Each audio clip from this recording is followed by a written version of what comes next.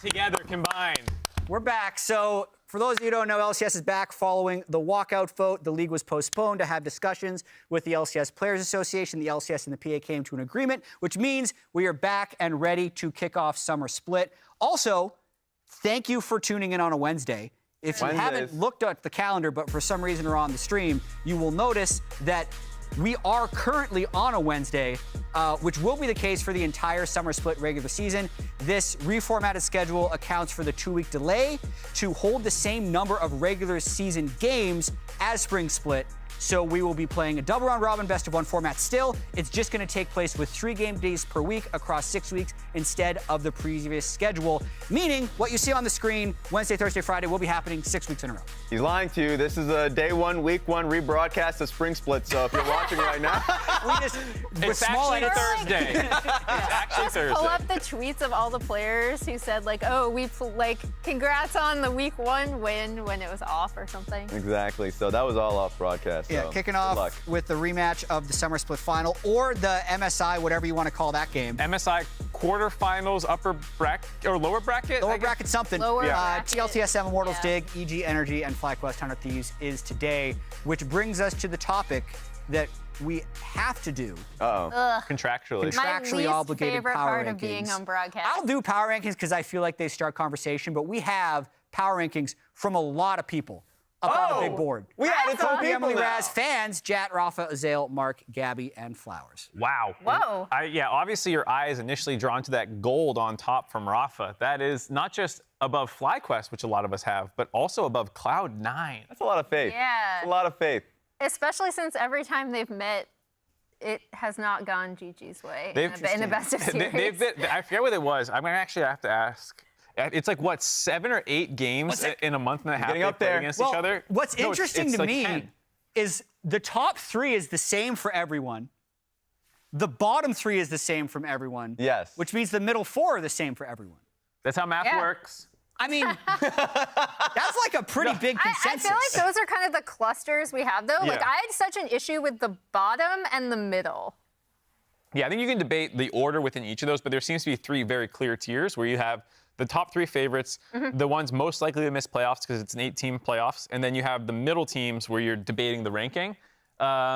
There's a couple of interesting ones in there. Sorry. So Flowers, I'm wrong. Yes. Flowers put 100 Thieves 3rd. I was about to make that point because it seems like the one that has the largest variance is 100 Thieves. 3rd for Flowers. Some had 7th. Me and Rafa, baby. It was almost perfect. Because, you're a documented hater of 100 Thieves, Mark. Not like I predicted them 3rd last split. Apparently everyone just forgets that I had them highest last split. It's an overcorrection for Mark. I was right last split, though.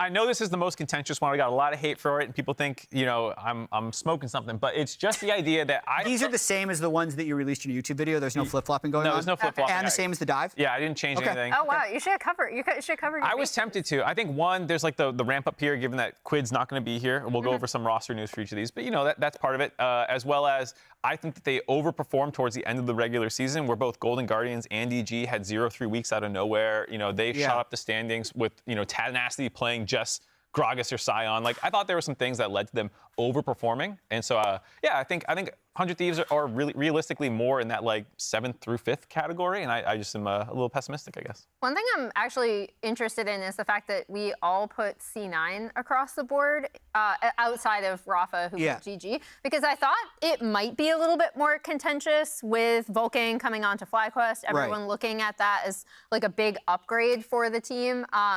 I guess the fact that they lost to Golden Guardians unexpectedly is maybe factoring into that a little bit. But I was expecting it to be a little bit more contentious with FlyQuest and C9 jockeying for that first place spot. So what I'm thinking when I look at these power rankings now is there's a lot of groupthink going on. Uh-oh. Yeah, a lot of groupthink. Flowers is not subscribing to the groupthink because I'm looking like he never does. I struggled with last split's results and how I feel like it almost needs to translate into summer. Oh, yeah. And that's why we all have Golden Guardians top 3, aside from Flowers, and Rafa has them top 1. They were second, so we're all saying, we don't think they're second, generally. But, they would be the most likely for me to fall out of top 3. Yes. And I'm sorry, but, they were such a surprise. Because they were a surprise doesn't mean that just oh, yeah, by the way, they're now going to be this good forever. I think what made me still believe that they would be a top 3 team was because they actually got better from the playoffs. In those playoffs, They look pretty good at MSI. Yeah, they looked better in MSI. They looked better in the finals. They looked better when they had that rematch versus Cloud9. So they were a team that was actively improving, so it didn't feel like a one-off, even though they had extremely close games versus 100 Thieves and FlyQuest during playoffs. So I'm led to believe, based off the fact that they're improving and keeping the same roster, that they're going to continue to improve. But I do agree with the idea, and the team that I look at to hold that sentiment is actually Team Liquid, which is based off of what it was a poor performance in Spring Split, no changes for the roster going into summer except for the coaching changes. I was like, should I still believe they're going to be a poor team, or do I think the extra time and the new direction from the coaching side will make them better? So I actually had them higher in 5th. So I do think that the continuity will be pretty important for them. And also they had a clear strength in how they played early games, and also specifically Summit was the player that I struggled with the most. And like, he's a really talented player, and he has a hole in his game that like is extremely important to address, which is his team fighting. And I think he's going to deal with that. So Team Liquid is one. I gave the negative side 100 Thieves, and we kind of glossed over the positive side because everyone else has them 4 or 5, it feels like, basically. Aside for a couple of the haters, Flowers even has them 3rd. So like, I gave the negative interpretation. Give me the positive one, someone that is a believer. I can do that. The biggest one being for me is Someday. Someday is always, for the past few years now, has been a top 3 top laner that has been extremely sturdy there. Hard to really move him. Now is playing carries again, and also is playing alongside Closer. We had such a good duo with the last time they played together. It was a championship duo. So that's a big win. Introducing Quid, who I've been watching his streams. He's a really strong mechanical player, and he has a large champion pool. I think it's going to translate. You bring in a Korean coaching staff with Kane. You bring in Someday who can work alongside with him. So I think the structure makes a lot of sense. And another thing that people are glossing over because they're focusing on the new stuff is their bot lane. They had a rusty legend in Double Lift, and they had a rookie in rusty Lucio. legend? Wow. What? He got better. He was excavated from the ruins of There it is. the Hall of Fame. He was a rusty legend at the beginning, and then by the end, end of the split, he was agreed by the players and overall in the All-Pro vote a top 380 carry and a support that actually got really good by the playoffs. Right. So I think overall, great team. Really quick, as we continue this discussion, we're talking about all 10 teams. We want Twitch chat to spam the chat with the team you are most excited for, and we're going to be checking back on that in a few minutes. So you can just, whatever their code is. Yeah. So the try code for C9 would just be C9. Whatever the 3 letters or 2 letters when they're in game is going to be. So C9 Fly, GG 100 Energy, you can see it on the board. Anyway, which team are you most excited for? But Emily, you have a point. I wanted to say regarding 100 Thieves, I think Someday is actually a big part of it, also because of Someday coming back onto the team with that team, the way the team did like to play around bot lane dives, like previously, like way back, suits Double Lift and Bucio, I think, really well. And additionally, with the TP changes and Someday coming back onto the team, him being able to TP bot a little earlier, I'm wondering if we will see a, like, not different style necessarily from 100 Thieves, but see them go back to what we saw previously during like their championship run, where the way they play around bot lane, they're still playing around bot lane, but it's slightly different. And especially since Someday seems really cognizant of what's going on in the rest of the map, I think adding him back on, him and Closer seem to work really well together as well. So that's a very positive piece. The only thing I'm shaky on why I didn't put them higher is Quid, how well he can come into the team. That's no aspersions on him as a player. It's literally just how is he going to fit? How is he going to communicate with this brand new team? Yeah, I also realize we haven't talked that much about Cloud9. Yeah. But I'm going to say they are the most exciting team for me going into summer split. The roster's the same. Look at all those roster changes. New jerseys. Blabber's got a hat on again. So He's getting serious. So a lot of times, just saying, there is MSI hangover because of the quick turnaround between MSI and the start of split. Not a problem. Not a 2 weeks problem. off. Yeah, there's been extra time. So C9 is back here, but literally, I want to see if they can win back-to-back within the same year. Blabber is making his bid. He's trying to become the greatest LCS player of all time. He's got 2 MVPs. He's got titles across a long career. He's continuing to add to that resume. They have a chance to be really, really good. right? They have the inbuilt synergy together. They have amazing mechanics in the AD carry and mid positions, and they have really, really smart players and a good view on the game. So they have a chance, if they're motivated to do well in the regular season, really put up some amazing numbers, in my opinion. Yeah, also it's important to remark that this is M&S's first full split with the team, which is going to be awesome to see, because I think already in the short time that he was with the team, he made such a difference and also improved in his communication and coordination, and that can still improve further. So to me, they're looking like the most formidable team, which is also why I put them first in power rankings. Mark, who is your most excited?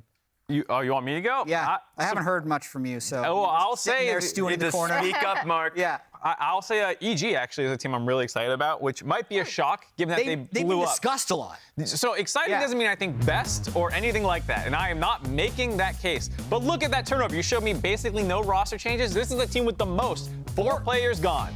Only Jojo Pyun remains. The rest of the team, I guess management was not happy with their performance last split. They said, you guys aren't worth it, and they blew it up. That's not exactly what they said.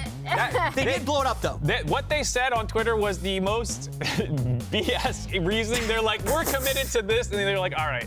But I actually do like a lot of the guys they brought in, as this team, every single member has something to prove. Revenge is out of IMT jail, I think, from a lot of people's perspective, where there was an org that was always struggling. He now has a teammate around him. Armeo's finally getting a shot in the LCS. It feels like a player that has been in Tier 2 doing incredible for a long time, but just hasn't gotten a full-time starter role. Jojo had a terrible last split. He clearly grind-lorded a lot in Korea.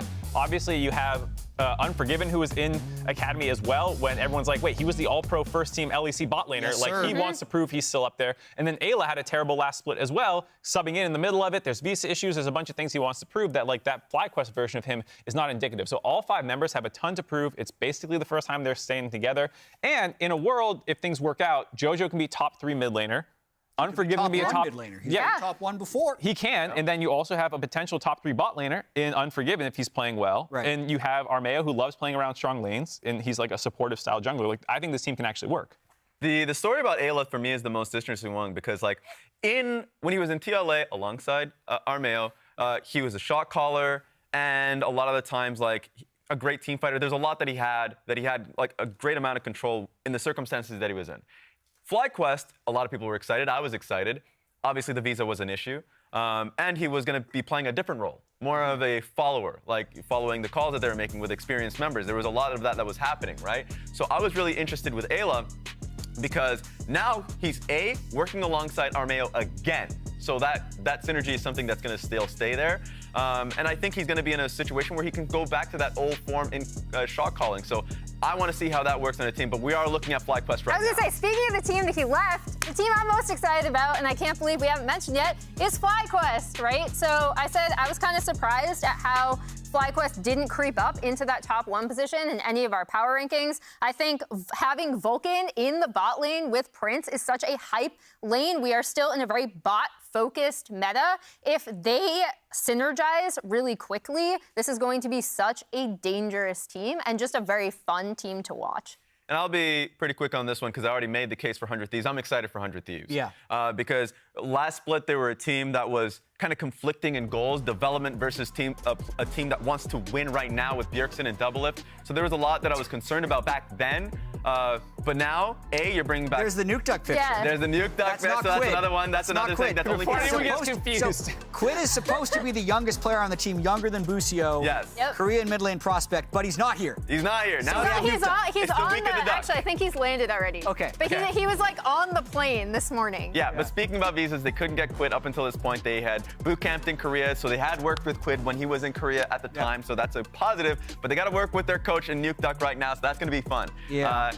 He was playing in Champs Queue last split, so I'm sure he's not as rusty as people would expect. But kind of talking about the overall wins of the team, is someday coming back to this team, I think, is a big win. Yep. Great comfort point for Closer as well, since he's worked really well with him in the past, and that's now good experience across the board. Busio has the time, so he's going to, I think, start strong, while last split started weak. So there's a lot to be excited for, especially the Nuke Duck week 1 start. Yeah, there's also a couple more teams. So keep spamming chat. We'll have those results soon. But Energy is CLG, but now Energy. It's a new org. It's a new org. It's another G. But also not exactly the same roster. Yeah. So it's still the same Dokla, the same contract, the same Palafox, but they have completely switched out their bot lane. Yeah, I'm super curious about this because when I think of FBI and Ignar as players, I'm not really sure how the laning from this bot lane is going to go. Weird duo. Because FBI, like, I know previously when he was on 100 Thieves, like, he's unequivocally the best bot laner. This past spring, he was definitely eclipsed by Prince, by Berserker, even at times by Double Lift. And he kind of fell by the wayside in terms of people's estimation. But then Ignar is someone who just always wants to go in, Yeah. right? And so I'm really curious to see with a really strong laning AD carry like FBI wants to be, with this support that constantly wants to go in, how that's going to work out with this former CLG topside. That was the challenge that I had too. I was like thinking back on the last time he had such a strong laner that he was working with, and I felt like it was Hansama, right? Back on Misfit. So I was like, that is a good challenge for him. Yeah. Yeah, I think we've got to talk about the top side of that for them. The same three returning guys are all really aggressive. They all want to go in all the time. They have interesting drafts. That's why I think Ignar is a good pairing potentially with them if they actually are playing well. I think they're really exciting. Yep. There it is. What do you guys think about TSM? Haunter's back. Haunter's back. There it is. Fun little experiment. What does chat think about TSM? Here we have results. Yeah, There let's were get the lane TSM minions. chants during MSI. True. They've changed a lot, but we're going to look up the results right now. Is it? Yeah. It's TSM. Of course, the most exciting team Yeah. to watch. Yeah. You got I Haunter had a back on the feeling. team. You got Turtle back They on the didn't team. tell me, but I was like, I have a feeling people are still going to say TSM. Let's pull up TSM. Haunter's back. He's been working out ever since he hasn't been in the LCS. Even when he was in the LCS. We're going to see probably Insanity week 1 Yep. Yes. in the mid Yes. lane. Chime is there. I'm actually, and I know he's not there starting mid, but I actually really like Insanity, and I have for a while. He's been performing super, super well in NACL previously. And then also this Chime Wild Turtle lane is something Yeah. I would like to see like a good, solid, full split of. So I'm really curious. And also Haunter, before he was called up in the last week, was also doing incredibly well. Like he was one of the top laners in the NACL during his time. Yeah, I think the Turtle lane on the Caitlyn game, things like that, last split, he was able to carry them to a couple more wins. So I'm excited to see what they can pull out here. Especially Boogie was a pretty good last split, so very interested to see. Yeah, he was an explosive jungler for me. If you got Elise, a lot of the times he was extremely active bots out of the map, and they were, in my opinion, a one-dimensional team towards mid and bot lane. Yeah. Whereas now bringing in Haunter, while he has the same kind of strength that Solo had as a sturdy, weak side top laner, he can play carries as a big one. And I remember the last time we saw him on stage on Golden Guardian side, like he was somebody that was, in my mind, top 5 in the league as a top laner. He was doing well in lane. He actually had good laning stats, and team fights was another thing that he was well known for. And just like behind the scenes was always kind of seen as someone who was like professional, was able to give concise and sturdy feedback. Like there's something that I think that he provides for TSM that a lot of people are crossing out. I'm actually fascinated by this TSM. Like, just before the split started, they announced their intention for this to be their last split. Yeah. And what position does that put those 5 players in? It doesn't necessarily change that much, but like all of them are really, it's like this long extended audition to stay in the LCS.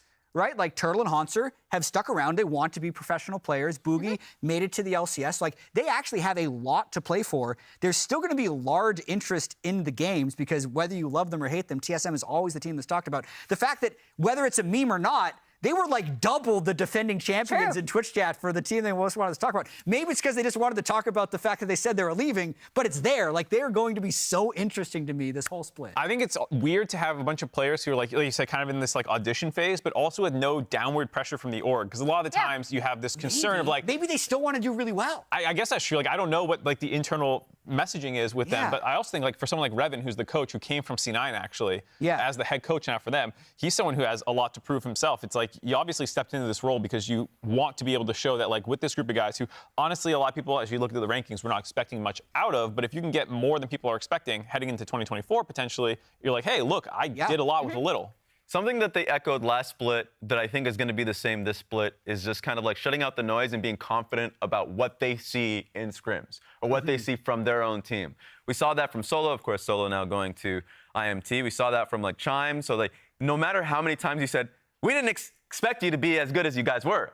Like we thought you guys were bottom of the table teams, right? And they're like, yeah, we don't care. Flatly, we don't care. And I think, yes, now there's more noise because of the news about TSM. Yeah. And I think they're just going to have to, and I'm prepared for them to be like, yeah, let's just continue to shut out the noise and just focus on like what we are working on as a team. And I think that makes sense. There's more noise, but I actually kind of agree with Jack that or Mark, there's probably like less pressure overall, like top down, than a right? Like previous TSM there's internal pressure on the individuals, like you said, but from TSM themselves, like this is kind of a last hurrah for them, especially with like classics like Haunter and Wild Turtle back on the team. But also they can essentially play with house money for the entirety of the split, in my opinion. So that's kind of a cool place to be because, like you said, Raz, they can just focus internally on development and showing the best performances they can individually. Yeah, I want to talk about Dignitas next. Okay. So, as a hardcore LCS fan, I am weirdly interested in like the bottom 3 teams. And we had Dignitas, TSM, and Immortals almost unanimously in the bottom 3. But I think back to the spring power rankings where most of us were like, how could Santorin Jensen not finish top 5? Yeah. And then they did. And then they changed out everyone except for Santorin Jensen. Yeah. And we're all putting them bottom 3. So kind of, you guys can talk about Dignitas or you can talk about the bottom 3 in general. Do you think, like, how do they get out of this hole? I like that because that was a challenge for me when I was making my tier list too. Yeah. That's like, they're a team similar in the idea of Team Liquid where you're bringing back a core idea of your team, or you're like, no, we thought this was a win condition last split. We still think that should be the win condition this split, obviously. Diamond is back. He's dominated Academy Challengers for however many years. Now he's back in the LCS. And people have sung his praises as like an engaged support, someone who is very firm in how they should take fights. So at least this team seems like they will have direction. Of course, Rich coming in the top lane. So those changes are there. I'm the person that's like, why? We saw the problems with their core win condition last split. It wasn't just the pieces around them. It was like Santorin had a bad split. That was the reality too. Like he was incredible for the last years that we've seen him, but he had a bad split. And I want to see them prove me wrong that win condition they had in the mid jungle is now something that they can like rely comfortably on. So that's what I'm looking out for, but I still place them bottom 3. Yeah, I mean, I think the thing I'm really curious about is whether they stick to that or whether they go for a more bot focused with Diamond and Tomo starting because Rich, I feel like, can play weak side and doesn't necessarily need a lot of attention like you might have given Armut. So I am very curious to see where Santorin is going to be pathing and giving his attention from the jungle to the team. One I'm more excited about actually is Immortals, between talking about the bottom 3 teams. I think for Immortals, I really liked some of the stuff I was seeing from them at the end of the split. I loved when Balulu came in, the unique picks he was able to bring. Obviously, he's starting now. You have Solo joining as well. His mullet is looking better than ever. Got it cleaned up a lot, but I appreciate what he can do on the kind of weak side of the map. And hopefully that means that like Kenby gets more resources because there's always this weird tension, I felt like, not like personal tension, but like gameplay, how you play the game tension between Revenge and Kenby, where both want to carry resources. But if you want to invest in Kindred, Graves, and these kinds of champions every game, you kind of need some tanking going on probably from your top lane, and that's not what Revenge wanted to be doing. So I do think like Solo might help solve some of the team identity issues that I felt like they were having last split. I'm also super curious because I had forgotten until he mentioned it himself, Treats coming over and reuniting with Tactical. He's back! They used to be the TSM Academy bot lane together, like all the way back, in 2020, I think? That would have been 2019. 2019, wow, that far. It's wild. So like that can make them as a bot lane better. That can make, because he's a more confident, engaged support as well, can be a lot stronger as well. There's a lot that can change there. I'm going to give you all like 10 seconds to answer this question. Uh-oh. About the bottom 3. Okay. Which of the bottom 3 is least likely to finish bottom 3? Of Immortals, Dig, TSM, who's most likely to overperform? I'm going to say Dig. Immortals. I'll go TSM. I'll split it. Yeah, I'm saying Immortals as well. Yeah, let's go. I'm on Team Hell yeah, okay. brother. First game of the day, Cloud9 versus Golden Guardians. Both teams made it to MSI. They've played a lot of games against each other, but what we wanted to do is a heat check. Okay. For how do we think they are going to be performing this summer. Raz, you're going first. Oh! Yeah. Oh. So it's summer. For those of you who hadn't known, that's the kind of the theme of things. If the sun would eventually come out, the thermometer would be a little bit better here in Los Angeles. But, okay, summer champs contender. I don't think it's completely Choose the right accurate. color. There you go, yeah. Good call. Almost made a mistake. This one for me, all the way to the top. all the way to the top. Summer champions. We had the conversation earlier today. I was like, That's they made a no perfect color match. They made no wow. changes. And I think they're just the best players across the board in each position. So that you can make the conversation about support, but I don't think anything changes there. Wait, this one, let me chime in there. Okay. I think this is underrating them. Why are we stopping at Summer Champs? You know there's a World Championship, right? Are they breaking? Yeah, they're going through the roof. wow. I'm going Okay. over here. God. And then this is a most world. honest broadcaster, Mark World- Zimmerman. Wow. Yeah. champs. Okay. I think they Okay. win the World Championship this year, actually. Yeah, here we and go it goes, again. It breaks All right. through. Yep. It's All the right. Celsius. It's 1,000 degrees. It's the Is surface of the sun. this the opposite thing of having to wear a clown hat while watching Fudge do a thing? So you didn't Mark is put just getting ahead of C9? things. He didn't give Cloud9 enough credit last split, so now he's like, Yeah. world champs. That's what I was hinting at. I don't think that's what true. liquid is in a Local fan base thermometer can't get mad at again? me. What liquid is in a thermometer again? Mercury. Mercury. It's Mercury poisonous. poisoning. It's impacting your brain. it's a little bit. For Golden Guardians, I'll keep it pretty high. I don't know. Oh, contenders. Oh yeah, contenders. We'll take contenders. We'll take contenders. Who's gonna say no to contenders? Covered up after. Maybe me. You don't think that they're contenders Just for the Golden- title? Wow. I'll do like, since no one wanted to be honest. Oh! Wait, Give I us the will say, honest I rankings. honestly agree with Raz. Yeah. Okay. So Cloud9, I think I agree with this, but I'm not going to cover over their logo, so that's good enough. Respectful. Honest. Golden Guardians, like, Uh-oh. You're about to be a hater. Speak that haterade. I think everyone is just a prisoner of the moment with Golden Guardians. Oh, God. We spent like 2 months saying they were like, hey, maybe they're actually top 4 guys. Yeah? And now they're just like supposed to unanimously be contenders to win the split? You're gonna say differently? I mean, so listen, 8 teams make the playoffs. So my it's God. pretty hard to say they're not at least here. But like, I think that's pretty realistic. Uh-oh. Like, I want to set them up for success. You're not doing that. No, I am. Because I have a lesson God. for the youngins out there. Life is so much about expectation setting. If we set their expectations here, they're only going to be disappointed. But set your expectations down here, and you're going to have a lot better time. So they're between MSI hangover and playoffs bow? Well, listen, I don't agree with the scale that much.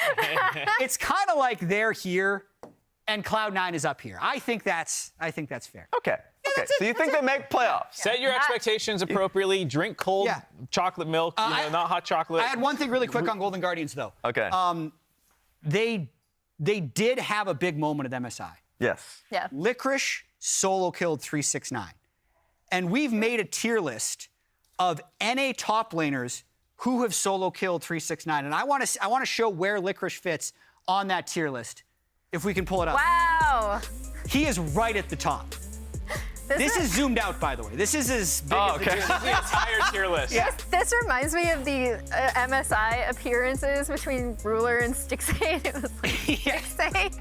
So congratulations. Congratulations to Licorice. What a stud. Top What of a the top stud. list. Also, Oh, we got the replay We of it. have footage of him also solo killing Bin. I thought that didn't a happen. lot of people said this wasn't real, but this is the clip. There's a lot of assists I see. Zoom in, Yeah. zoom in. Okay. Sante Yeah. killed Nar. Yeah, I can't see the Gragas May or may not have been on Yasuo assist. Yeah, but that's like a shield on top of him that like gives an Yeah. assist to the Rakan. You know, Technically, did the we'll see. Rakan do anything? I don't think so. All right, predictions coming in the day. We're almost done. We're going to send it to the casters very soon. Who has the differences? Middle of the day. Oh. Mark and I are at least Yeah. consistent. with I'm our- surprised TL is so strongly by fans, 86% TL. I thought people would be a little scarred. TL was 8th last split. They finished under TSM last split. You know, TSM was 7th, Team Liquid was 8th. I'm surprised to see it so heavily TL favored. I really love the percentage in the fan votes. I actually like Yeah. that too. Can I start submitting percentages too? No. Do you have multiple Further- people voting in your further head? discussion Was there like different opinion. versions of Jack giving different ideas? It's like the one Jad on one side, on one shoulder, and the I can't Angel wait. Devil Jats. I can't wait for the 50-50 vote one day. Well, I mean, NRG EG is close, 54%. That one's close. That one was difficult. I'm looking forward to that one now. I mean, that one to me was also the closest. Yeah. But one day the fan vote will aim for a 50. We'll get it right, and we're forcing the production team. What do you to do put with the both graphic? teams in there? Yeah. Yeah, What are what we do you doing, do? huh? Either way, happy to be back. LCS summer. Let's get game 1 underway.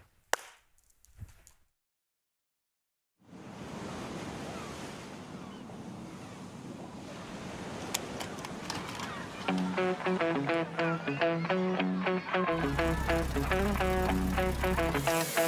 now we get to see Cloud9 and Golden Guardians at MSI. I feel it coming.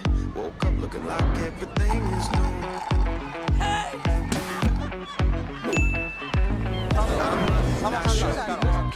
Keep moving, it feels like the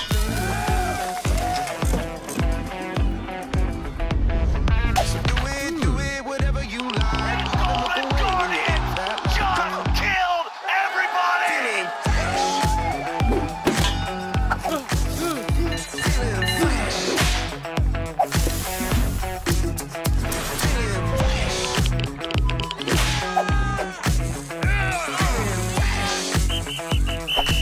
It's a quadra kill for FBI! You like hard to look away when you're in that high. Come on, feeling fresh. Come on. You know he has no flash, but how about the reinforcements? He's being attacked. He's been polymorphed and he's gonna drop. This guy's being absurd this game.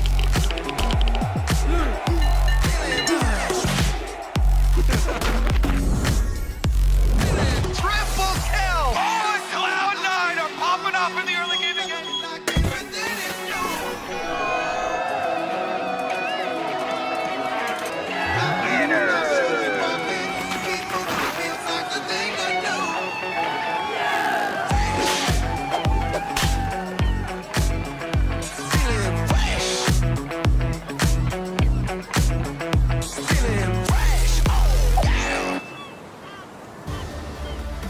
Hello and welcome to the LCS opening day presented by MasterCard. First up, please join me in welcoming your spring 2023 LCS champs, Cloud9.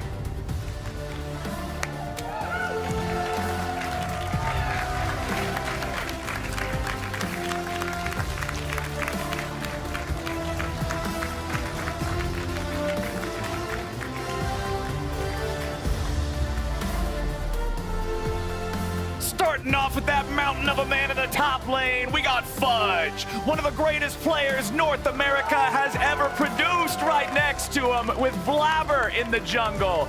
In mid lane, he may have showed up a little late in spring, but showed up he did. It's M&S.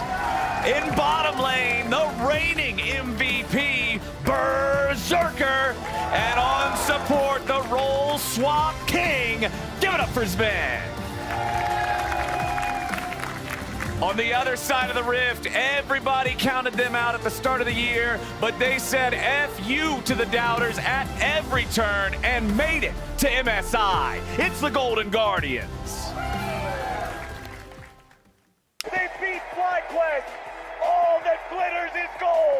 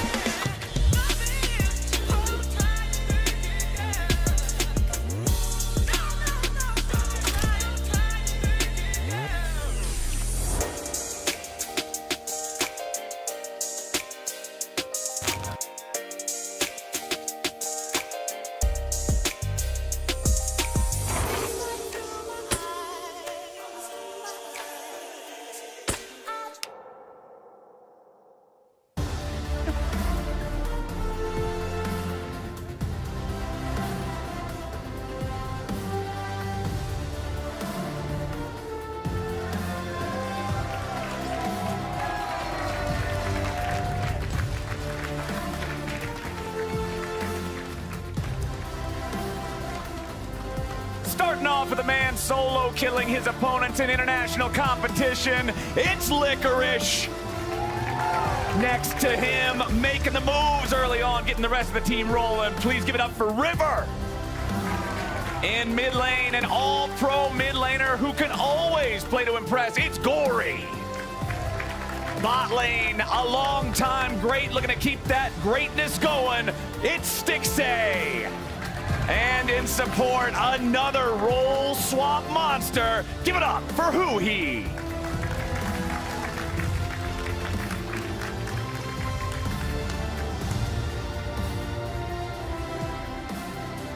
The LCS 2023 Summer Split starts right now.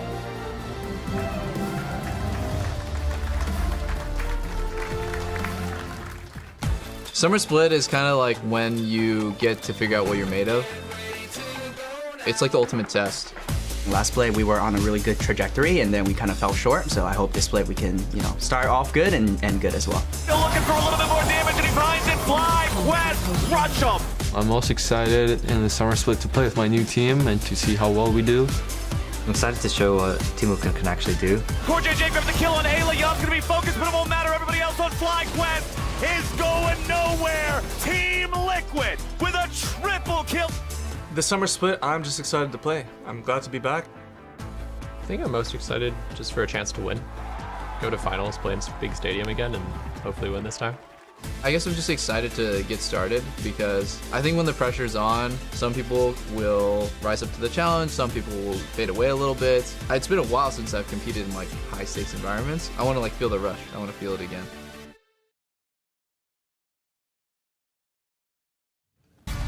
Welcome to the LCS opening day presented by MasterCard. We are here at the Riot Games Arena, and gentlemen, it is finally time to kick off some Summer Split action. I'm Captain Flowers, joined by Azael and Jat from the Analyst Lounge here for a TriCast for this game number 1 rematch of the Spring Split Final. I mean, it just feels good to be back, man. It's been a bit of a weird year. We're a couple weeks into where we would normally be in the split, but we are starting off, and we're starting off with a bang. Cloud9, Golden Guardians, should be a lot of fun. And it's going to be a little bit of a sprint of a split, right? We have 6 weeks of regular season to get 18 games in. There's going to be Wednesday, Thursday, Friday LCS. And from a team perspective, that means you really don't have that long to make adjustments, right? Yeah. You get to play a third of your season is on one patch across the 2 weeks. Yeah. So right now we're on 13-11. It will actually be the only week that LCS plays on this patch. So these teams need to have a really good meta read because they're not going to have long to adjust from this game to the third game they play this week. Yeah, absolutely. I mean, if you're trying to finish up at the top of the table, if you're looking for those top couple spots, you need to be pretty much hot out of the gate. Well, let's see how the picks and bans are going to go. Blitzcrank banned first by C9, wanting to keep that one away from Huhi. Nico banned out by the Golden Guardians. For those of y'all that may not have been keeping up with changes, Nico is very popular, very powerful right now. It's going to be a pretty reliable staple on the ban list. Yeah, absolutely. I mean, across all leagues in 13-11, it's 98% presence for Nico, 23 picks, 130 bans. So it is pretty much getting permabanned at this point, alongside Melio, who so far is absent from the ban list. It'll be interesting to see if that actually does make it through. Those are the top 2 presence champions right now, and things that are mostly just getting straight banned every game. Yeah, it's likely we're going to see Aphelios picked this game. He is the most picked champion across regions, not actually drawing that many bans, but still getting picked 110 times in what looks to be about 140 games. And yeah, that's a lot of stuff available. Well, we've got junglers banned out by C9 with Vi and Kha'Zix being the focus. Annie banned out by Golden Guardians. But as you were saying, yeah, Melio right up there at the top of the table in terms of presence. If that's left open, C9 can lock it in. Oh. But it's an immediate response from the Golden Guardians, picking up the Lucian and the Ahri. And I really want to see how Sven does on Melio. So one thing that I think he has as an advantage over most players for most of his career is he is just a grind lord. So he'll look at what the most played champions are in pro for that role, and then he will play 100 games on it. So just because it's a new champion doesn't mean that Sven won't have really good familiarity with it. Well, it's also going to be really interesting to see, are we going to get, Lucian Nami on the other side? Lucian is a really good pairing with Melio, but it had been taken away. Kindred really strong on this patch, something that Blabber has been known for in the past. With the Triforce changes, Triforce Kindred is fully in effect. This is one of the strongest champions on the patch. I saw Blabber behind the scenes in makeup earlier today, and I told him, hey man, I'm casting your games. Give me some spice. Give me something exciting. How about that Trinity Force Kindred? And he just kind of laughed and said, all right, well, convince my coach. And apparently the coach has also been convinced because we've got the Kindred. I'm so happy to see Blabber on this pick specifically. The Zeri locked in for Berserker next to the Melio. And yes, as expected, Lucian does not lane with his wife. He lanes with a fish. It's Nami locked in for Golden Guardians. No. Well, one of the really nice things with Melio, is with that W, it's essentially giving you that extra auto attack range. So when you play double marksman comps with it, you can sometimes really get a lot of extra value out of that. Have multiple people in the W, multiple people getting that extra attack range. So if Kindred gets those 4 marks and then also has that stacked, and you have a lethal tempo Zeri stacked, the auto attack range becomes really, really crazy, especially with Zeri Q. I also do wonder if Cloud9 depending on how fun they want to get, if they can continue to pick champions that like Trinity Force. Because I think Zeri Trinity Force is pretty good. Zeri, Triforce Kindred. Just a couple more and they can do 4, 3, and we'll see. I mean, it's kind of the meta, unironically now. Yeah. Everyone feels Triforce is so good. It's just shove as many Triforce champions into your draft as possible. See how it goes. Well, let's see what the bans will look like after this. Obviously, 2 mid laners here banned out by Golden Guardians in the second phase. The LeBlanc, the Syndra, 2 of those options that Gory does not want to be facing with the Ahri in mid. Wukong and the Poppy banned away by the side of Cloud9. They don't want to allow Poppy to have that steadfast presence, can be very effective against these champions with a lot of dashes. But the Golden Guardians, they are going to lock in their jungler last because it's Jax picked up for the top lane matchup. The Bin effect, they just played against enough Jax from Bin, they decide to wield it for themselves. Slam it. Well, and it feels like Gragas is just such an easy answer. It's a strong matchup into Jax. It is very frustrating, Good for Jax to actually play into that. It works well with frontline. You can go multiple different styles with the build. Also has great synergy with Kindred because you drop the Kindred ulti, you can Gragas ult people out of it. So that can also be pretty nice to have the displacement. What's the last one going to be here for the side of Cloud9? They know most of what their opponents are going to be playing. Only that jungle pick remains. C9 has targeted the jungle pool very heavily as well. No, Kassante's perfect, I think, because they already have a huge amount of damage with double-AD carry. If they can get strong frontline with Gragas and K'Sante, yes, they could technically flex K'Sante around, but I'm pretty sure that it's going to put him mid because that's what M&S was very effective with before. The Cloud9 composition just makes too much sense. Yeah, I mean, I think it's really, really solid. And you're looking over at the other team. Golden Guardians are looking to play more through side with a Jax potentially, so we'll have to see if they can create any sort of side lane advantages. And can they grab a jungler to help them do that? Are they going to commit heavily to side lanes? Or is it going to be Jungle Jax? Oh, that might be the recipe after all. Oh, so I wasn't necessarily expecting that, but Jungle Jax definitely something that you can play. It's a lot slower of an early game champion. I used to play a lot of this champion in the jungle. The early game is really, really weak, and it hasn't been played in pro that I've seen so far. Dad is actually just looking at the stats. Doesn't look like it's been picked at all. Or is it jungle? Oh, right, I'm checking this too. What is happening here? They're doing some flex. Don't get bamboozled, boys. Don't get bamboozled just yet. We know players like to do this a lot. You sit on something wacky, then switch it at the end of the timer. They got 3 seconds left. I mean, these are things that people play. All they need. That's all they need. It would have been so much cooler, I told so much you. worse. I warned you. I put out a big sign that said no bamboozling, and you got bamboozled. I mean, neither of them have been picked in jungle in pro in 13-11 at least. They're pretty niche picks even as far as solo queue goes. Jax, if you can get a lot of farm, you still turn into the Jax, but the problem is your early game ganks are really not threatening, and you do need a lot of farm on this champion. You do need a lot of items to really become powerful. So I'm a little bit kind of, I don't know, questioning like what the thought process is here, but we'll see if they can reveal that to us in the game. If I'd have to guess, it's that he's going to be able to win level 3 against Kindred because he's got his E. Can he block auto attacks? He dodges the majority of the Cloud9 damage because Kindred's Zeri won't be able to hit him when he's in Counter-Strike, but that's the best I can do. Yeah, I mean, it's going to be really interesting, and it is Gragas mid as well, so that did get flexed around, so it is going to be K'Sante top. It is going to be looking like AP Gragas mid for M&S, so both teams utilizing some potential flex picks here. We'll have to see what does work out. I mean, I do think if Kindred face checks you, you're going to be able to obviously win that. But I do think it can be tough for Jax. If you're actually face checking the Kindred, that's going to be difficult. And if you have to use your leap strike before Kindred uses Dance of Arrows, it's pretty easy to actually avoid the counter strike landing on you. And then from there, it can get pretty difficult for Jax, as you can sometimes get kited out. The mounting dread can slow you down. So we'll have to see if River can really make this work.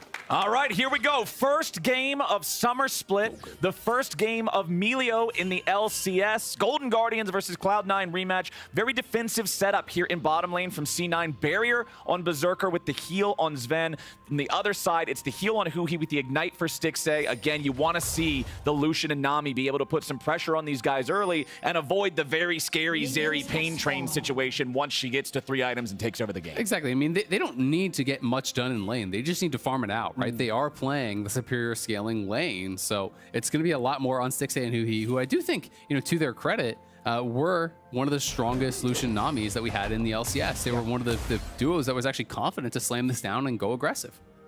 Also looks like River might be trying to go for a fairly early invade, but yeah, this is not a bad start. He could still steal it in theory. Right. He'll deploy that. Counter-strike, nicely done. He gets the big Raptor. One small one. Gonna continue fighting Blabber for these other ones. There's another small one. Pushed him out. Where's the next small one? Oh, he's just going to keep beating him over the head. All right, this is quite an intense battle here. It's okay, just sticking around. Takes the last raptor. And he okay, gets 2. He got the big one. No, that was the third one. That was the third small raptor out of the 5. He got 3 of the 5 and the big one. Not bad.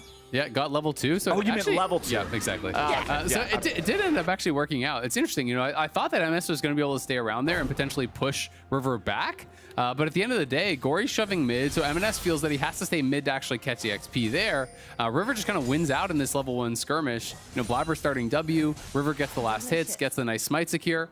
So it is going to be a slight advantage there for River, and it's a clever little level 1 that he's planned. Yeah, and at least early game, that explains the Jax jungle. You haven't seen it that often, but he's like, you always have these little pocket strategies when you pull out something that other people haven't done of how are you going to pull off a surprise, and it's just a late Raptor invade. Yeah. He was very confident he was going to be able to pull that off. He wins the smite 50-50, and he gets a small early advantage. I mean, it's the double-edged sword of playing something that is not meta. The part that hurts you is pretty much always going to be objectively weaker than the meta picks. Everything that comes next. But the thing that helps you is the fact that nobody else knows what to expect from this either. They don't play against it. They don't practice against it. So that element of surprise is always going to afford you some bonuses if you know how to use it right. Bottom lane, the pressure is on from Stixay and Huhi, forcing Berserker and Sven underneath the turret nice and early with that lane control. Berserker, of course, going to be protected by a lot of what Sven can provide. Melio, one of those traditional enchanter types. Remember, he can get allies fired up with a bonus damage for some trades if he has to, but the healing from Cozy Campfire, the shields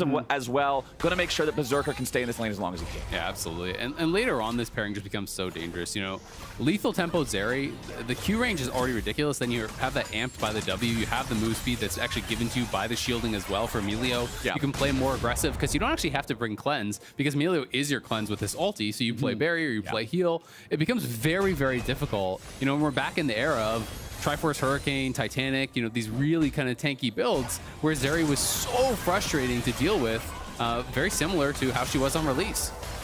And Stixay and Huhi continuing, just shoving these guys back. As long as this pressure stays on, that's the goal. River also afforded the opportunity to move into the enemy jungle when his lanes have priority in the side. Blabber's going to path down here as well. There are no camps other than the chickens to go after. Yeah, he's just trying to cycle the chickens. He stole them first. He's walking over ward. Blabber didn't want to get caught on the chickens, so now he actually has a little bit of a jump on him. With E down, he can push him off of this, but M&S taking very low in mid. Yeah, Blabber's chasing River away because River deployed the Counter-Strike on the chicken camp before Blabber showed up. It means Jax's main dueling tool was not available. But the problem is, it's not like C9 can collapse for a true punish on that because M&S is currently so low, he can't enter into any PvP. But River gets pushed out towards bot side, and the marks spawn top side, and you have a pushing top lane. So Blabber should be able to get a free mark up on top. And I actually thought the pathing from Blabber there was really intelligent. Yeah. Because he walked the long way around. He was expecting that River would actually be in that brush over by Raptors. He knew he was going to look to go for the repeat, and if he face checks him there, he'd be in trouble. So he takes the long way around, is able to actually secure a mark off that, push River out of his bot side, and Blabber, despite the invade, he's up a camp. He's doing well. Yeah, I think he adjusted to the state of the game beautifully. That move, I think, gets him completely back in the game. More generally, I am really interested to see which one of these teams can make a statement in game 1. Again, this was a rematch of the spring finals between C9 and Golden Guardians, and a lot of times there is some sort of like MSI hangover when you start Summer Split, but that's when MSI is like right before the start of the Summer Split.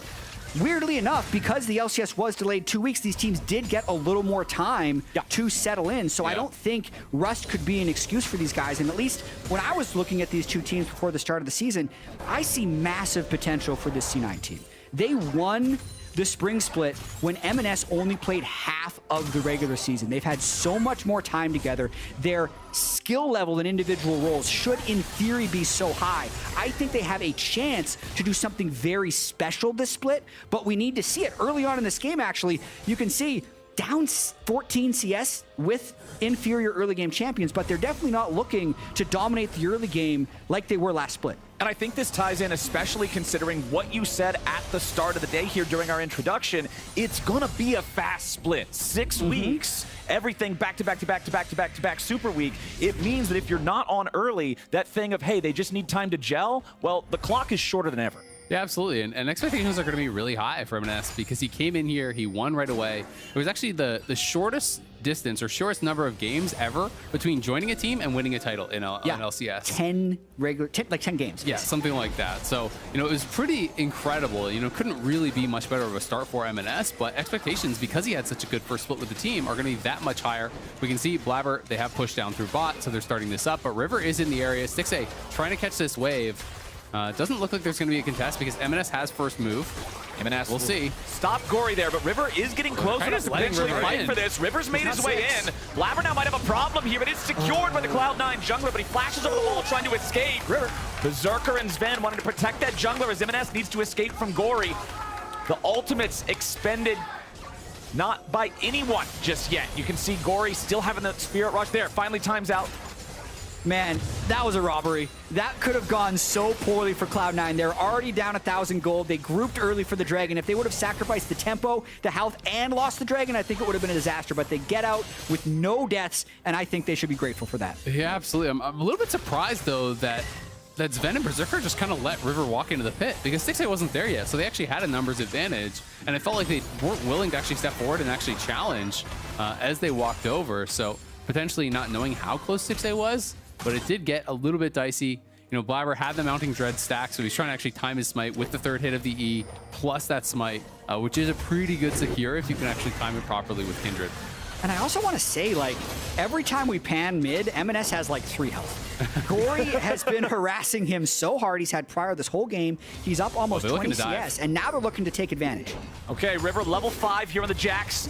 Gragas ulti used for the disengage very early. Nicely done from M&S. Dropping the aggro. The ulti also hits the wave, helps thin that out so they can't stick around and continue moving forward to try to continue the dive. Golden Guardian's going to get forced back there, and because they were focused on the play mid, it opens up the opportunity for Fudge and Blabber to secure the Herald here on the top side. So the first 2 neutral objectives of the game do go Cloud9's way. Yeah, despite the fact that Gory has been having the push and has been winning it on a lot of these trades, it's been Fudge pushing topside constantly, right? And that allowed Blabber to grab the first mark off the Scuttle top. It allowed him to actually start up the Herald before River even went for that dive mid. So back-to-back objectives here, going the way of Cloud9, and as M&S gets more levels, he's starting to do better and better in these trades. Starting to have that sustain ramping up. You can see a pretty significant CS lead, though, for Stixxay and Huhi, and they've already taken 2 plate spots, so they're doing really well with this Lucian Nami. Yeah, and I think when Golden Guardians looks back on this game, they may have some regrets. Oh, Gory's about to regret it if he does not get the hell away from M&S. Below 100 HP here on the Ahri, has to take the recall here. And I mentioned that they may have regrets because they have seemingly had pressure mid and bot the whole game, yet they didn't get Ripped Herald or Dragon, which is normally how you want to convert those advantages. Right. So Cloud9, I think, really just escaping this early game as their scaling needs to turn on, right? They want to be able to get Trinity Force coming through onto Blabber. They want to be able to get some items on his Ahri. Then they'll be able to team fight. And even now, M&S, I think, has made it through the most difficult part of his laning phase. Now, the percentage of his healthy gains from his passive will make it harder and harder for Gory to harass him. So I think Cloud9 escaped this first 10 minutes, and Golden Guardians had advantages that they couldn't quite capitalize on. Blabber with still the 1 stack that he got from the Scuttle Crab that you pointed out just a moment ago. Isaac will wait and see when he acquires 4, since that's the big moment you really want to hit. That's the point that you need to guarantee that you're at before you start getting into the bigger fights. The extra range does a lot for enabling him. Of course, he is going to have extra auto attack range thanks to the Cozy Campfire from Sven. You already mentioned how with 2 marksmen, you're going to get even more value than normal out of that one. The Golden Guardians maintain a gold lead, but still, it's less than 1,000. The big thing I'm looking at here, the next Drake's going to spawn in about 1.5 minutes. And remember what the changes to Unleash Teleport, it unleashes at 10 minutes now, which means it's much easier for top laners to affect a second dragon fight. Previously, top laners could only unleash TP to a second dragon if the first one was taken super late, 9 minutes or later. Now, practically guaranteed you're going to be able to do it unless both teams are ignoring the Drake. Gory gets knocked back by M&S. Nicely played there. The flash ready from the Golden Guardians mid laner means that Blabber cannot show up to secure the kill. Gory is down a summoner and his ulti now, though, with only 60 seconds until that Drake spawns. Yeah, it's a great trade. So Gory's going to be a lot weaker for this potential dragon take. You can see they're trying to look for a pick here on Blabber. We'll see if he walks a dangerous way. Not going to do it, and does have the Herald. With Gory chunked out, they're just going to drop that mid. But it'll be interesting to see how effective River can be in these fights. You know, there is some AP with the Gragas, obviously, but Gragas is not really going to be focusing the Jax. And against double marksman, Jax can be very tanky because of the Counter-Strike.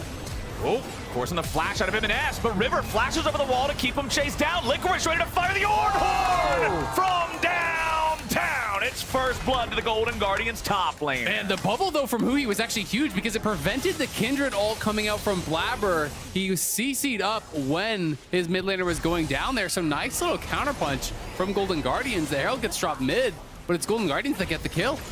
Finally, a nice proactive play by Golden Guardians. They also have Kraken Slayer completed for Stixxay, and they can push Blabber out of here, maybe kill him.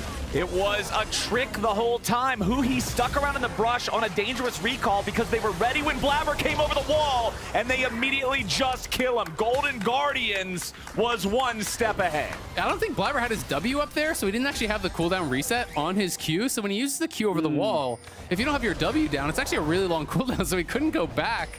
After he hopped over, was kind of just locked in there, and then they decide with the ultimate drop, they're going to try to TP in, they're going to try to make that fight work, but it does not go their way. Another kill now going the way here of Golden Guardians, who are looking really good in these early minutes. We can watch this one more time. Huhi and River wrapping around. M&S was very far forward, trying to harass Gory.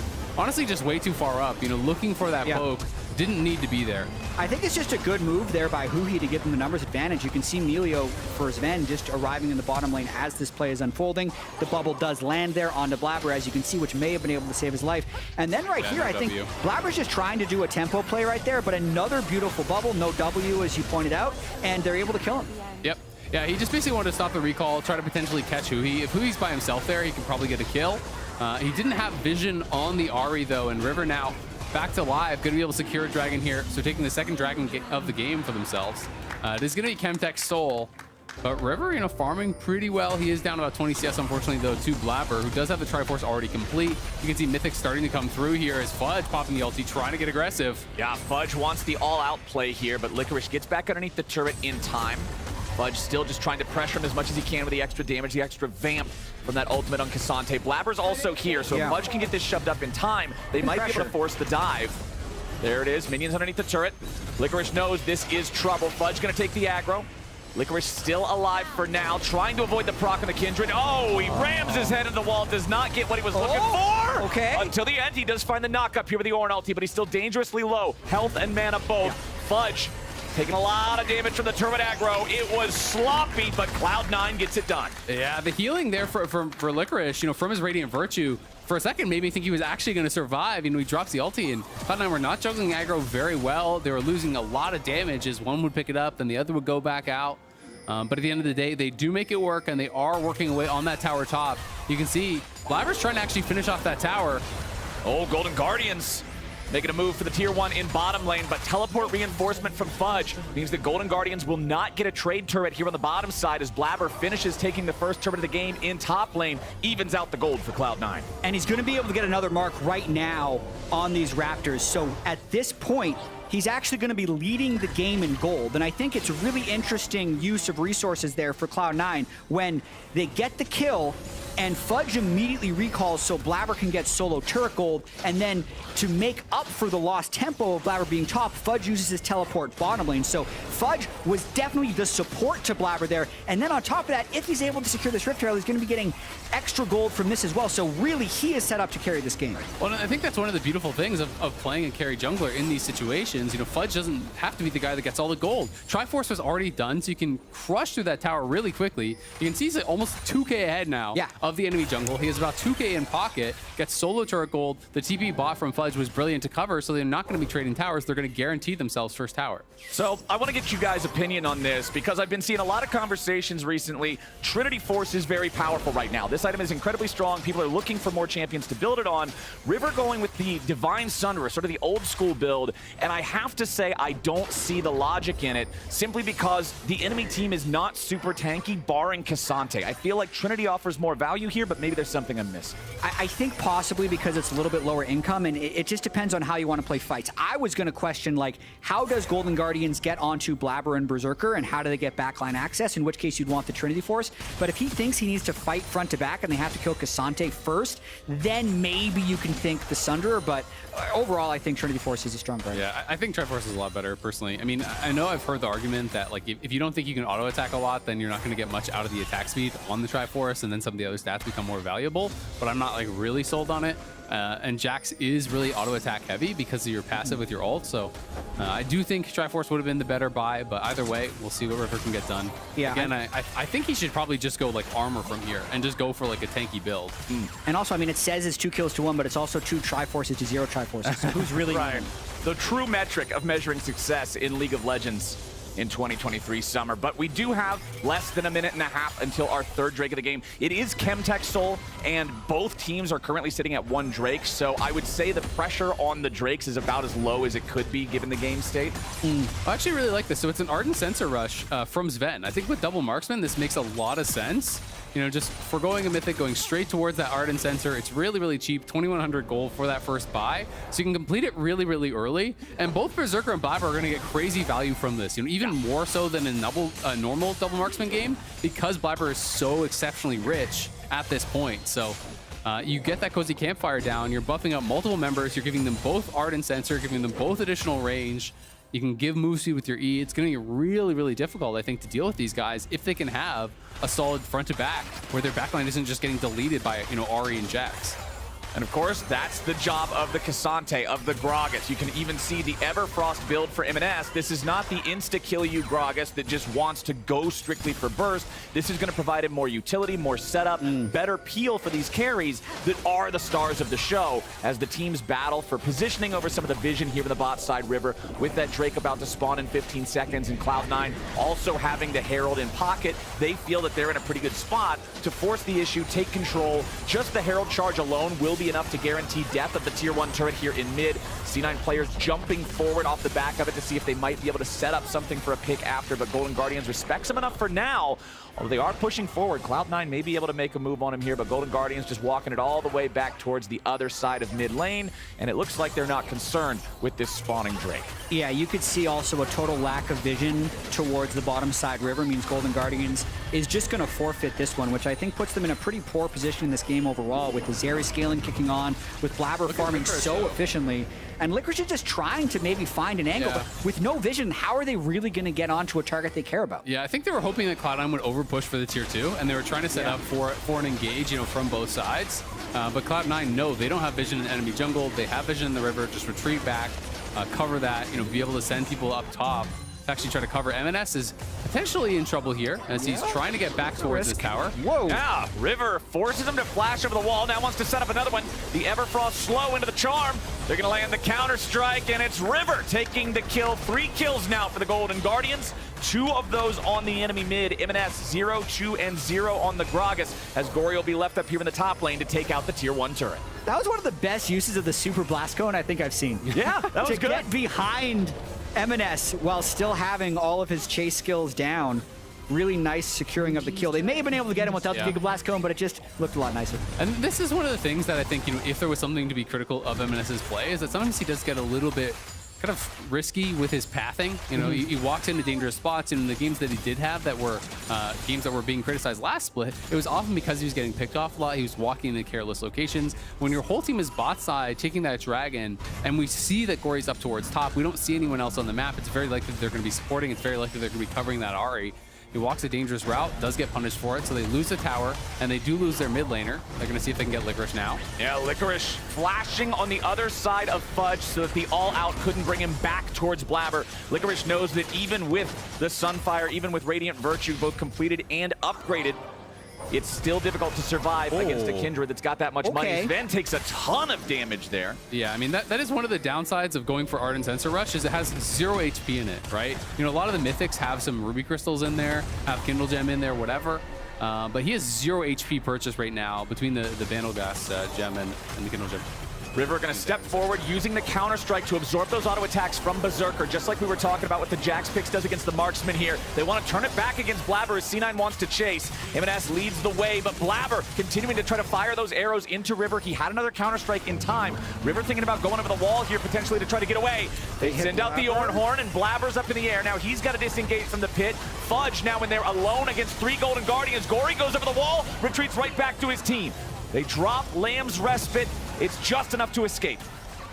And nobody dies. Nobody dies. I Not gotta a say, single one. 21 minutes into this game, 4 total kills. This does not look like a Cloud9 versus Golden Guardians match from Spring. I think one of the things that made Spring Cloud9 so dominant was their absolute focus on the early game. They'd pick to win every single lane, and they'd steamroll them. And then the games that Golden Guardians beat Cloud9, it's because they had stronger early game than Cloud9. But this is very different. There's a lot of scaling and a lot of farming going on in this game. Well, one of the big things about that fight, I think, one of the reasons why the Golden Guardians were able to fight back the way they were, is when you look at the item points. The gold is very close, the game is very even, but Golden Guardians had 2 completed items on their mid laner and on their bot laner, compared to just the 1 and change on the other side. Berserker has now completed the Hurricane, so that's been brought closer, but with Banshee's Veil and then the Gale Force being done already for the Golden Guardians, they had a lot more firepower actually usable by their champion. Well, it's going to be a lot about, playing around your points of power. For Golden Guardians, it is their mid lane, right? And for Cloud9, it's actually the jungle. Like, basically, they're in inverse situations. So it's about a 2,000 gold lead for Blabber. It's about a 2,000 gold lead for Gory.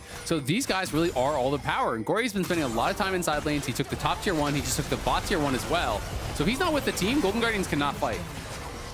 Blabber taking a little bit of damage there, but can still be healed up pretty effectively by Sven. Golden Guardians really trying to force down this tier 1 turret in mid lane. Getting rid of this is going to open up the enemy jungle a lot more for them. There's not a lot of health remaining, so they're just trying to force in that last little bit, but Cloud9 reinforces it with enough of their guys that it just can't be done. Top lane continues to just be a bottom lane split push, and that's what it's going to look like for a while. And this is one of these nice changes, actually, since midseason, is that you do get the double red buff later on in the game. You're playing double marksman here. Normally it would have to be just the Zeri getting it, but Kindred actually has the red buff and Zeri has the red buff with those changes.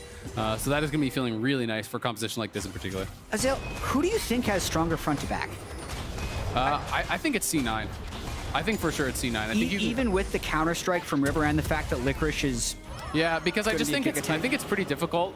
Because Jax only has the 1 Q, unless you get a lot of CDR and you get high level, it's like you Q in, you're going to get Q'd back by Melio or CC'd by Cassante or Gragas. And double marksman, I think, is such high DPS. I think Cloud9 can kite back and kill frontline against Golden Guardians comp, personally.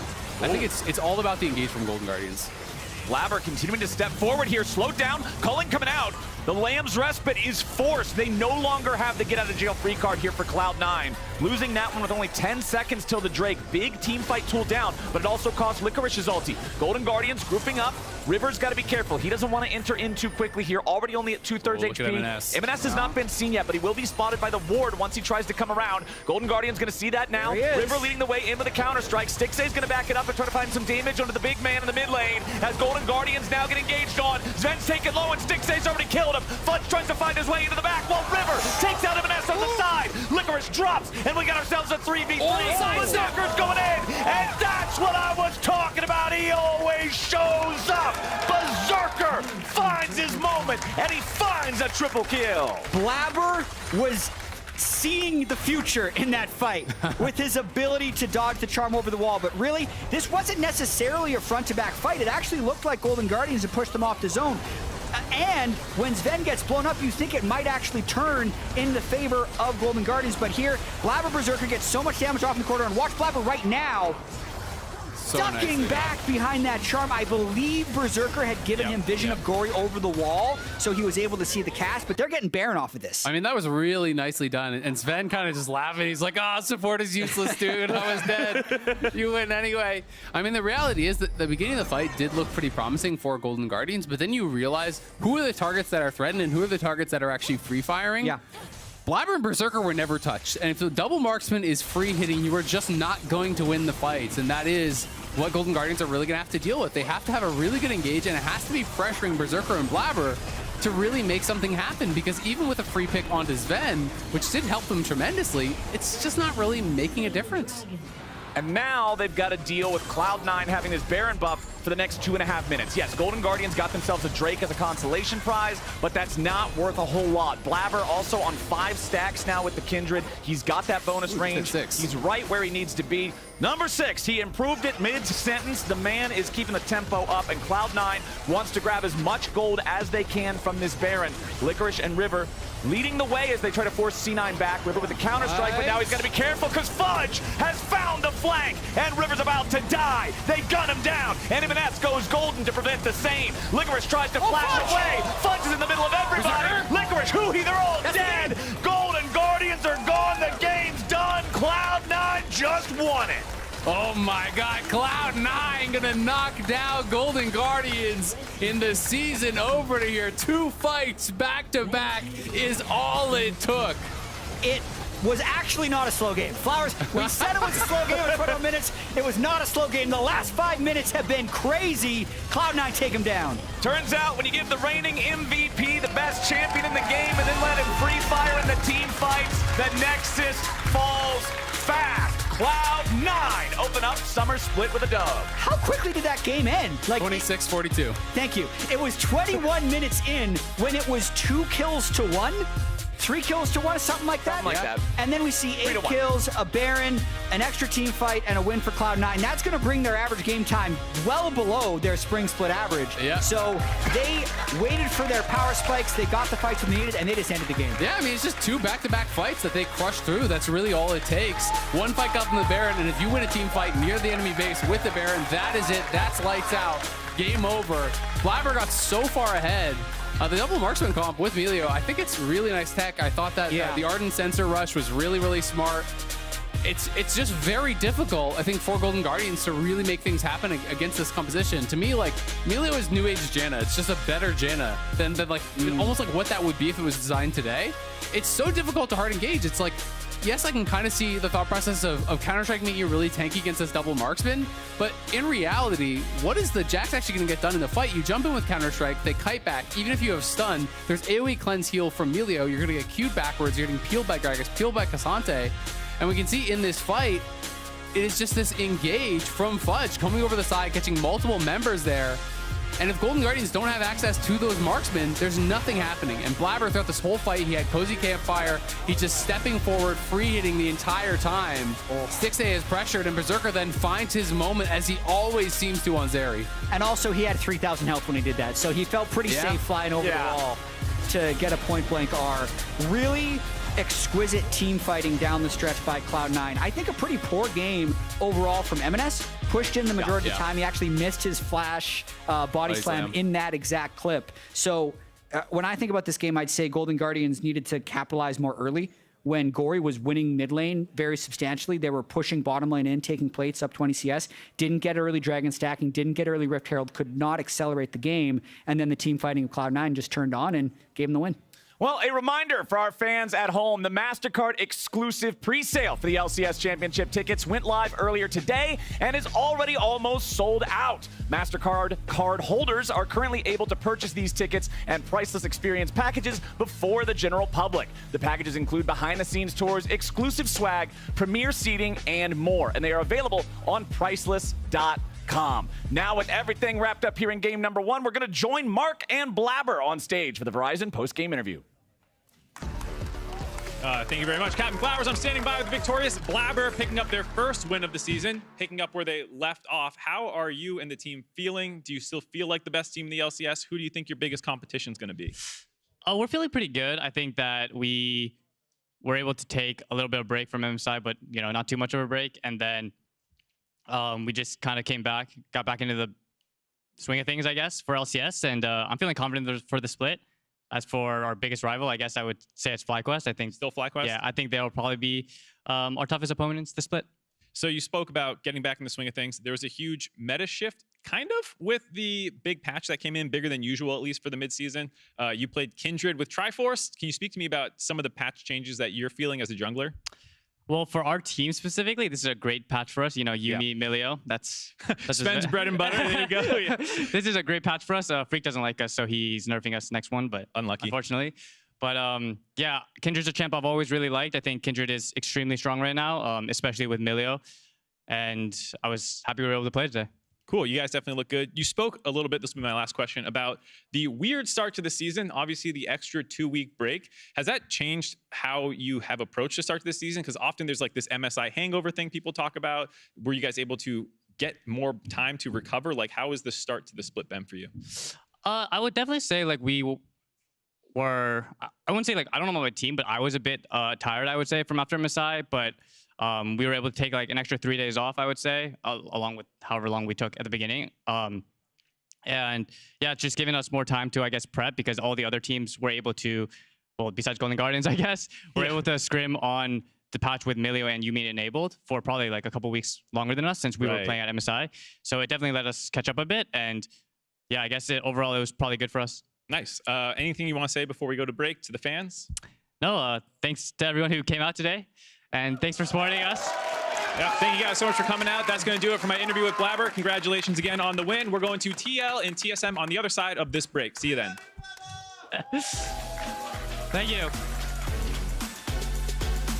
Oh, forcing the flash out of him and S, but River flashes over the wall to keep him chased down. Licorice ready to fire the Orb Horn from downtown. And Golden Guardians now get engaged on. Zen's taking low and Stixay's already killed him. Fudge tries to find his way into the back while River takes out M&S on the side. Licorice dropped, and we got ourselves a 3v3. Berserker's going in, and that's what I was talking about. He always shows up.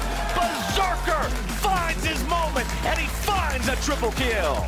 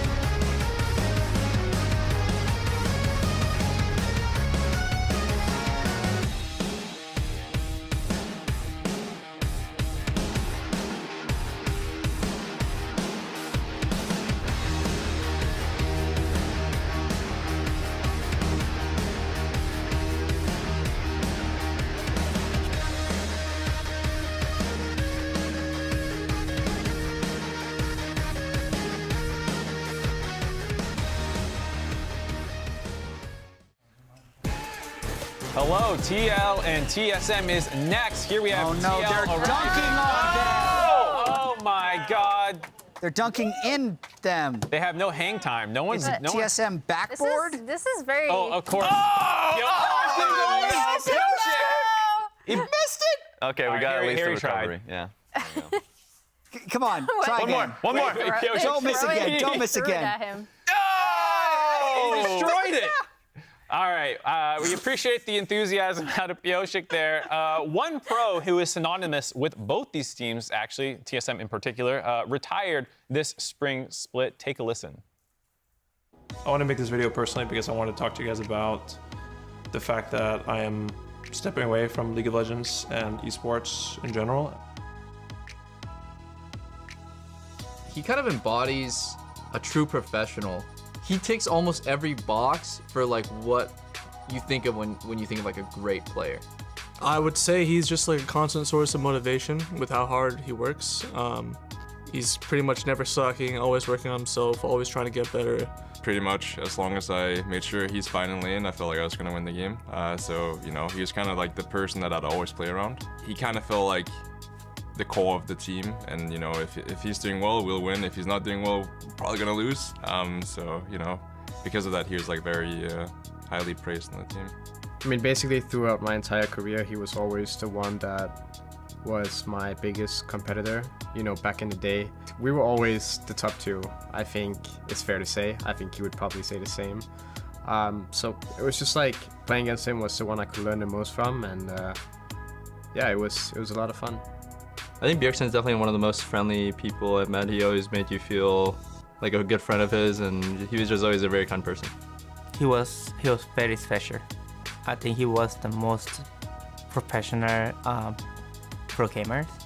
Bjergsen was my first Danish teammate, so we had that in common. We had, you know, a mutual growing up experience because we live very close to each other in Denmark. Bjergsen is very professional. He's very rational. He's almost never tilts, almost never gets angry, frustrated, just good at keeping himself together, and, you know, just an overall ideal teammate. It never felt he always made sure you were like part of the team. I was working at the time, but it felt like he really helped me succeed, right? He really helped me grow as a player, where he's always trying to help me. In game, he'll ask me, hey, what do you want to do? Trying to, you know, get me to talk since I was pretty quiet. Like, I wouldn't be here if it weren't for him. I think he helped a lot in my career. And I've had a lot of great memories. You know, he was my coach in 2021 as well. You know, I would say he's like my favorite teammate of, you know, all the years I've played. And he was like a great coach when he was coaching. So I mean, I think he's just a really good person. Man, it's different.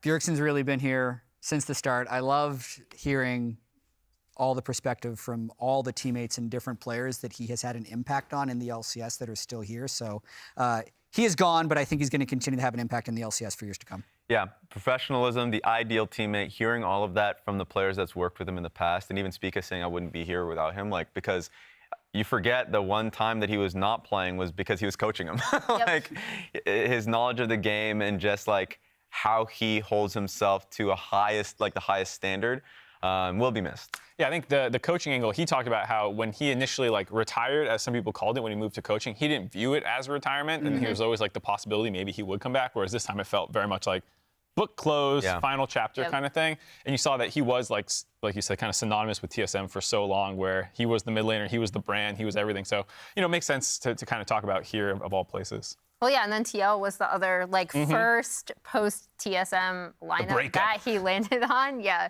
And now TL is facing TSM in what is probably TSM's last season in the LCS overall, which is pretty big. Yeah. Wish him well. I mean, like, next chapter seems like it's going to be a happy part for him in the life, like, post-League of Legends. So I'm happy for him, and I'm looking forward to what he brings up. All right, let's refocus on to today then, because there's a matchup going on, Team Liquid versus TSM. Team Liquid, big off-season for them. We'll take a look at how their roster has changed. Whoa! All right, Jan's got a new haircut. Got that going for him. Hair is no longer parting. Not middle hair parting. In the center. Okay, good to know. Summit has leaned in more into the middle part.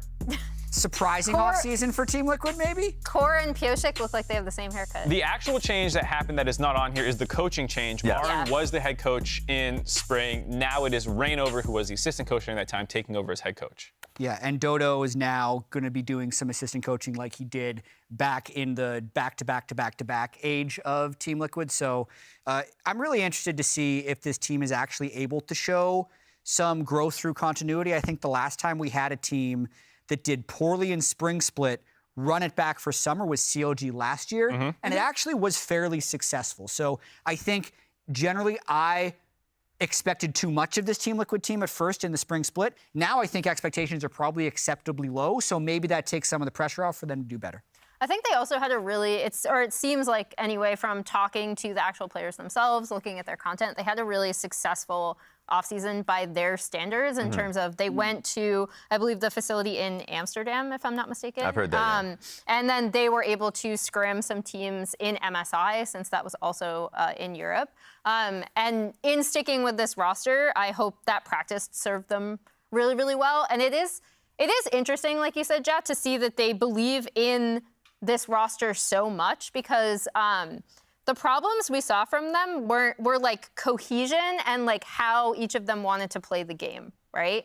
And so I'm wondering if the extensive practice time, if being able to prep against MSI teams, that has helped at all. Yeah, they did actually get, like I talked to some of them, they got JDG scrims, like right before JDG was playing in the finals. Like they were getting some big time opponents over there.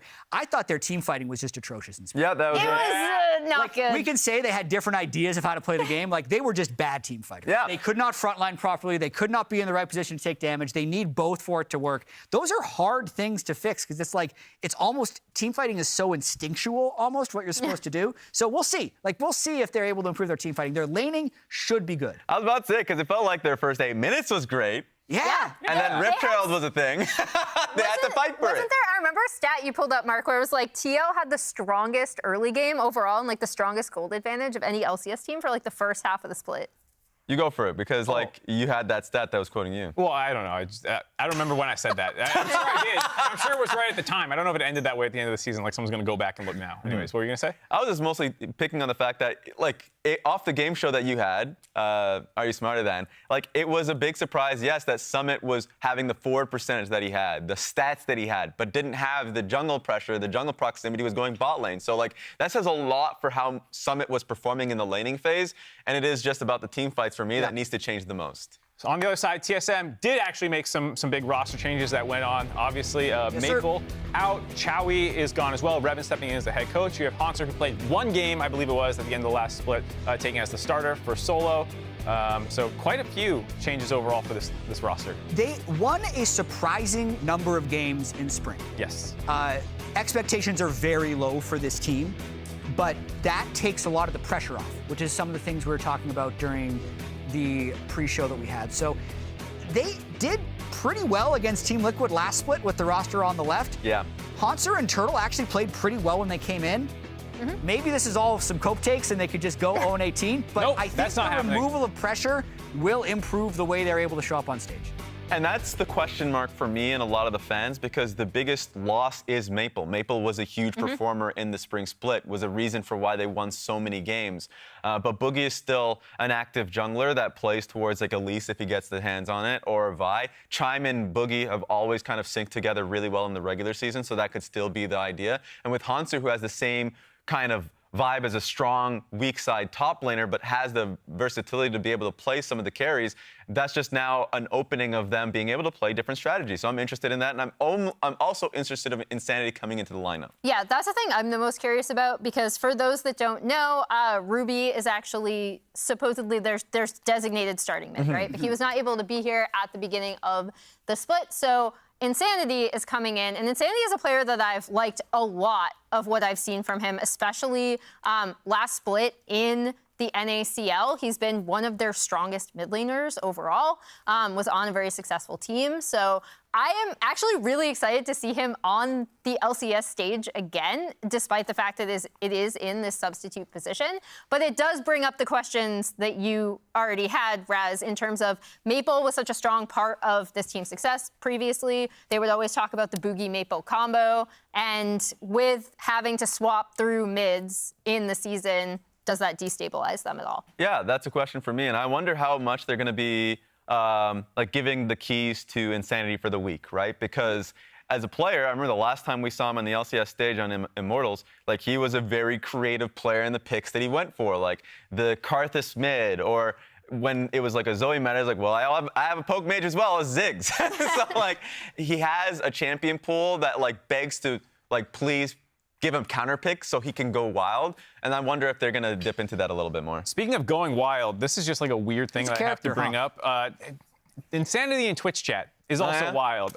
This is from Hotline League. I don't know why he started flaming me out of nowhere. We got to zoom in. I can't see. Yeah, you're going to need to punch in quite a bit on this to be able to read it. But for no reason, at the start of the show, he just goes, God, I can smell Mark Z from here. Mark Z, you hitting a 40-ounce, huh? He's solving the Mickey's riddle right now, and he just goes. I don't think I even interact with him. He started at 8:04. When did he end? Like 9:30. The time chance. He just says, yeah, F you, Mark. That's one of the cruising. We had to bleep a couple, and then it wasn't What is me. the random Raz versus dog poo? Oh yeah, I was going at a dog poo. Like the guy's name is Dog Poo. All right. Yeah, and then he started He's a throwing true degenerate. Let's see. He started adding at Vulcan. He started adding at Tactical and Sven. So he's not afraid to let it fly. All right, cool. I just had to say, like, I hope we get a chance to interview him at some point. What is going on? I love it. He is a Twitter and Twitch gremlin. That's what I love about him. So let's see if he is a gremlin on the Rift as well. Excited to see a lot of these bans. Zeri already taken off. Yumi, Santi, a lot of things we saw in Game 1 getting hit down. Emilio, first pick for Core JJ. No Emilio! No way, dude. Emilio! Don't do that. I haven't been a big fan of... Vi's actually been doing quite well in LCK and LPL in general with Ahri as the combo. So maybe that's just going to be their goal, but now they're going to have to deal with the Demon in the bot lane. Just going to put that out there. I mean, Core JJ might have something prepared to deal with Emilio. It does get through sometimes. It's not like 100% permaban. It's usually first pick, though, which the fact that they're not doing that to go for the Vi makes you think that they might have something that they've been scrimming against, prepare for it. Makes sense. And I mean, just talking about the storyline for Team Liquid, like giving Pyosik Vi, I think makes a lot of sense. In their previous split, they've been a team that relied heavily on his engages. Like some of his engages were bad, but like just in general, he has always went for a kill button to start the fight for his team. So let's see how it goes. Well, speaking of engages, we have the Xayah Rakan for TSM, right? Obviously, Rakan is something that Chime is super comfortable with. I'm surprised that Emilio is slipping through the draft this. I feel bad for Harry hovering Skarner, knowing that Cabin Flowers is casting this game, but not on the champ select. I think I heard it. Yeah. I heard it. I heard it. Yeah. In my ear. I don't know if it came through on broadcast, but Harry's gonna be sad to see when he watches his VOD back that it's not actually Cabin Flowers doing champ select. Damn. Flowers is probably just gonna be running here just so he can have his take. Maybe he's that crazy. I think he has to cast the game after this, so yeah. I hope he stays at the caster booth. He's got running legs. It's a short distance. I really want to see what Team Liquid's identity is going to be in summer. Because they bounced around like crazy in spring. It didn't feel like they could decide what kind of team they wanted to be. Are they going to be a team that plays hard around Summit because he can gap everybody in lane and then just tries to play on his tempo?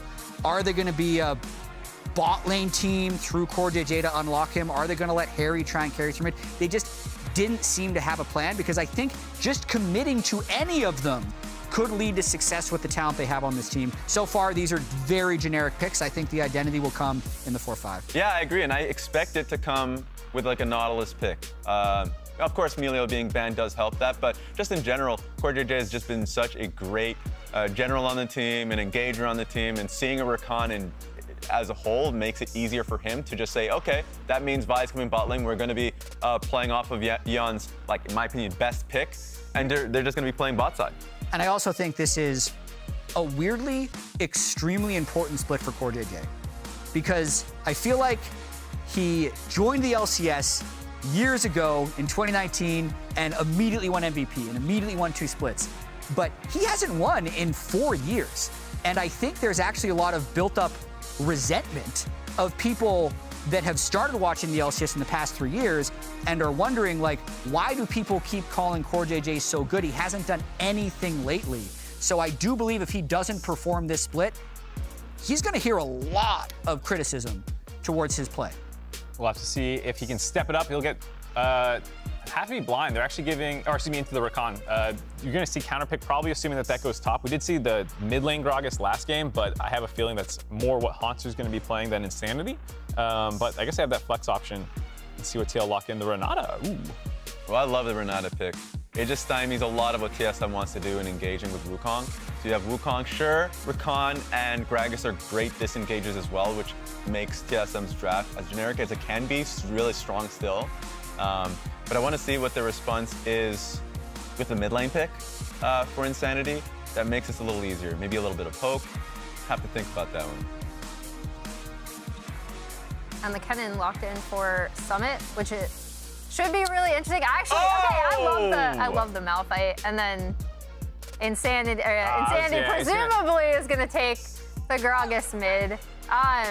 But the Kennen coming out for Summit also is kind of interesting when we think about what you were talking about, Jet, right? Let Which Summit is like, cook. what is the identity of this team? Are we going to let Summit play, you know, kind of some of these carries? And it's going to, a lot of these team fights are going to depend on how he has entry into them. Yeah, although I feel like this team composition plays through mid doesn't make sense. Yep. I think they're trying to let everyone cook at once, and they only have like one walk to use. Meanwhile, I actually really like TSM's composition. It's really easy to execute, which I appreciate. And I also, again, I love the Malphite pickup. I think at least from a teamfight perspective, it could be good from Team Liquid, just like being counter-engaged and just marking the Kennen on flank should be TSM's goals. All right, we'll see if TSM can execute on that. Team Liquid versus TSM coming up next. Let's get back over to the casters and Captain Flowers to hear how he reacted to the Skarner hovers. The only thing I wish, Mark, is that it would have been locked in. Unfortunately, we live in reality, so that doesn't exactly happen these days. Hey, Triforce is good. Hey, Skarner rework win.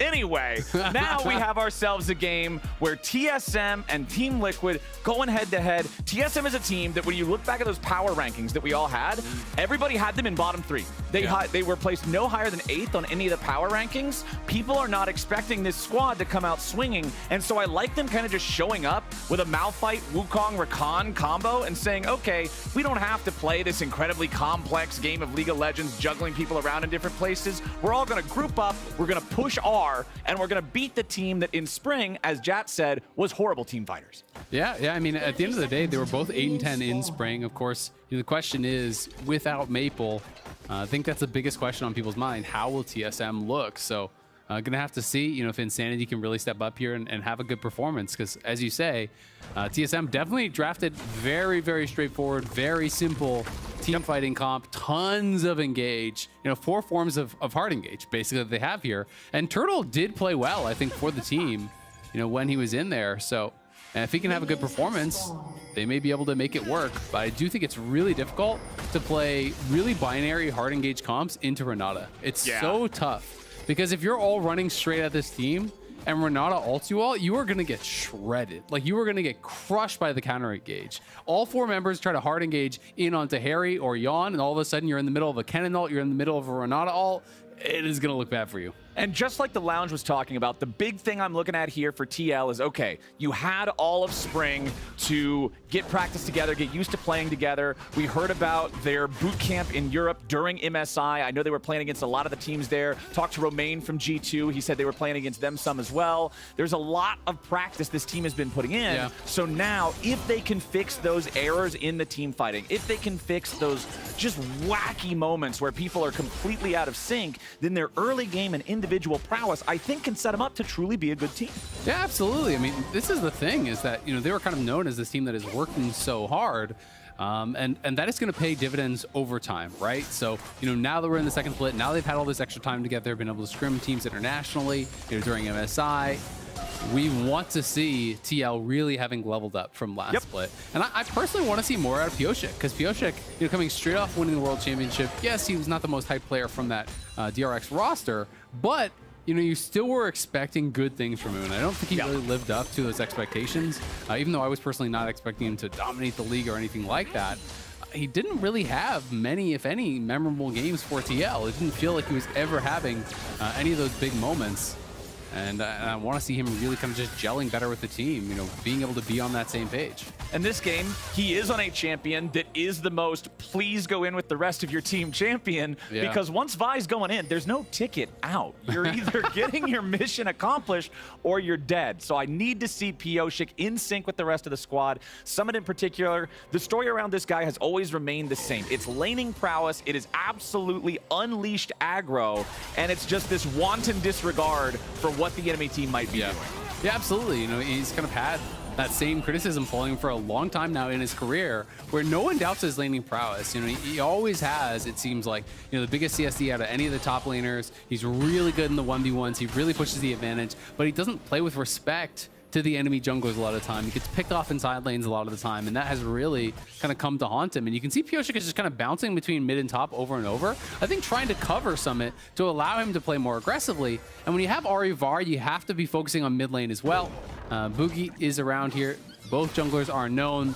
Pioshik is trying to actually just cross down towards bot, and he should be able to double scuttle because bot lane does have push for TL. Yeah. So this would be a really nice start here, but he's just going to go in. Not only does he have priority in both mid lane and bottom lane, he has level advantage over his opponent.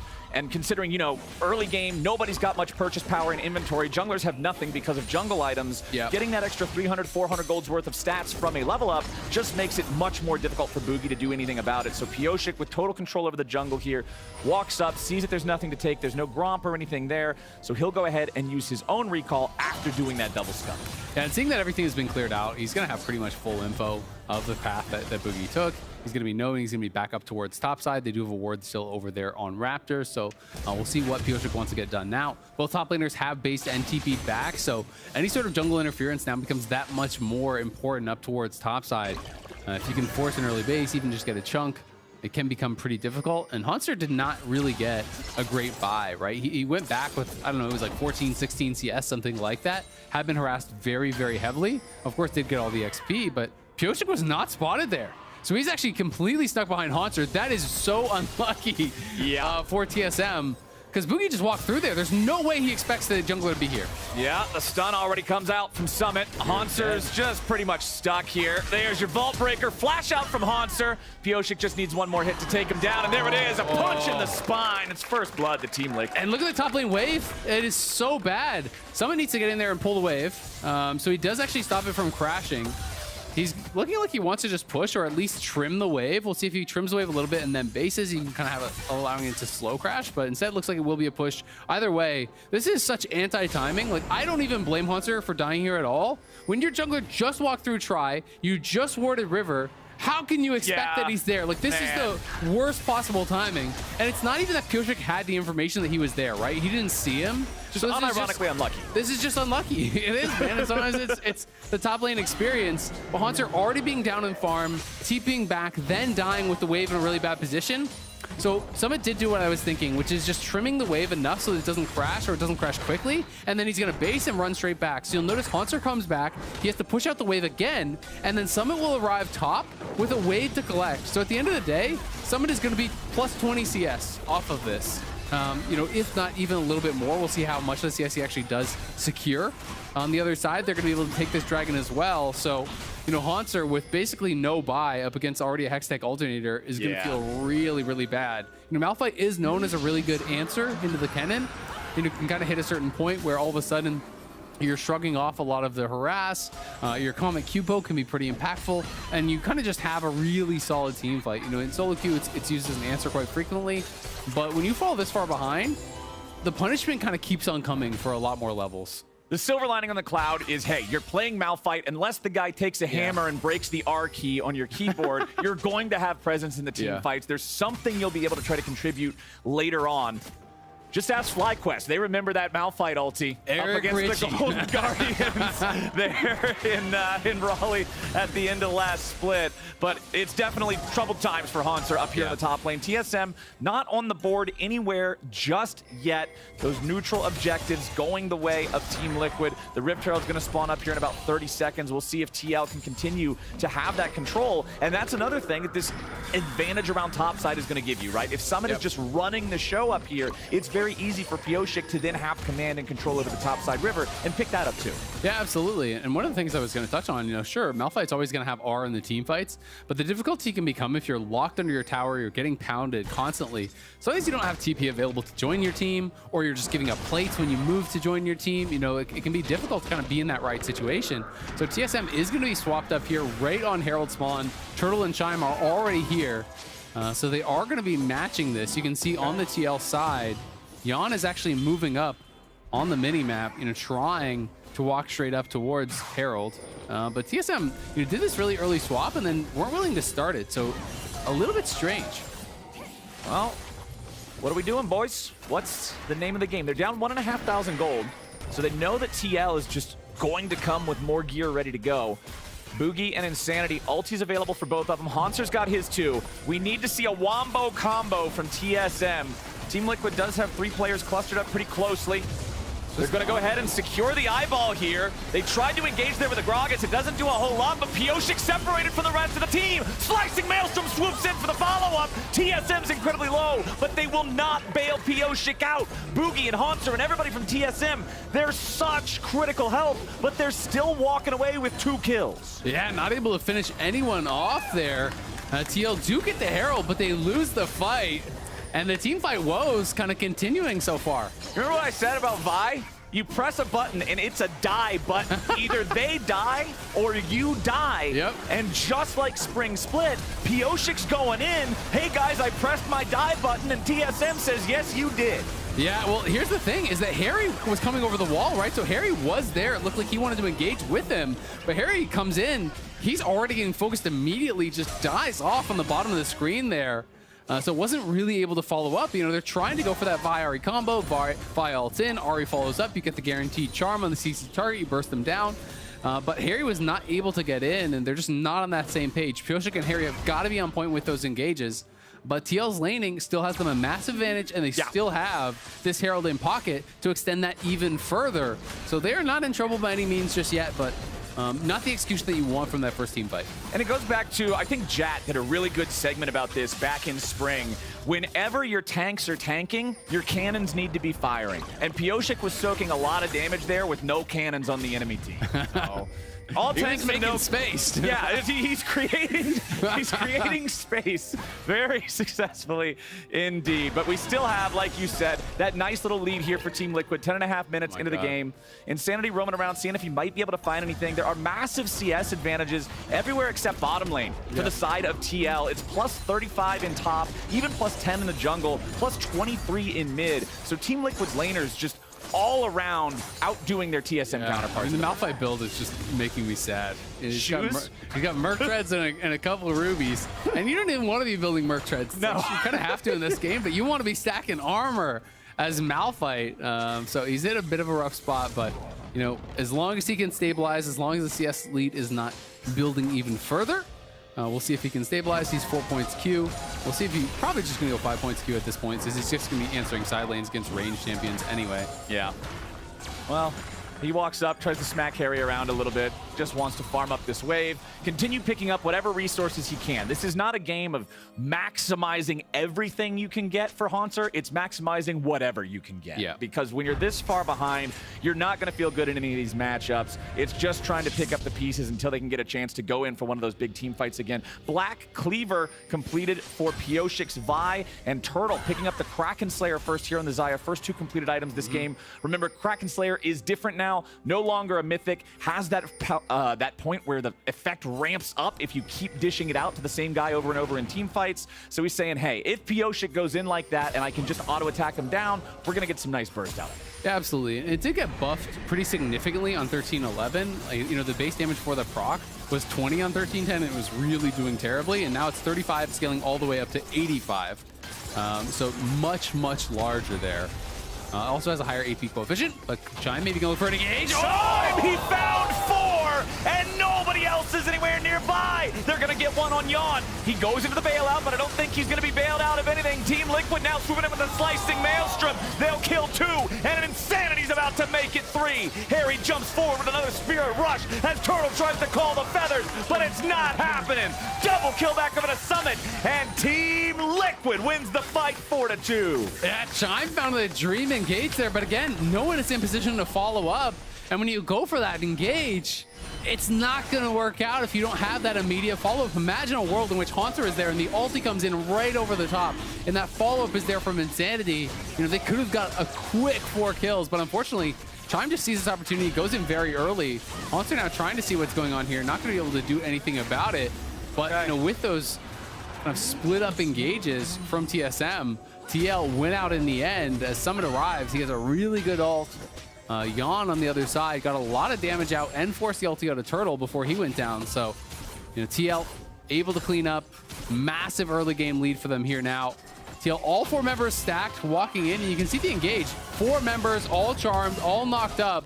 But there's no follow-up, right? Like, you have to look at the mini-map, see where the rest of your squad is. Malphite has just TP'd in. It's too early. Boogie's not there. He's charmed over the wall. Turtle's trying to get here. Haunter has to go for the ulti over onto this AD, but the bailout buys so much time, forces the ulti out of Turtle as well. And then on the other side, Summit arrives. The front line is getting shredded here. And Harry is pretty much still full HP. Remember, Turtle down to half and had no ulti because of that scrap with Yawn. So at the end of the day, the TL members are able to clean it up with their solos. And you can see what Chime was going for. Boogie was right over the wall. He's thinking maybe he can do the Nimbus strike into that ulti follow-up. Haunter's coming around from the side, then he can follow it up with that. Have a regular sideshow at the circus with the juggling going on between these knockups. But the charm stopped so much there. Got to applaud Harry for that one, shutting down the Wukong follow-up, allowing Team Liquid to disengage in time. And that fight has earned them a 2 Drake lead with a 3,000 gold advantage. The second Herald of the game is going to be spawning up soon here, so we'll see if Team Liquid can get that as well. I would expect them to with this sort of an edge at this point in the game. Yeah, absolutely. They've been playing pretty heavily towards these objectives, so I do think we can expect them to be looking for it once again.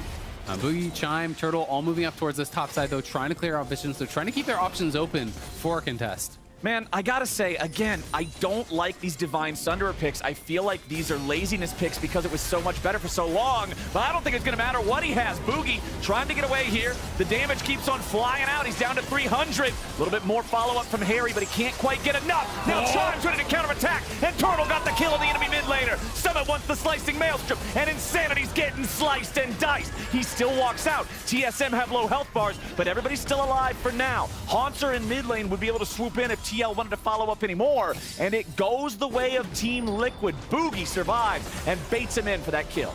Yeah, gonna be able to survive. They do get that kill. Stepping a little bit too far forward, got rooted up by the feathers from Turtle. But then, showing the power of the comp over on the other side as TL, Core JJ just lets the ulti rip, hits that charm onto Turtle, and no one can really kind of fight in that funnel. When that ulti comes out, it just covers the entire area of that map.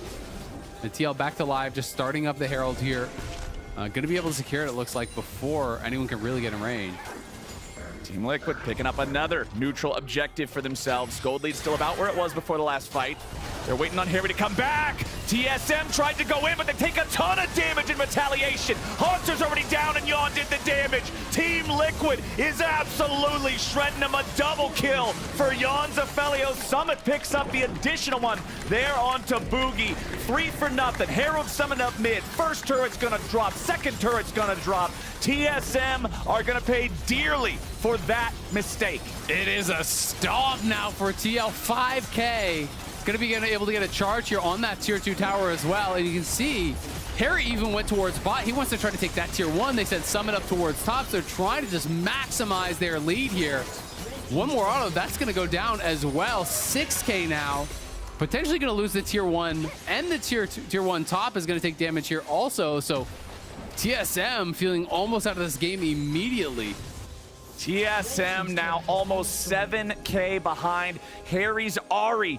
One of those pocket picks, one of the things this guy's always been known for, as strong as it is in the meta. He's always happy to play it whenever he can, but you can see Chime and Haunter, they were thinking about looking for something, but Core JJ flashes out, instant denies on both. Yeah, it's a good flash there from Core, but you have to kind of wonder, even if they hit that and kill Core, does it really change the fight? he didn't really do anything in this fight besides actually drop the bailout for some move speed.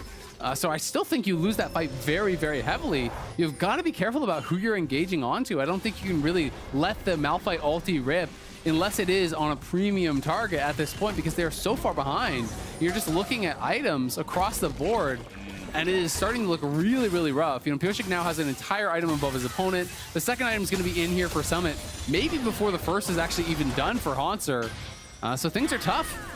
Oh, Pyosik just jumping over the wall with a Vault Breaker, completely unafraid, even though there's no vision in the brush. He finds Boogie waiting, but neither one really engages too heavily onto the other, knowing everyone else is nearby on both teams. Dragon spawning here in 5 seconds. Remember, the first 2 have gone the way of TL, and it is an Infernal Soul this time around, much deadlier than the Chem Soul that we saw in the previous game. So I would expect Team Liquid, with this lead in this game, to not let TSM try to take this. Unless they just want to trade for a tower top, right? You know, Summit is actually up there. He does have TP to answer.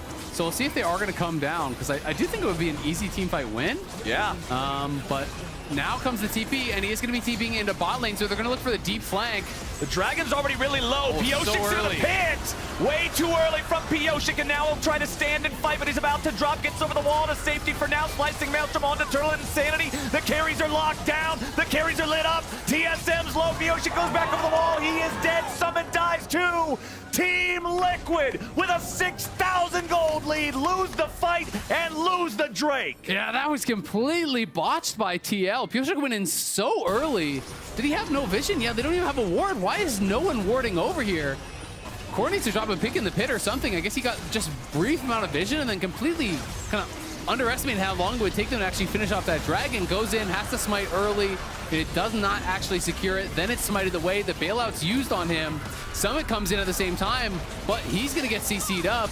Turtle avoids a lot of the damage here with his own ulti, then lands that Blake Oil, lands that pull through onto Summit, able to survive. Pyosik cannot finish him off. It's 2 kills and the Dragon bounty there. TL still way ahead, but that should have been an easy fight with the item advantages that they had. Man, I am so sad to be seeing this state of team fighting from Team Liquid. It's so reminiscent from Spring. You can see the skill. Oh, no. Pan away, pan away, pan away. Nobody saw that. Nobody saw that. Nobody saw. Come on, we've all been there before. At least it wasn't a flash.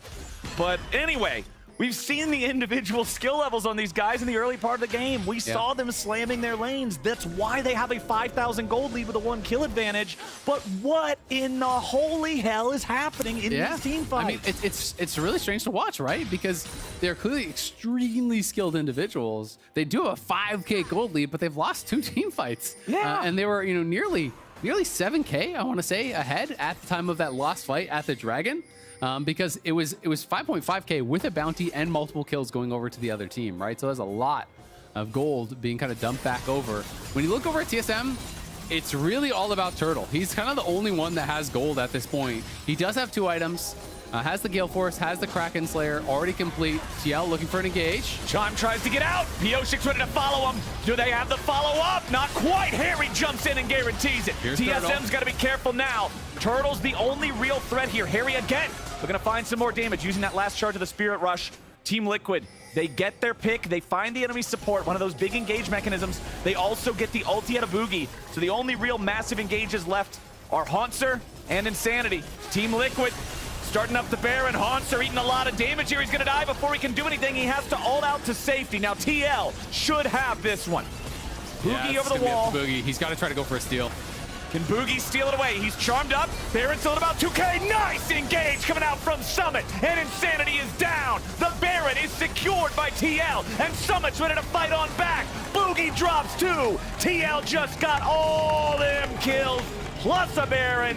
That's what I wanted to see. Yeah, nicely done there by TL. Summit here coming in on the flank. These 3 members are trying to stay around, but it is not a winning scenario here for TSM. Good ulti early comes out there from Turtle, but you can see Summit just bursting through so much of the team, and then Yawn over the wall helping to finish off Boogie. As Summit was in trouble, had the bailout though, would have been fine. It is now a monstrous gold lead here for TL, nearly 9,000 gold ahead, 22 minutes in. And they have the Baron, so surely they're going to get a lot done with this. Look to clean up a lot of the outers. You can see that Summit's pushing up through bot. Pyosik is trailing him, so they look to want to try to get this tier 2 bot and then potentially play through 2 lanes. They could look to play through mid and bot. and try to really threaten these inhibitor towers. All right, Team Liquid, the Baron for another 2 minutes is so much opportunity to get this game to a point where there's just no way for TSM to survive here in these team fights. So we'll see if they can clear out some of the waves. Team Liquid does have the 4-man play down here, but a teleport from Haunter looking to come up behind Team Liquid and find the pincer attack. Summit and the rest of TL retreating. Haunter's coming. They need to find this. There it is. Flash engage finds 2. Haunter's ready to go, and Sean follows up. 2 immediately killed on the side of Team Liquid, and TSM is not done yet. Harry's still back in the mid lane trying to get something. CoreJJ fires off the ulti to guarantee his escape. Tier 3 turret will fall back in mid, but TSM has ended the TL Baron push for now. Yeah, gonna be able to grab a couple kills there. Great engage from Haunter. A really long flank from him. And sees both Summit and Yon grouped up. Flash ulti. The Gale Force to try to evade it there from Yon. Thought he was out of range. He had the flash, I think, available, during this replay, but was not able to actually get it off. I'm not sure if it came up on cooldown, when he was dead, but TSM now back to live. Doing this dragon here would be another bounty for them, and the second Infernal back-to-back with a massive gold deficit. All right, Team Liquid ready to challenge for it. CoreJJ gets engaged on immediate pop in the stasis. Insanity loses half HP to Harry. Summit's ready to come in. It's a 1-for-1 trade so far. Mid lane for support. TSM lost the more valuable player, and TL still looking for their chance to keep the fight going. Harry with another beautiful charm. Summit ready for the slicing maelstrom, but it doesn't slice much. Still enough damage to find the kill on Sean. Pioshik wants to go in, but he's trying to be a little bit careful here. Does not have the Vault Breaker still, so needs to make sure that he doesn't just overextend himself. Haunter taking a lot of damage from Yon. There's no purple gun. Yon again just trying to use that Gale Force for the execute. Not quite enough. Haunter can still walk all the way back to the fountain, get those heals, but the mid lane inhibitor dies. Summit stays top, knowing that nobody from TSM can defend right now. They all have to go heal up and regroup, so that means he can guarantee the tier 2 turret being taken as well, and TL can back away. Yeah, the sizing shards coming out from Haunter were actually pretty big. The slowdown on Summit when he popped his ult, so he couldn't close the gap and really get in on anyone, was big. And then again, gets him out there from Yon. At the end of the day, TL do get that mid inhibitor, but again, it's just back-to-back dragons, back-to-back bounties being given over to TSM in just these kind of bizarre situations where you would think TL have everything they need to really cleanly close this one out. They're establishing themselves these massive, massive leads. They need to be clean with them. That's really what we want to see to take this team to the next level that we know they can get to. And on TSM's side, it's just going to be continually looking for these picks. Yep. And trying to find these great engages. And if you can wipe someone off the map right at the beginning of the fight, then you can look to kind of go forward from there. Because Turtle, he's just about on pace with Yon still. So, if you can get one kill at the beginning of the fight, there is a chance for TSM. But it is a slim one with the lead that TL have. It's tough, man. They're going to need not only their own engages to be synced up perfectly, but they're going to need more of that desync from Team Liquid. They're going to need Team Liquid to misfire this lead because 8K is just so much. It is nice, at least for TSM, that they've been able to get those last couple of Drakes. The extra damage adding some of what's missing from the firepower difference between these two teams and the gold advantage. But we've got under 3 minutes until the next Drake. We've got under 1.5 minutes until the Baron. So the buff's not going to be completely synced up. And the problem for that is for TSM, if they are synced up, you can at least say, well, if TL goes Baron and we know we can't stop it, we can Constellation Prize the Dragon, get Soul Point, and maybe there's a Hail Mary 5 minutes from now if we live. Yeah, I mean, I don't think anyone would have really expected that they even get these back-to-back Dragons. Pioshik looking for the ult, does force it out. Yep. Ult for ult there. Pioshik's happy to have that because now Summit and Harry and CoreJJ, honestly, can lock down that Xayah. As Harry gets caught, though, Everfrost's going to lock him up here. This is a big problem. Insanity gets the kill. Harry getting picked off there, 1v4. Haunter, though, in trouble now. So he's really far out on the other side. Is going to be able to stay alive, but it means he has no ultimate available. So he's pretty useless for this team fight. What? I thought he was just going to run straight up back towards the base, but he runs down. Now they don't really have anything to do on the other side of the map. Haunter, bro, you're on the red team. Got to go back to the red base. Run. Run. He ain't running. Okay. All right. Well, unfortunate. Oh, mid lane. Oh, back in mid. Yawn down to 200 HP. TSM. Perhaps it was all just a facade. He was simply creating space. He did create space, yeah. So another bounty is claimed. They're going to take 2 towers off of this. So I don't know how in God's name this is happening, but this game still feels close with a 6K deficit here for TSM. He was actually creating space. Yeah. They got 2 turrets. They got 2 towers. Perfectly played. Yeah, it worked All out. right, well, I mean, hey, he created time for space. Baron. Sure, let's rock and roll. Problem is, Turtle cannot afford to be killed here. Turtle. Now he's got to try to stand and fight. Charm from Harry lands. Turtle's gone. Yeah, and that's that earlier ult for ult trade. Piotr's ultimate is about half the cooldown of Wild Turtles, so he forced it out earlier mid lane. He knows his is back up. Turtles will not be. Turtle was trying to get vision around the Baron, but no reason for him to be out there solo either way. And we're back again to this wonky kind of position over by the Baron. TL gonna look for another one. Boogie is in the area though. Will they be able to try to coordinate maybe a Gragas ult over the wall plus a Wukong smite and try to look for the steal? We'll see if they can make something happen. Insanity is just going to throw in a barrel. I think TSM recognizes there's just no world. Yeah, TL are stopping it. Where anything's going to happen here, so they back off. Yep.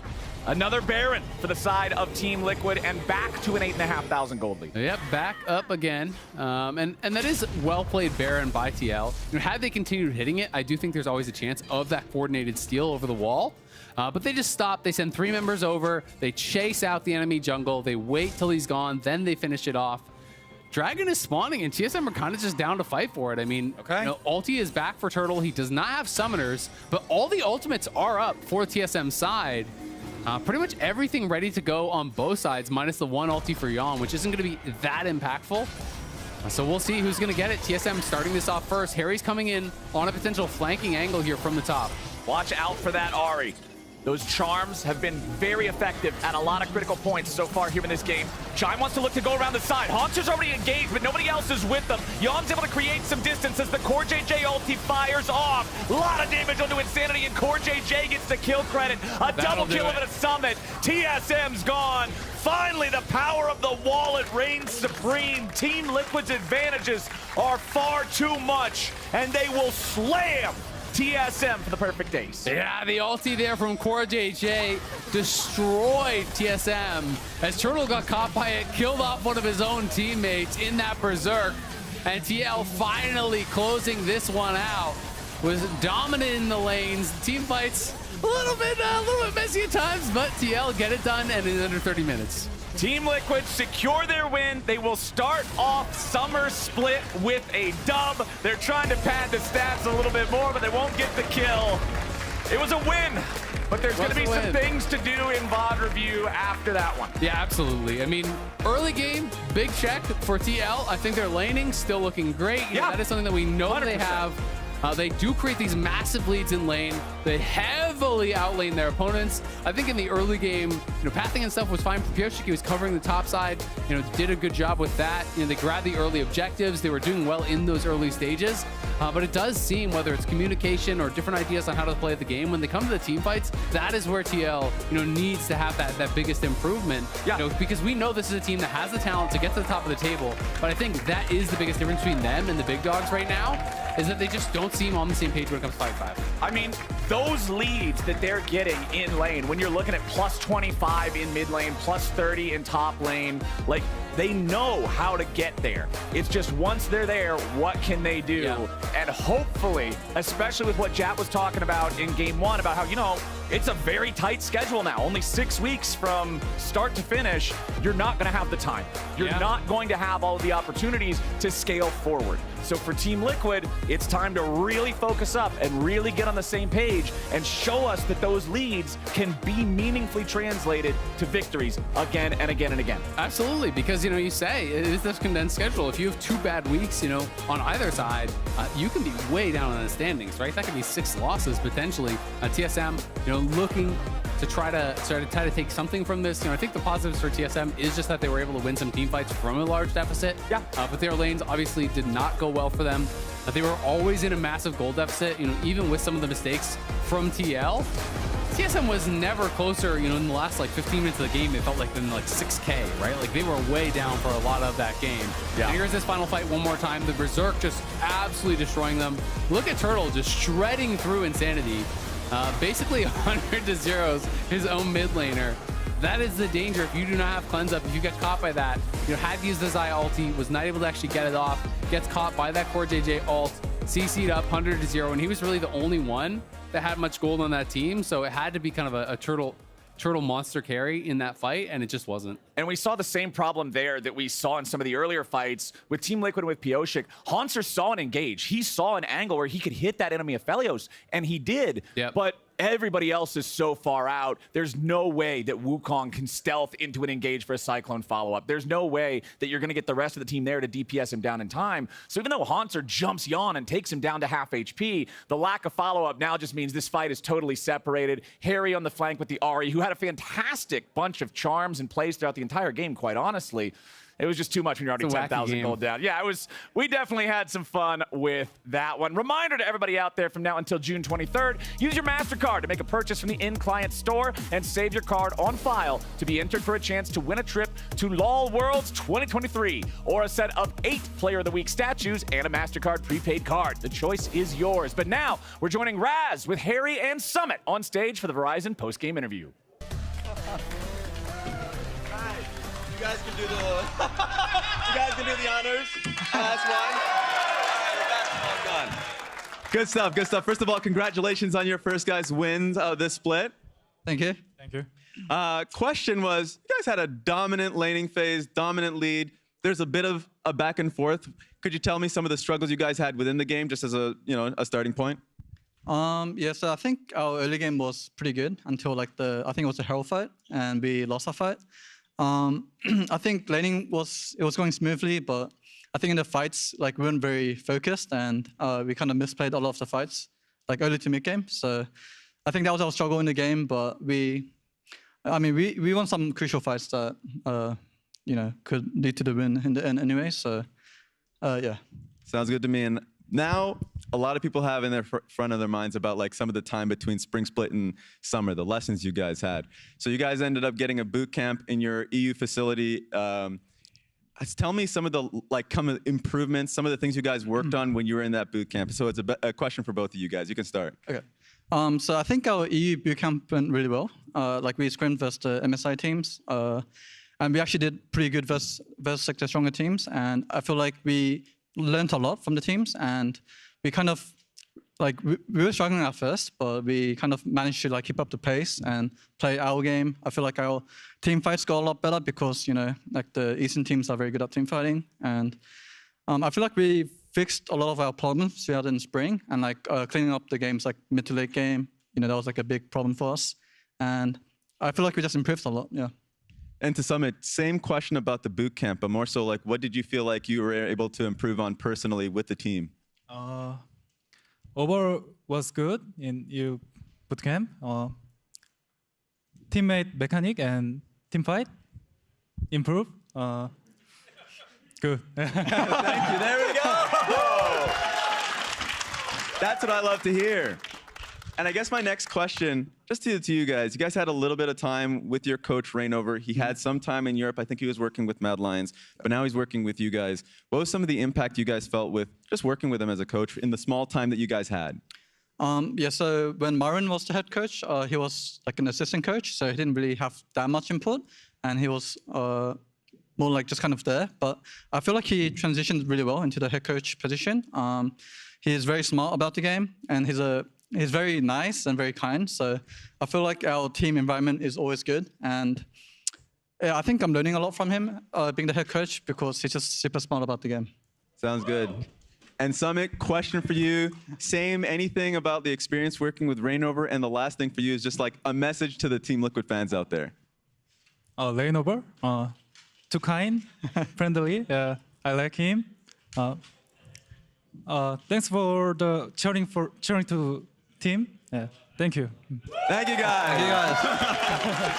Thank you guys out there. We're going to be going to a break, but when we come back, I'm pretty sure it's going to be Dig versus Immortals. All right. Thanks a lot.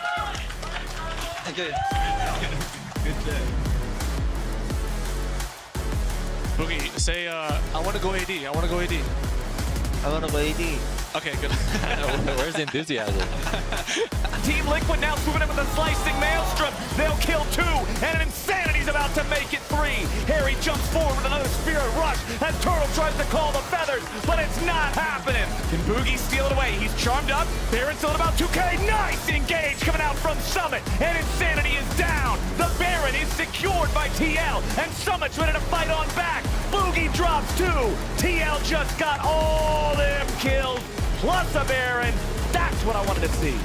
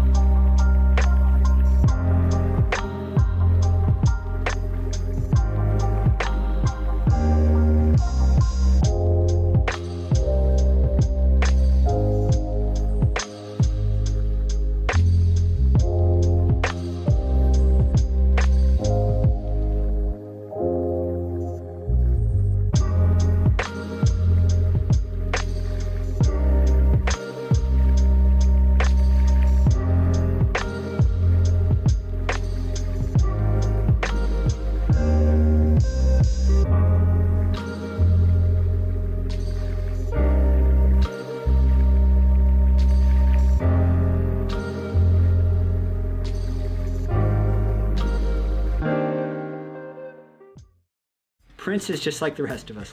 He's gonna miss the cannon. Oh no.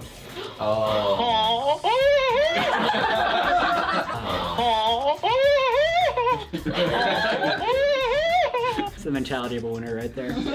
A lot happened at MSI.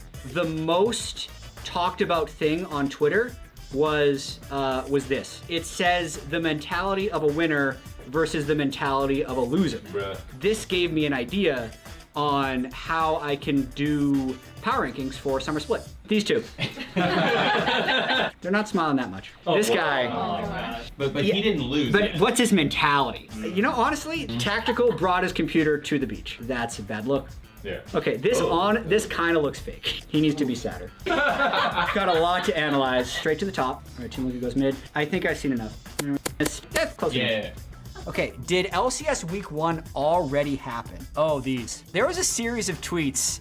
Your Penta was really awesome in LCS today from Prince. Happy that we went 2-0 in our first week of LCS. June 2nd. Can't wait to play against 100 Thieves Esports. Tomorrow, May 31st. Okay, so here was first. 90% intentional. I would love it if one of these was a scheduled tweet that they just forgot to stop. Faves and blocks. All right, let's see if we fave it or we block it. Called up an old friend. Oh, this video. Look at us. Who is us? Not me. Okay, did anyone know what that referenced? Yeah. Okay, you're all old. The media's one, Yeah, right? yeah, that's the one. So this is nice and quick. Who'd have thought? Not me. I'm actually gonna block this one for 100 Thieves because I don't think they have the slurp. Who is us? Not me. See? Yeah. No, it doesn't work. Prince and Azael fighting. I think the important thing here is the power rankings themselves. Power rankings. We'll have a cool graphic. Right here. Yeah. Prince says FlyQuest power ranking second, have to go hospital. So does Ilset, actually. Are you getting third again instead? And then he's already been taken for delusional disorder. I do like the FlyQuest roster, but I would also not put them first. Delta Fox versus Disguised Toast ending. Void keeping in. He's trying to go for the steal. They got Baron. Corky. Oh my god! I think what I respected most about this game is game 1 was so lopsided. They're like, we're gonna put our jungler on Corky, we're gonna put Young on Skarner and run it down, and then still win. Yeah, Toast was trying to fund his team with this stream, so he wanted the third game. Oh, Revenge. He has an emote. You get it for the Boomer versus Zoomer event. I want the emote to be fandom, and then I want them to be like ridiculously expensive. I actually don't want people to have it just because they think it looks cool. I want people to have it because they're a fan of the league or the player and have an actual way to support them. Spice. All right, EG dropping the roster. Oh yeah, Evil Geniuses take great pride, and then Vulcan just switch. Yeah, and the Vulcan Ayla trade. That's it. We're done. Let's go. That's everything we got.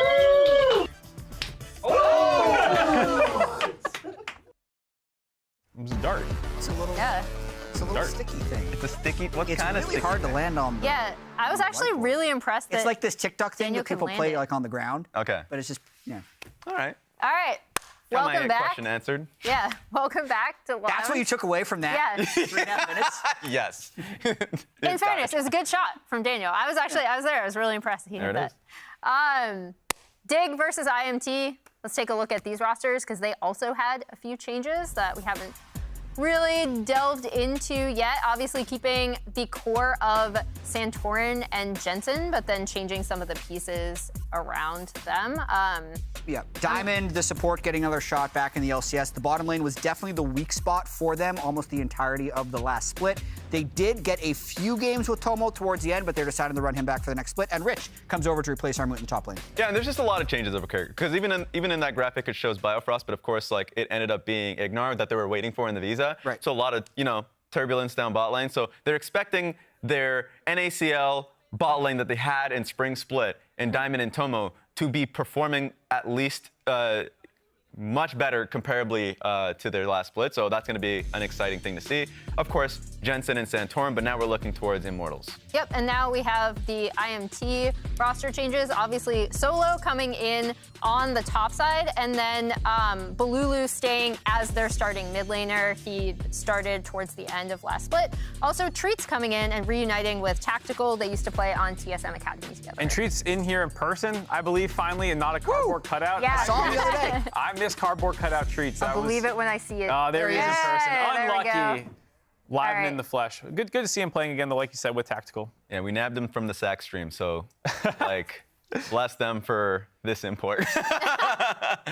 And also, obviously, I mean, we talked a lot about how IMT seemed a little bit directionless in terms of like how they want to play.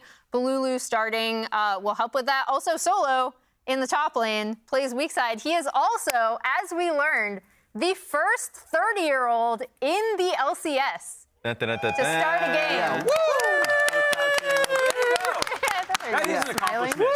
Couple close ones here. Afromu would have been 30 if he would have made playoffs in his last split. And then if he would have found a team, in spring, and Double to be 30 soon. He's getting there. Currently, Solo running it back here with his next LCS team.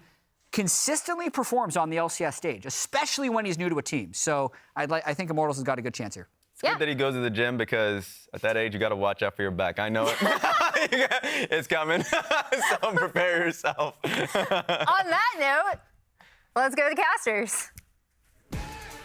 Thank you, Raz, and everybody else. Welcome back, everyone. It's game number 3 of the day. We got Immortals and Dignitas going head-to-head here. Now, for both these teams, the name of the game is proving yourself, right? These are two rosters that struggled back in spring. Dignitas showing up with a couple of big names that people didn't expect to see them as low on the table as they were, I don't think. So both these guys got a lot of upward room to improve, and I think you got to start off showing it early, especially against the other teams that people are perceiving as weaker. So they improved a lot. They did improve a lot. All of the power rankings leading that we were talking about earlier in the day have these two teams in that bottom 3 slot. And so, hey, if you're going up against the other guys that people are perceiving as weaker, the first step to getting better is showing that you're above that tier. Yeah, absolutely. I will say that both teams, though, I think made some improvements, right? I think the swap to Bolulu for Immortals made them feel a lot more competitive, even though they were still kind of losing most of their games.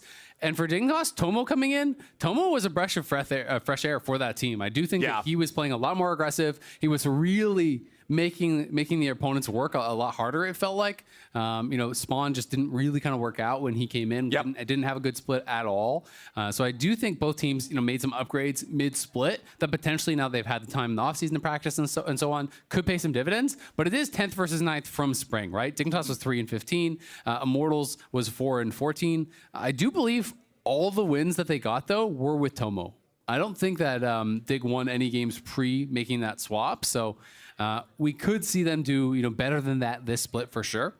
And I mean, the big thing is too, you're starting over, right? If you get that bad start and you feel like you're just constantly playing from behind the 8 ball, it can be harder to feel like you've got any sort of footing in the league, in the competition, in any of it. Everybody's starting from scratch again, so you can get yourself off to the start that you wish you would have had. You can avoid that situation. And for one of these teams, they will get to start off with a 1-0 record. Yeah, absolutely. And for some of the players, you know, who are coming in, I think a lot of people who have been in the scene for a long time have probably heard of Rich. But if you have not, it's kind of an interesting story because this is a guy who came actually from Heroes of the Storm and was known as like the faker of Heroes of the Storm, right? Like he was the best player in that game, you know, another MOBA. So coming over to League, he has been in League for quite a while now. Originally joined Gen G in 2019, has been through a number of different teams, Nongshim Red Forest. He went to, you know, LPL for a while, played in Ninjas Pajamas in V5. So he has been around for a number of years now. But, you know, was really at the very tip top of a different game and really trying to kind of continue to establish himself here in League of Legends. And I think it's one of those things that can hold true for a lot of guys. And this is true for you as well, as someone who was a world champion. When you're good at one game, you are often good at games in general. It is a skill set, the ability to understand the rules of something you are presented with, figure out the right ways to go about doing it, as well as the mechanics needed to succeed at executing on those. I mean, absolutely. I just always have kind of seen it as learning to learn, right? And I do think, you know, that a lot of these people that are at top, if you're at the top of anything, you really understand how to get good at something, right? And I think that's definitely true with him. You know, being pro in multiple games is really impressive. And that's been true of a lot of players who have come through the LCS as well. You know, you'll see a lot of guys playing other games, you know, in their downtime and stuff and reaching the top of the ladder. I remember Hooney was like an Overwatch fiend and he was like top 500 in Overwatch at the same time as he was playing LCS and stuff. So a lot of these guys are just incredibly good at games. And Rich is definitely included in that. I'm going to be interested to see how he performs because Armut did not have the best split. You know, you talked about there's higher expectations for Dig. I think people saw, all right, you have Jensen, you have Santorin, you have Armut. Like, that should be enough to get you some wins, right? It didn't really work out for them. Well, the problem was everybody looked up Armit's OP.GG and then banned Gnar. There was a bit of a problem. Oh, come because on, he's gone. That ban's out. Gentleman Gnar, Astronaut Gnar, Dino Gnar, the other one that I can't remember his name. There's a lot of Gnar ban value that you get with just one ban. But hopefully, for the side of Dig, Rich will be able to provide that sort of pressure and presence in the top lane that Armit did not provide for them. And I think when you started off with top lane and bot lane back in spring, both having difficulties just in the natural state of the lane, 1v1, 2v2, or whatever, it meant it was free for the enemy team to put more focus on Jensen, who's always been more of a resource-intensive player, and it just was a recipe for disaster. Oh my god, the first 30-year-old to ever lock in a champion in the LCS. And it's Melio. This is going to be a good one, Isaac. We've got the Maokai, the Vi, Nico, Kindred, a lot of jungle focus in the bans here, along with the Yuumi and the Lucian. Dignitas going to lock in MSI's favorite champion in Jinx and the Annie right next to it. Might get Jinx Aphelios. Aphelios has been ridiculously popular in pro play. It is the most picked by far in pro play on 13-11, so it's going to get locked in. Ahri getting blocked in as well. We'll have to see. You know, this is, very MSI-esque with Aphelios, Jinx bot lane, Annie, Ahri mid. Melio, of course, was not enabled on that patch, but is very, very strong. Jinx Lulu. Yeah, so we're right back to MSI, baby. I'm back in London. My allergies are going crazy, and my sleep schedule is all messed up, and I'm having a great time. Toast? Yeah, beans on toast. I ate beans. Did you eat beans on toast? I ate a massive pile of beans on top of 4 hash browns for breakfast every morning. That was my plan. The London experience. Yeah, I had a great time. But yeah, Jinx Lulu, the MSI special locked in. Now we do have our bottom lanes and supports. We do have our mid laners here on both teams. It means it's time to ban top lane and jungle. That jungle pool has already been pressured pretty heavily in the first half of the draft. We'll see if they want to continue looking there. Dignitas obviously more concerned about the state of the solo lanes. Cassante getting banned away. Yeah, going to be focusing a little bit on those solo lanes. Obviously, Solo has been known so much throughout his career as a weak side guy. He really focuses on the tanks. That is kind of his bread and butter. So I wouldn't be shocked, especially if Dignitas want to counterpick top, then just ban out some more safe blinds. Ban out like an Orm, ban out a Scion, ban out that kind of stuff from Solo, and try to see if Rich can create any sort of advantage there. Rich, has been known to play some carries, definitely in the top lane. His most played all time is actually the Aatrox. It's Gnar, Aatrox, Jace are his top 3, but he has Kennen, Gragas, and so on in there. He has played a lot of different champions throughout his career, so it would be interesting to see, if for his debut game in the LCS, they want to try to play towards top. They want to try to give him that counter pick and see what he can get done against Solo, who I think is a really good test for anyone coming into the LCS, because this guy is LCS caliber, has been for years and years and years. He's rock solid. He's played across so many different teams. And you kind of know what you're going to get from Solo. He's really, really consistent. So, if Rich can counterpick on 5, if he can actually get something going up in that top lane, could spell really good things for him in this league. Well, the last 2 bans are going to be junglers again instead of the top laners. Wukong banned out, Nocturne banned away, and Rek'Sai locked in for Santorin in the jungle, a champion we have not been seeing a lot of super recently. So Dignitas goes with some pretty expected meta stuff from the last time we were watching some pro League of Legends, internationally at least, and then they throw the Rek'Sai in with it. Yeah, the Rek'Sai is going to be really interesting. I know there also has been some spice recently where people are playing Rek'Sai in solo lanes. I've seen a little bit of Rek'Sai mid. I've seen a little bit of Rek'Sai top. I'm not expecting it. Okay. But I'm just throwing it out there. A little asterisk saying maybe, just maybe. Maybe, just maybe. But there are a lot of different builds, for Rek'Sai, on this patch. People are still mostly going Stridebreaker, but there's quite a bit of lethality Rek'Sai. I've even seen Gale Force Rek'Sai in solo queue. So there's a lot of different builds that you can do. I don't think so either. But I think it's kind of a fun champion right now because it actually does have a lot of flexibility, and it's a lot of different items that actually all have good win rates. Like all these different things have like 54, 55% win rate. So it's actually really good in solo queue and really, really flexible. You can build a lot of different stuff. I mean, Stridebreaker, I'm totally expecting. If we get Gale Force Rek'Sai, I will take off my boot and drink an entire Red Bull from it on the stream. Wait, can I message Santorin? There ain't no way. And I'm with you. I'm with you. But I do think Stridebreaker is definitely, that's the most likely. But I wouldn't be shocked to see lethality, because there actually is a lot of lethality builds for it in solo queue as well. And a lot of people who are really trying to like super indexing towards early game dominance do like going for those lethality builds, because you can, if you get ahead of the pace of the game, you can solo out some of these carries, right? You can have that potential to actually, you know, just dive in, 100-0 a carry, or at least push them completely out of the fight and create space for your team. So I do think it's a viable way to play. If I had to expect it, because it's what we almost get in pro play, it's probably just like Stridebreaker tank or whatever. But, but I would be excited to see some of the different builds coming out. And it is going to be a counter pick here for Rich. So he goes Jax on 5. It is the Sion. I would love to see something like Sion banned out potentially instead of that Nocturne, but obviously they're more concerned about Kenvy's jungle picks being carry style. That's kind of where Immortals won all their games. I think they only won last split when he was playing Kindred, Graves, those types of champions where he can really be aggressive.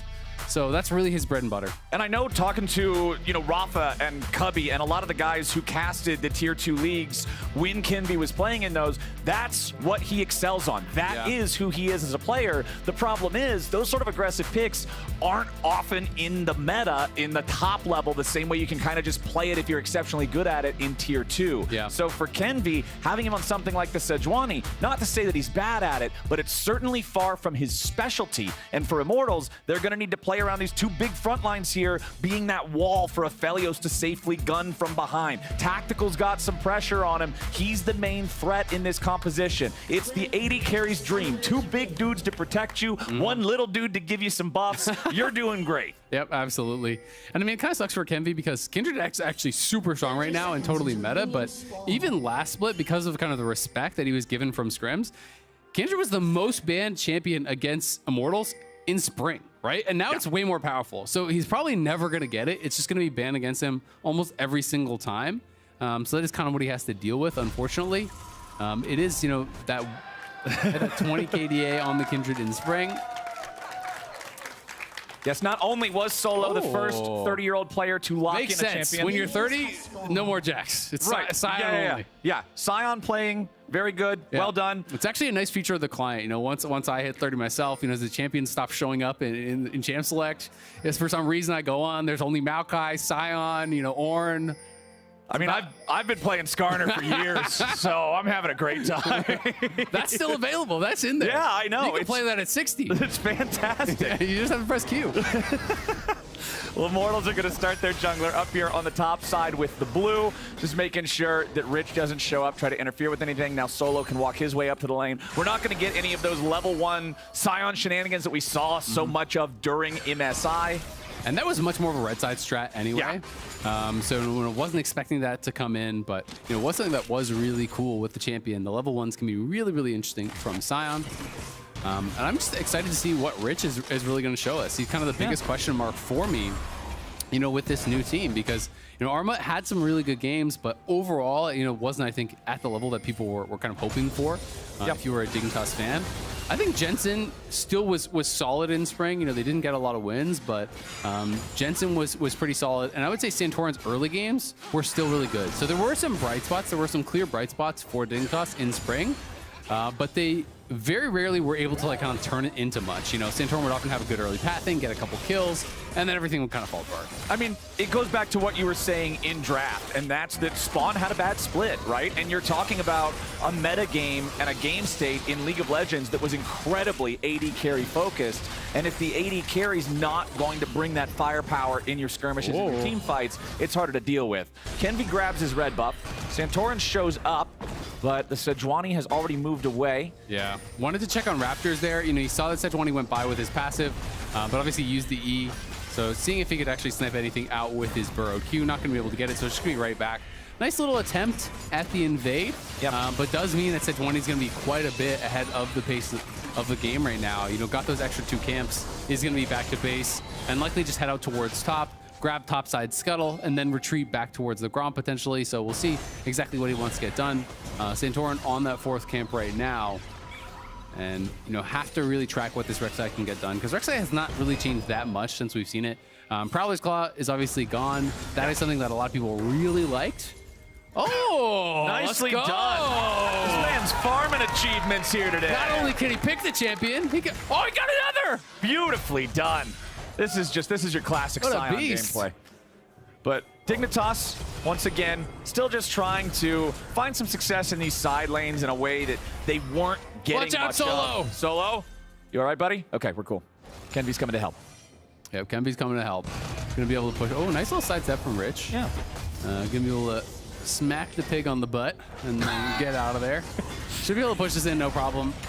Will this be the first 30-year-old to base in the LCS? I believe. I think he's pressing B. Now, Yeah, hold I on. think he's gonna do it. Hold on, he's still walking. Oh! There we go. Look at him go. Nicely done. Yep. Has a CS advantage as well. These are just dubs. Well, now Rich will be able to pick that one up. Solo's back in the base. Has that first purchase. What's the purchase? Completed. A ruby crystal and boots. Feels like 30. Yeah.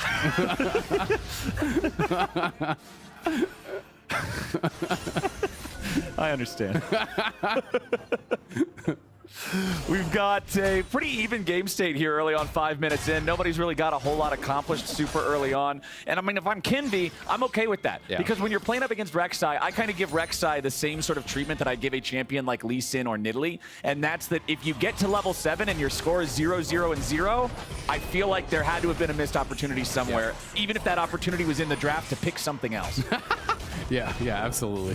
Definitely gonna have some regrets if you get into that situation. I will say at least in for me always feels like a little bit different because there's always that playmaking potential. Rek'Sai doesn't really have that, you know? Like, there is the potential maybe dive in the back line and zero someone out, but it's like, generally Rek'Sai can only do that from ahead of the pace of the game. So to your point, you kind of need to have had that early action, you know, farmed up some kills, really get to a strong point. But, you know, there has been good vision control so far. You can see pinks on both sides of mid lane. Santorin, you know, did clear out that one more, but there's still pinks in Pickle. And Balulu is playing very respectfully, playing very far back. You know, is not going to be falling prey to this gank. And you could see Santorin was looking for that gank because even though Jensen was level 5 when he showed up, Jensen only needed 2 minions to get the EXP for level 6. So they were hoping maybe they could just get the surprise attack there on Balulu, an instant Annie level up into a flash Tibbers, into a follow-up from Rek'Sai, but it doesn't happen. And Santorin will now aggro the Drake, but there is a ward on it from the side of IMT. It is spotted, but they have push in bot, and they do have first 6 in mid, so we'll see. You know, Kenby could potentially come over here and harass, but I don't think he's going to mess with it. Well, he's just going to look for bot instead. Wants to go for the play on the enemy duo. Tomo just trying to walk this one off. It at least gives Tactical the opportunity to pour a lot of damage into Tomo. Flash from the Jinx, heal from the Lulu, both forced there. And this is great. I mean, Treats actually trades out his sums, but he gets flash off enemy bot laner. And because they went so aggressive on that gank, that gets them access to the river. So I actually think it's much smarter that Kenby attacks bot lane in the 3v2 before walking into the river. If he just goes straight into the river, the enemy bot could actually collapse on him, and he could be the one in trouble. So he ganks bot, they force out Jinx sums, they push them back, and then they grab the dragon off that.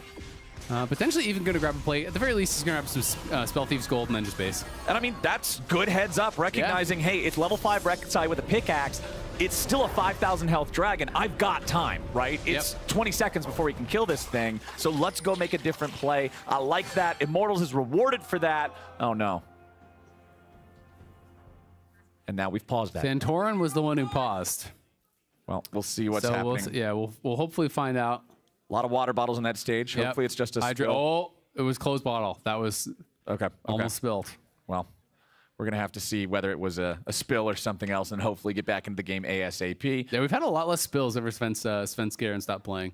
I mean, unlucky. That was like every other week, you know? Yeah, there was quite a few of those there for a while. I was starting to wonder if like, what kind of cup are you drinking at that point? Like, is it one of those pranks where your buddy just like puts a hole in the stupid bed? Yeah. The first 30-year-old player to be involved, making history. And wow. an in-game pause here in the LCS. This is dubs for, you know, almost all the casters now are in our 30s, if not all of us. So he's out there. He's fighting for us. Yeah, he's getting dubs. Nicely done. Setting a new standard here in the LCS for solo. We still do not have an update as to what might be going on here. Usually that means that hopefully it'll be faster, so fingers crossed on that one.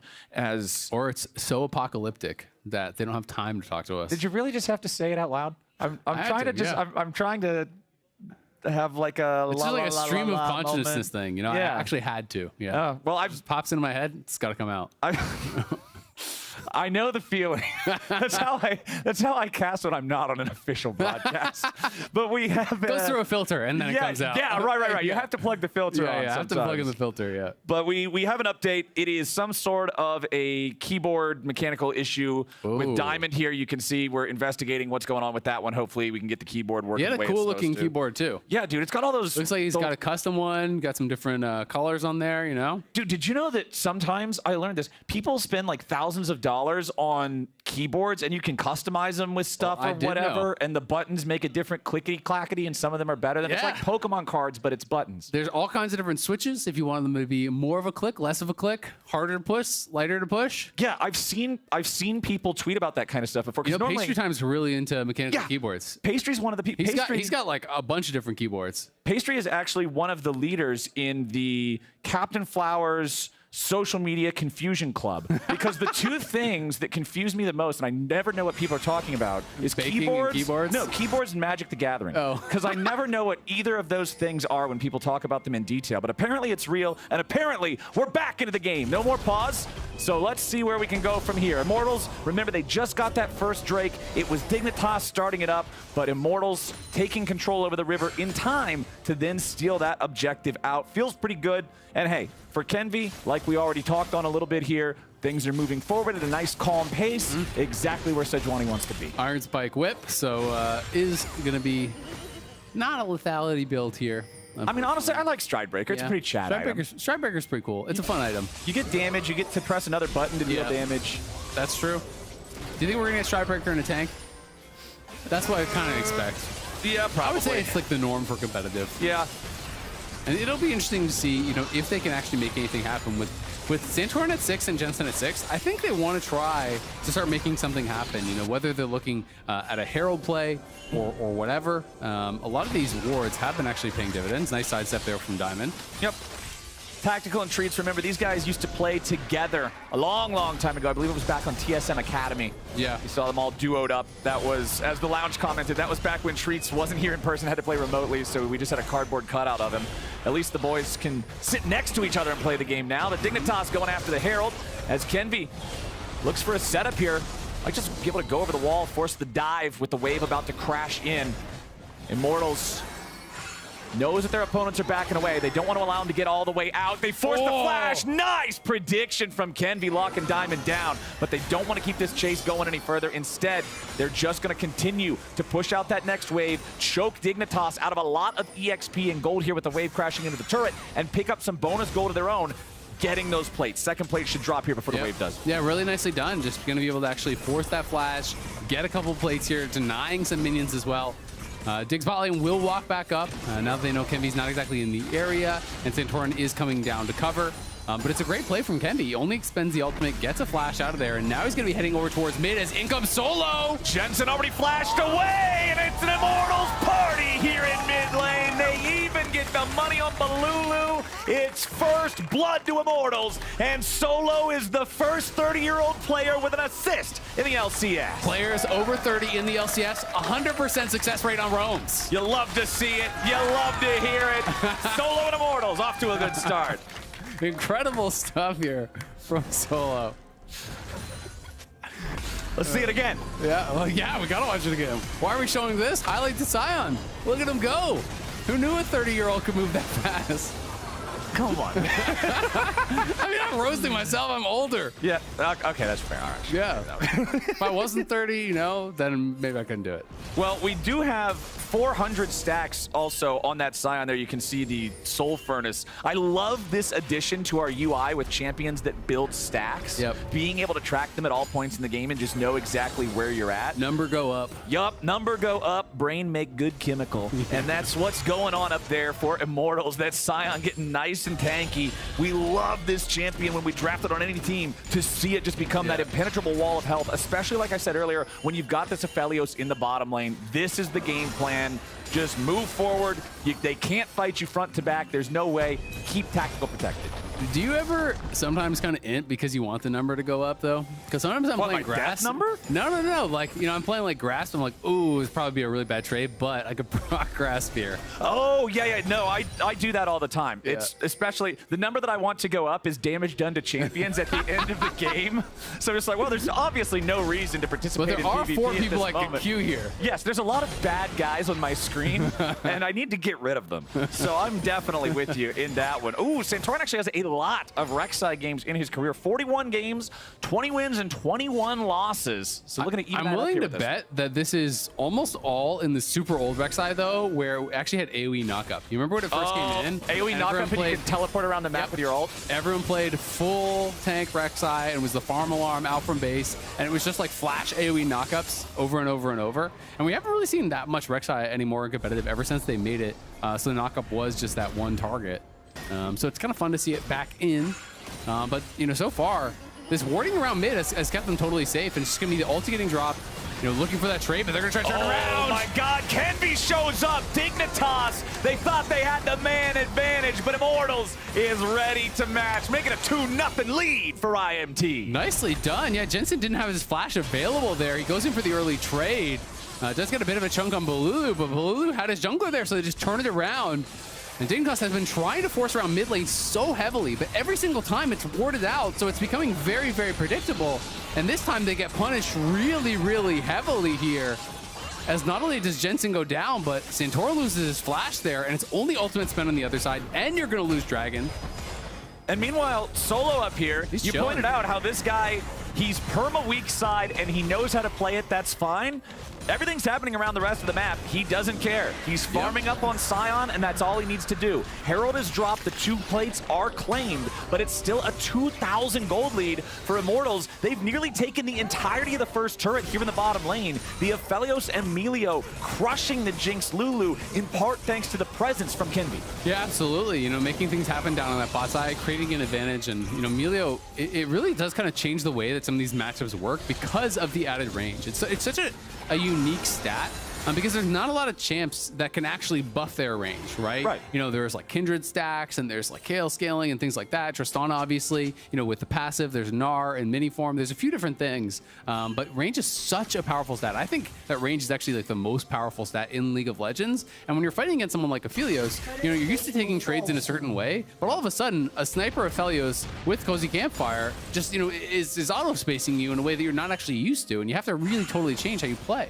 Range is one of those stats, I put it in the same category as movement speed, where if you see an adjustment to it in the patch notes, that is an extreme adjustment. Even if the number itself is small, like originally one of the biggest nerfs to Lucian, back when he had 550 auto attack range like everybody else, they had to knock it down to 500 because he was just way too strong like that, right? When you see some old melee champions going from 128 to the more modern 175 for bruisers, it's a big deal. Attack range can seriously make a difference in so many of these trades. And like you said, because it's still a new champion, because it's still something that hasn't been in the game that long, people aren't used to playing around the adjusted Melio pattern, and you can get a lot of cheap shots in. Yeah, absolutely. You know, and it's the passive makes it so powerful as well, right? Because it's not just this added range. You're actually getting procs of the passive, so you can get multiple hits of that bonus magic damage that comes through the passive. So it's healing you up, it's giving you range, it's giving you damage, kind of everything in one. And now Tomo. Oh, lockdown. There's the follow-up stun.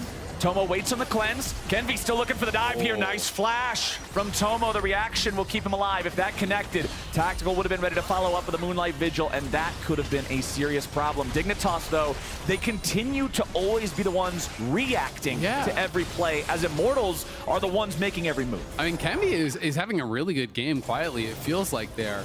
And I'm not sure if he had the timer exactly right, but it looked like he forced the cleanse, and then he was trying to wait out the reduced CC with the cleanse, which lasts, I think, I don't know, 3 seconds or so. I believe that's correct. So he was trying to wait that out, then throw the ulti, which actually forced the flash. So we'll see. Santorin moving in here. Rich has TP'd in, but there's more Immortals members in the area right now. They brought in everybody It's a 5-man squad from Immortals. Rich here on the front. Remember, there's no ulti available for Sejuani. Rich has found himself in the middle of everyone. Super Mega Death Rocket over the wall, but IMT claims the Herald. Now they got to be careful because Santorin's already dead. Tactical taking the kill as Dignitas retreat. Follow-up flash is all ready to go, and a double kill for Aphelios.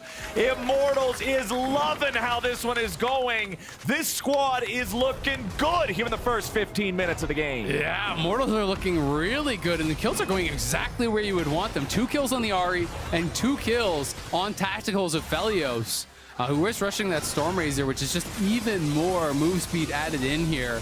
You get that proc, you get the move speed, you get the move speed from the Emilio shield as well, which is going to be feeling really, really nice. So it makes it so difficult to actually chase down and even get away in these situations. You know, Rich going in early with a pretty big counter-strike, but look where Tomo is, right? It's just way too early. Sure, you hit a counter-strike on multiple members, you throw out the ult, but Jinx is not in the fight. Yeah, Jinx can contribute the ulti, but you're never really going to win from this position. So Santorin's going in deep, and still, Tomo's not even close, right? Like, they're just not on the same page. If everyone wanted to take the fight and it was Tomo's mistake that he wasn't there, you kind of have to just accept that, take the L, and just say, hey, we can't actually do it. Gotta have to back off here. But in this case, Jensen gonna die again, just no flash. Yeah, slowed up, tagged up by everybody. Immortals, man, they're doing so good. It's just impressive to see. This is kind of what we talked about wanting to see from everybody coming into summer, especially with the late start, is how ready are you? How much have you been making use of this practice time? And Immortals are seeming pretty well practiced. They aren't even done yet. They continue looking for a little bit more as Diamond uses the wild growth on himself in order to stay alive. Tier 2 turret just drops. Oh my God. Tactical getting it done. Meanwhile, Solo up here in the top lane, the first 30-year-old to split push a Tier 2 turret in the LCS, continuing to apply global pressure. Get you a man who can do both. He can tank it up, he can split push. Don't need no Jax. He's being Jax better than Jax as Sion. Yeah, it's looking good. I mean, Solo's being Solo up in the top lane. Tactical and Treats were really doing well in the 2v2, and that advantage was kind of slammed home by Kenvi. You know, Santorin and Jensen were clearly, their game plan was to play around mid, right? And utilize the early power of that Annie, point and click stun up this Ahri, look for those ganks. But it didn't ever really happen because Immortals always had wards around mid lane, protecting Bolulu, and then once it was post 6, it was very difficult. Diamond does have flash, may have to use it. Steps away from the Moonlight Vigil. Nice sidestep. Treats wanted to get in there for the Ultra Mega Fire Kick, I think is the name. It's something absurd like that. It's Super Mega Death Rocket tier. Ultra Mega Fire Kick. You actually, I'm impressed. Let's go. What's the E? The Pop quiz. The E is warm hugs. Okay, nailed it. You're 2 for 2. You already know Cozy Campfire. Yeah. Do you know the ulti? Breath of Life. Okay. Do you know the passive? I don't even know if that's fair to ask. Fired up, I believe. Oh my God! First 30-year-old to know. Come on, man. Well, at least I beat Solo for one. The brain's still there. Still got it. I'm not entirely incompetent yet. Not early onset Alzheimer's just yet. Yeah, we're still even though I played Skarner, which has definitely slowed me down, we're in there, baby. We got 6,000 gold lead for Immortals. We've got a soul point game for Immortals. We've got all of this at 19 minutes into the game, Isaac. The only thing Dignitas have acquired for themselves so far in this game was the first Rift Herald. And yes, it did get them 2 plates in the top lane, but that's not nearly enough. No, I thought you were going to say sadness or something like that. No, I was being serious. You know. Well, I guess technically you were too, because right now it's a pretty sad state of affairs for Dig. It feels like we're not really anywhere that can be translated into something useful. Yeah. I guess one thing you could look at is the deaths aren't on the Jinx, so you're still trying to farm up down there, get the Jinx to a point where she can carry. 0 and 4 on Jensen's Annie has been the target of so much here of what Immortals has been doing. I mean, it's interesting, right? Because it was clearly the game plan of Dig to focus around mid-jungle and to put pressure on there, but the only aggressive flash that actually happened, like the flash was aggressive from Jensen, but that ended up kind of backfiring. And, you know, he has been in this kind of weird cycle where he used his flash aggressively one time, got killed because of it, and then just constantly getting pressured after that. So he's always having to defensively flash, and he's always missing that summoner and getting punished for it really, really heavily. So Immortal's in a great spot. Jax has not been able to establish any sort of side lane dominance. You can see objective bounties has spawned, and Immortals are just going to straight up start the Baron. You have White on Aphelios. This is going to get shredded. Has been spotted here by Dig, though. We'll see if they can do anything about it. Dignitas wants to challenge for this. Santorin is just immediately killed. The cut cutthroat gameplay of Immortals right here. They waste no time. As soon as Santorin is in range, they engage, and they guarantee themselves a 20-minute Baron. Now, Super Mega Death Rocket not doing a whole lot. Baron will go over to an Immortals squad that is playing some of the best damn League of Legends I've seen this team play in years. Yeah, what a clean game. I mean, Immortals are looking incredibly good so far. They started up immediately, mid-jungle, just go over the wall there. Kenvi nails the engage. The follow-up is there from the Ahri. Solo was even there for the TP flank if a fight actually broke out, but as soon as Santorin died, Dick said, never mind, we're just a prank, bro. Yeah. They just got right out of there. So now you're at Soul Point, you have Baron, you're up 7K, and it's 21 minutes in. This is looking amazing for Immortals, and we just have to see, can they cleanly close it out, right? Because we saw in that previous game, TL established amazing leads like this, but they really struggled to actually just quickly and cleanly close it out, and that's what I want to see from Immortals. That is a test for them now, because if they can do that, you can't really have a more impressive game one of the split.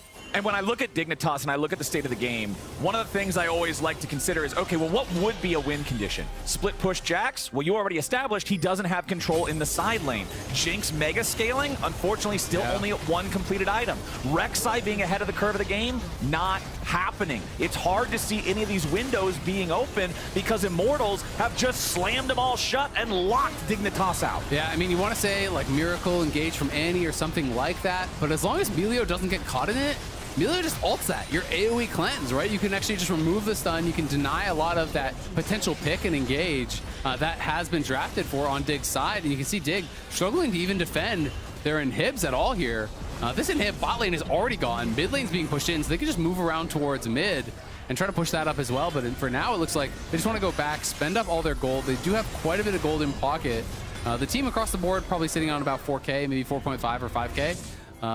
And going to be getting ready for this dragon. Yeah, and one thing I do want to point out, you saw that Diamond and Tomo had to retreat back into the fountain. Dignitas couldn't make any sort of a fight for that inhibitor. The damage that they took to take them both down to half HP was just the bonus Infernum damage and the punch through for having the blue gun. Yeah. That's it. Aphelios attacking the turret and standing too close to the turret. But yeah, the Hex Soul spawning in under a minute now. Immortals wants to be ready for this. Everybody's going back and purchasing. Redemption now completed for treats. The support on Immortals has more completed items than the AD carry on Dignitas. Ooh. That's how you know the state of the game is dire for the side of Dig. Never mind, it's great. Okay. Looking good. All right, we're there. We got the Gale Force, but man, things would have to go just perfect. Just perfect for Dignitas to be able to stand a chance in these fights. I mean, it would have to be big blunders, I think, from the Immortals side in positioning and also, execution in that team fight. There's double stopwatch as well. Santorin going to be pushed back immediately. Santorin. Tomo's the one who eats the Sejuani ulti there, willing to spend the cleanse to get away. Balulu goes over the wall, wanted the flash charm. They could have hit Tomo there. It would have been an insta-kill. Rich was on the side, ready to join up, but the fight dissipates before then. Yeah, no sums on Tomo is going to make this even more difficult for them to approach. It's a tough one to give over, though. Hextech is such a strong soul, but they don't really have any way in here. May just try to walk straight in and bully their way through, but man. Solo saying, you shall not pass. It's not happening, man. Solo's ready to lead the charge as Rich tries to escape off to the left, but Immortals are already going to claim him. He tries to jump out, and for now he does. Tactical wants the chase. He fires the Q, but he will not connect. Kenvi still looking to stay hot on his heels here with the Arctic Assault. Rich will get out. Miraculously. Wait, maybe not. Oh, the redemption from Treats to guarantee the Jax can't escape. Rich, again. Is it a guarantee? Sejuani doesn't do a lot of damage without hitting abilities. Kenvi still trying to chase this one. There it is. Takes him out. Rich falls 7-0 for Immortals. 8K gold lead. Hex Soul in their pocket. Now let's just see how fast they can close it out. The first two games of the day both ended in under 30 minutes. With the advantage that Immortals has and the way they've been playing so far, you know they'd love to join the club. Absolutely. They still have double stopwatch on their carries as well. They have this massive front line around them. Helios does everything in a great ulti. That was beautiful. Kenvi goes to the side because it looks like Santorin would have been the obvious target from where Sejuani was, but he throws that ult the other way, lands it for the immediate pick on Diamond. Nice stuff from Immortals. 2 inhibitors down in the enemy base now. Yeah, beautifully done. And they have another 6K or so to actually spend up. So they're just going to base. They're going to spend that all up. Continue to complete all these items. Looking really, really good. You can see 3K between mid and jungle. There was another 2K out on Kenvi. a couple hundred on top and support as well. So just going to be picking up everything that they can. Anathema's Chains makes a lot of sense. The only world in which this somehow is a comeback is a world in which Tomo, 1v9s, right? Yeah. So you grab the Anathema's Chains, you can kind of just walk at Jinx with that item up on him and really push him back in the fight, create space for your carries, make it a nightmare situation for Tomo, who still has no sums at this point. They're going to have supers coming in, multiple waves. Rich is just trying to push out bot as far as he can before they have to come back and actually defend through topside, but it feels like an almost impossible task because there's not even really any deep wards that they could look for a TP on. Everything has really been cleared out pretty well. There's that one ward over by the red buff, but Immortals are really kind of checking all the boxes. Like, look at all the vision they have in the enemy jungle. Immortals has been playing such a good game of League of Legends, and I want to go back to our expectations coming into this. It was 9th versus 10th, and Immortals are not looking like a 9th place team in this game. Santorin and Rich coming around from behind. Balulu escapes back to the safety of the rest of the Immortals backline as Solo joins up with Kenvi, and they're ready to be that wall that Dignitas cannot punch through. Jensen with a flash back over the wall in the jungle to escape as Immortals still at full HP. The battery of healing that is Treats doing a great job keeping them all topped off and protected. There goes the tier 3 turret. Final inhibitor in the Dignitas base is focused down next. Only one Nexus turret left, and it's got about one hit on it. Tactical can take that down with a single auto attack. There it goes. Only the Nexus stands. Rich at half HP. Dignitas have to make their final stand. Jensen at half, trying to hold these guys at bay as Immortals regroup and follow to protect Tactical. Santorin is dropped as Kenvi will finally be the first kill of the game for Dignitas. They pick up the enemy jungler, but it's still already a 2-for-1. They've lost their AD carry, and Dignitas are trapped in their own fountain. Solo's not going to let them away as Rich has to drop the counter-strike just to survive. Jensen continues falling back as Immortals continue pushing forward. 10-1, they get it done. Immortals started off with a win. 30-year-olds undefeated in the LCS. Solo first man over 30, picking up a win in the LCS. Immortals, that was an amazing game from them. They look so damn good here. These are two teams that were battling out at the bottom of the tables in spring, and Immortals clearly looking head and shoulders above Dignitas, at least here today. Tactical and Treats were great in the 2v2. Bolulu, did a good job avoiding that early pressure that Santorin and Jensen were trying to put on. They had great ward coverage from him. Solo was rock solid in top lane, and Kenvi, I thought, had an excellent game on the Sejuani. He was proactive. He was covering where he needed to cover. He was finding engages when he needed to find engages. There's really not much to criticize here. It's a 27-minute win where you got all dragons, all heralds, barons. You did everything. They missed the first herald. They missed the first herald. Good point. Because at the same time, they were diving bottom, denying them two waves, taking the same amount of plates the herald would have got, and giving themselves better tempo. Honestly, the only thing I have to say to Immortals after that one is, let's keep that up. Show me more of that. Because if Immortals can keep playing like that, hey, last split, it was the Golden Guardians that went from being one of those last place teams that showed up and proved everybody, hey, we can actually play really well. Maybe summer is Immortals' chance to prove the same thing if the gameplay keeps looking like that. Yeah, absolutely. And I mean, I think if you can really enable Tactical, and Tactical is feeling comfortable and playing at his best, this is a guy who can take over games, right? And that is something that people have always known. When Tactical is playing at his best, he's one of the best players in the league. Yeah. But he's just not always consistent, and that has kind of been the battle that he has fought throughout his career. But if him and Treats can play consistently well, can really be at this level, day in, day out, Immortals, I think, could get a lot done.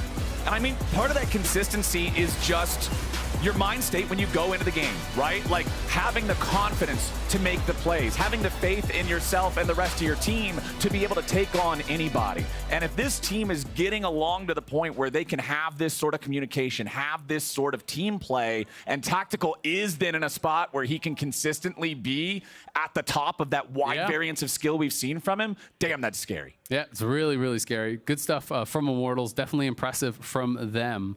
On the other side, Dignitas, just never really got going in this game, right? I talked about some of the kind of bright spots from them last split, which really, to me, was a lot about mid-jungle. And Santorin was often able to find, a lot of early pressure, a lot of early ganks. This time, he was really shut down pretty heavily. It feels like when you pick Rek'Sai, they know what the game plan is going to be. It's going to be about these early ganks. Mid lane was the only area that he could really attack, and they just did a great job warding it up, covering it, and kind of denying any opportunities that he had. Yep. Shut down in the early game on Rek'Sai feels bad, man. But hey, a reminder to all y'all LCS fans, Fantasy LCS is happening on Sleeper. It's not too late to sign up and start a league with your friends, then crush their dreams with your own LCS super team. Anybody that drafted Immortals players did just that just now. You can head on over to sleeper.com or sleeper.app to give it a try. But with game 3 of the day all wrapped up, we're going to join Emily and Solo, the first 30-year-old player of the LCS, on stage to get interviewed. Post-game interview. I think they shortchanged you. We have a whole list of achievements. First 30-year-old to get a CS, first 30-year-old to get an assist, first 30-year-old to win an LCS game. Oh, you put so much emphasis on that. Yeah, going into today, did you actually know that you were the first 30-year-old in the LCS? I remember Jat messaged me and he asked me, he's like, is it true you're 30? I was like, yes, Jat, that is true. That's, I mean, we're all older than 30, but it sounds like he's like, is it true you're old? Sounds like he was throwing some kind of shade at you. But in terms of looking at this game, I actually was looking at kind of your early game strategy, because obviously they really want to play through mid technically with the Rek'Sai and the Annie, but it was actually you that had the first successful mid gank with your team. So how did you approach the early game, and did you try to attack mid specifically? Yeah, I mean, we felt really comfy with the draft. I mean, I think they have Rek'Sai and Jax, so they really have to make a lot of stuff happen early. They have to make a lot of stuff happen early, so we knew like we just had to kind of chill and scale. And you know, luckily we found a weak point. Jensen was just kind of getting exposed a little bit. Like we just kind of went for him every play. After we got the first kill, it was just really easy to keep snowballing and like get the dragons and stuff. So, but everyone played really well. I was super impressed. Like everyone was calm, and it was a good game. Yeah, I was gonna say, you guys looked really well coordinated. That was the first play where it really came together, but overall, you guys looked like you had a pretty good idea of A, how you wanted to play, and B, also how you wanted to cover the map. So with this new lineup, obviously this is the latest team that you're playing with. How has communication been, and how is the roster coming together? It's been great so far. I think everyone's putting a lot of input. I think Treats has been especially like such a good in-game leader. It keeps it kind of simple and calm and everything. You know, we just go for smart plays we think about, and I think to us, it's like, we just try to keep it simple, you know? LCS, like, it's just all about the finer points, and we don't really need to go for these crazy plays. It's just all about like making sure that you just have a positive play every turn, and you'll be good. And then in addition, obviously, to being 30 years old, which I think they keep flying lower thirds more of your achievements. So if you hear the audience cheering you on, that's probably why. Yeah. But what do you bring to this team specifically? And like, what do you really want to establish for yourself with this IMT roster? I mean, it's been the same for me for a while. Like, I just want to come in. I've been playing a long time. I've been on a lot of teams. Just try to keep it stable. You know, I just have a good eye for things when you played LCS as long as I have. Like, you just know what's effective on stage and what's just a good scrim thing. So, you know, I come into a team, I play my style, I do my things, I do my job, and then I just try to be like, hey, this is the direction we should head in, this is what's winning, and then go from there. All right, awesome. Well, thank you so much. Congratulations on being the first 30-year-old to extensive, long list of things you did in that game. Amazing. And then obviously winning. Thank you so much for taking the time. The audience loves you. And on the other side, we have NRG Oversimplified.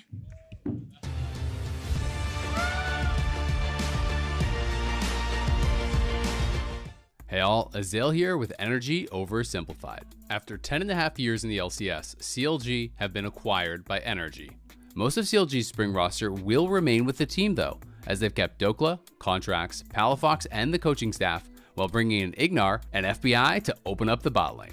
This isn't their first foray into League of Legends though.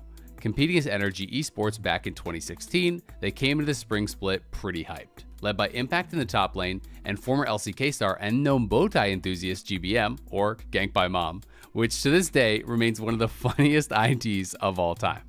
NRG started out hot, and off the back of strong performances from GBM, including a 2 Baron steal game against Dignitas, they were tied for second at the end of week 3. Unfortunately, it was all downhill from there. They struggled the rest of the split before being bounced by TL 3-0 in the first round of playoffs. Disappointed, the team blew up the roster, trading away everyone except GBM. They brought in Quas, Santorin, OQ, and KiwiKid, but the new team never really clicked. And after finishing the regular season in 9th, they were sent to the promo relegation tournament where they were taken out in back-to-back series by Echo Fox and a stacked Cloud9 challenger roster featuring You guessed it, contracts. After exiting the LCS, Energy won a World Championship in Rocket League, claimed numerous Apex Legends titles, won back-to-back Overwatch League Grand Finals as the San Francisco Shock, and qualified for Masters 2023 after finishing second in this season of VCT Americas. Now rejoining the LCS, we are excited to see what they can accomplish in League of Legends.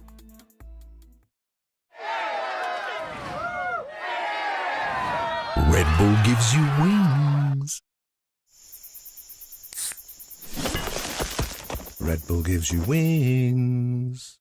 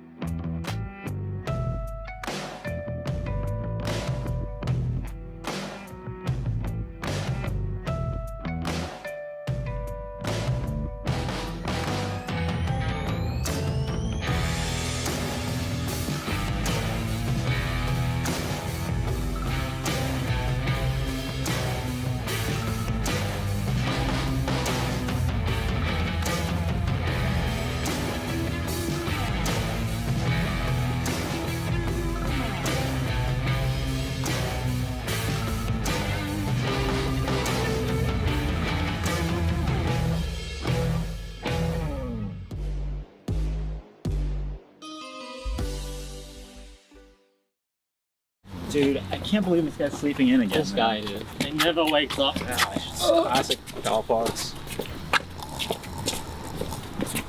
Alright.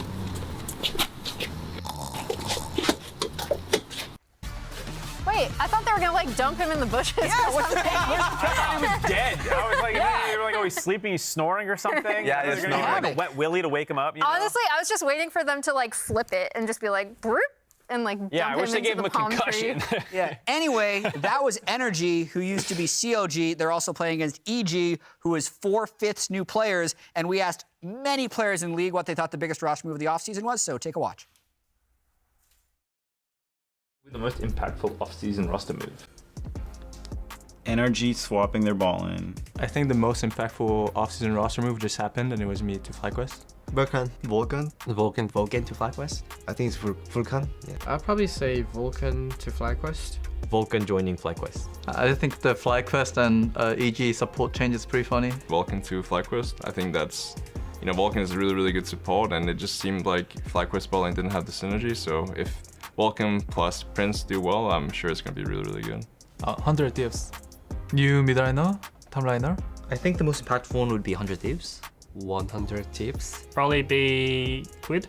Quid for 100. Quid coming to 100 Thieves, and someday I think two very, very strong solo laners together with Closer will be a good fit.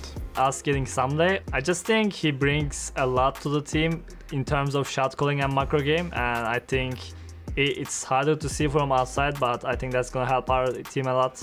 Dignitas top laner? Yeah, because he's my friend, so he's come NA. Yeah, so excited. Obviously Dignitas and Diamond to Dignitas, and because yeah, Dignitas as well. I think probably IMT. The most impactful roster move would be ours or Immortals. Solo to Immortals. I would say EG's roster moves definitely put him in a hard spot. Yeah, I mean, EG, I think was a pretty big one. I'd say maybe Revenge to EG. Me coming to EG. Evil Genius. Well, I think EG nuking their entire team is like pretty impactful. For EG men's. Evil Genius for the Armao. EG. I didn't think they're gonna flash the button over, 4 people out, Okay, I'll do EG. I feel like those other moves aren't super impactful. They'll be like minor changes. But the EG changes, could go either way. Most impactful offseason move gotta be EG. EG, as Double have said, they just nuked their entire roster. A lot of people think that they have no chance, that they've made a huge downgrade, but I have some thoughts because EG is not as bad as you think. What the hell? Let's start with Revenge. So he's been described by many as underrated. And when I say many, I mean pretty much any top laner you talk to knows that this guy is very difficult to lane against. He's just never been on a winning team. Not his fault. He can only control the top lane. Also, he quit med school to become a pro player. Many people forget this, but I have a theory that people who are good outside of League are more likely to be good in League. It's like if you're a talented person, you know how to find success. He could find success in the medical industry, or was about to, but he decided League instead. And also, he actually usually wins lane more often than Someday did in the spring split. Oh. Is it an upgrade? I'm not sure. R. Mayo. He was actually 2-1 up on Blabber in the 2021 spring finals when he was subbing in for Santorum. People forget that. He won Proving Grounds back-to-back in 2022. Also, has a lot of LCS experience. Also his name, R. Mayo, not Armao. Just think R. Mayo every time you have to think about that. And he won an LCS title last split, actually. He was coaching Cloud9 and learned a lot from Blabber. I had an extended conversation with Armeo after their spring split championship, and he's going to have a lot of takeaways for this split. Moving on to their mid lane, as Armeo has hit rank 1 multiple times. People already think he's good. Sounds about right. Yeah. Yeah. Nothing to add. That's it. Yeah. Whoa! You don't really need supporting arguments. Unforgiven, their bot laner. You may wonder, where has this guy been? I can explain it to you. He wasn't as popular as Doublelift. He might be better, but not as popular. So he was subbing. He was the first team LEC All-Pro 80 carry a year ago. Wouldn't you say? It's pretty weird that he wasn't starting last split. He's starting now, so he's going to be pretty good. Also, we have Ayla, the support. OPL MVP of 2020, 2-time Proving Ground champion, great person, and a great shot caller. He has also been criticized by pretty much everyone, so he needs to shut off those external noise factors and make it work. So that's it for Evil Geniuses. Not as bad as you think. Do you guys have any questions really quickly? What's my takeaway here? Yeah, what are we supposed to learn? Because you're saying not as bad as you think. Were you paying attention? We can go all the way back from the start? Were you paying attention? Look, maybe. You have a clicker? Are you actually controlling that? Wow. Of course. They are not as bad as you think. That's the takeaway, Raz. Caster's takeaway. What if I Appreciate think that. That's the takeaway. I put them 5th. Muchas gracias, Chad, and welcome back, y'all. We got a little caster swapperoo. It's your boy Rafa and Kobe on the desk here. We got 2 more games to close it out. Energy taking on Evil Geniuses. A lot of big takeaways going into this matchup. There are. I like how Jack outlined half of them in the presentation. At least the Evil Geniuses half of it. Meanwhile, for the Energy half of it, the death of CLG weighs heavily on a lot of us. CLG is no more, but this is going to be Energy on stage for the first time here. Super excited to see what they can pull out. Bottom lane swaps, a lot of them, it was their own players saying that was the most impactful move, but a lot of players think that was actually the most impactful move, was changing up their bottom lane. And indeed, FBI and Ignar definitely could be huge difference makers for this team. I've talked to a couple of the players already, and they've been pretty hyped with the early scrim results, at least. Yeah, a ton of questions coming around for both of these bot lane swap ups. You're already talking about FBI coming in. I mean, this was a guy that has gone to multiple finals with 100 Thieves in the past before. So we know that this guy has been tested and he's been proven in the past, but then he started becoming more underrated and slept on when you have AD carries like Berserker and Prince running the league. Even Doublelift had a pretty darn good split with 100 Thieves last spring as well, but FBI wants to prove that he's still at the top of the table. Meanwhile, on the other side, it's Unforgiven. He was in the NACL last spring while he was sitting behind Doublelift in 100 Thieves camp, but this guy was undisputedly the best player performing. I mean, for good reason. First All-Pro in LEC, 80 carry. I mean, that's a pretty big resume coming into the split. Yeah, there's a tremendous amount of hype for this bottom lane as well coming into it. So going to be a very top tier matchup. I would also say, Jet got to gloss over the Jojo Pyun hype because everybody already thinks he's good. Yeah. But I did really like that he went to Korea and started turbo grinding Korean Challenger and very quickly jumped up to the top of Korean Challenger. So he does seem like the fire's been reignited, because I think the only questions around Jojo was never, the ceiling of the talent of him as a player. He's definitely one of the most talented players for the possibilities here in LCS if he can play it at his best. But sometimes it is, how serious is he taking it? How sick is he? Motivation, a lot of these different factors, focus, and cohesiveness with the team as well. So super excited to see what it looks like with such little time to build team synergies here, to see what they can show on stage. And it's definitely the biggest roster swap that we've had for the summer. 4 players swapping out for new players coming in, but 2 of those players, Armeo and Ayla, have time together playing on that very successful Team Liquid Academy run in Proving Grounds, back-to-back champions. This was a duo that did a majority of the grunt work for their wins and dominance. I'm personally excited, as coming from the challenger scene, really excited to see that duo kinship reignite on the stage today. Yeah, it definitely helps to have some of those existing relationships, especially if, like Ayla, let's be blunt about it, did not have a great time there with FlyQuest. Got in late, then got a ton of criticism because the performance started lacking. So it really does help when you have teammates that have pre-existing, trusting relationships there with you to work. That's right.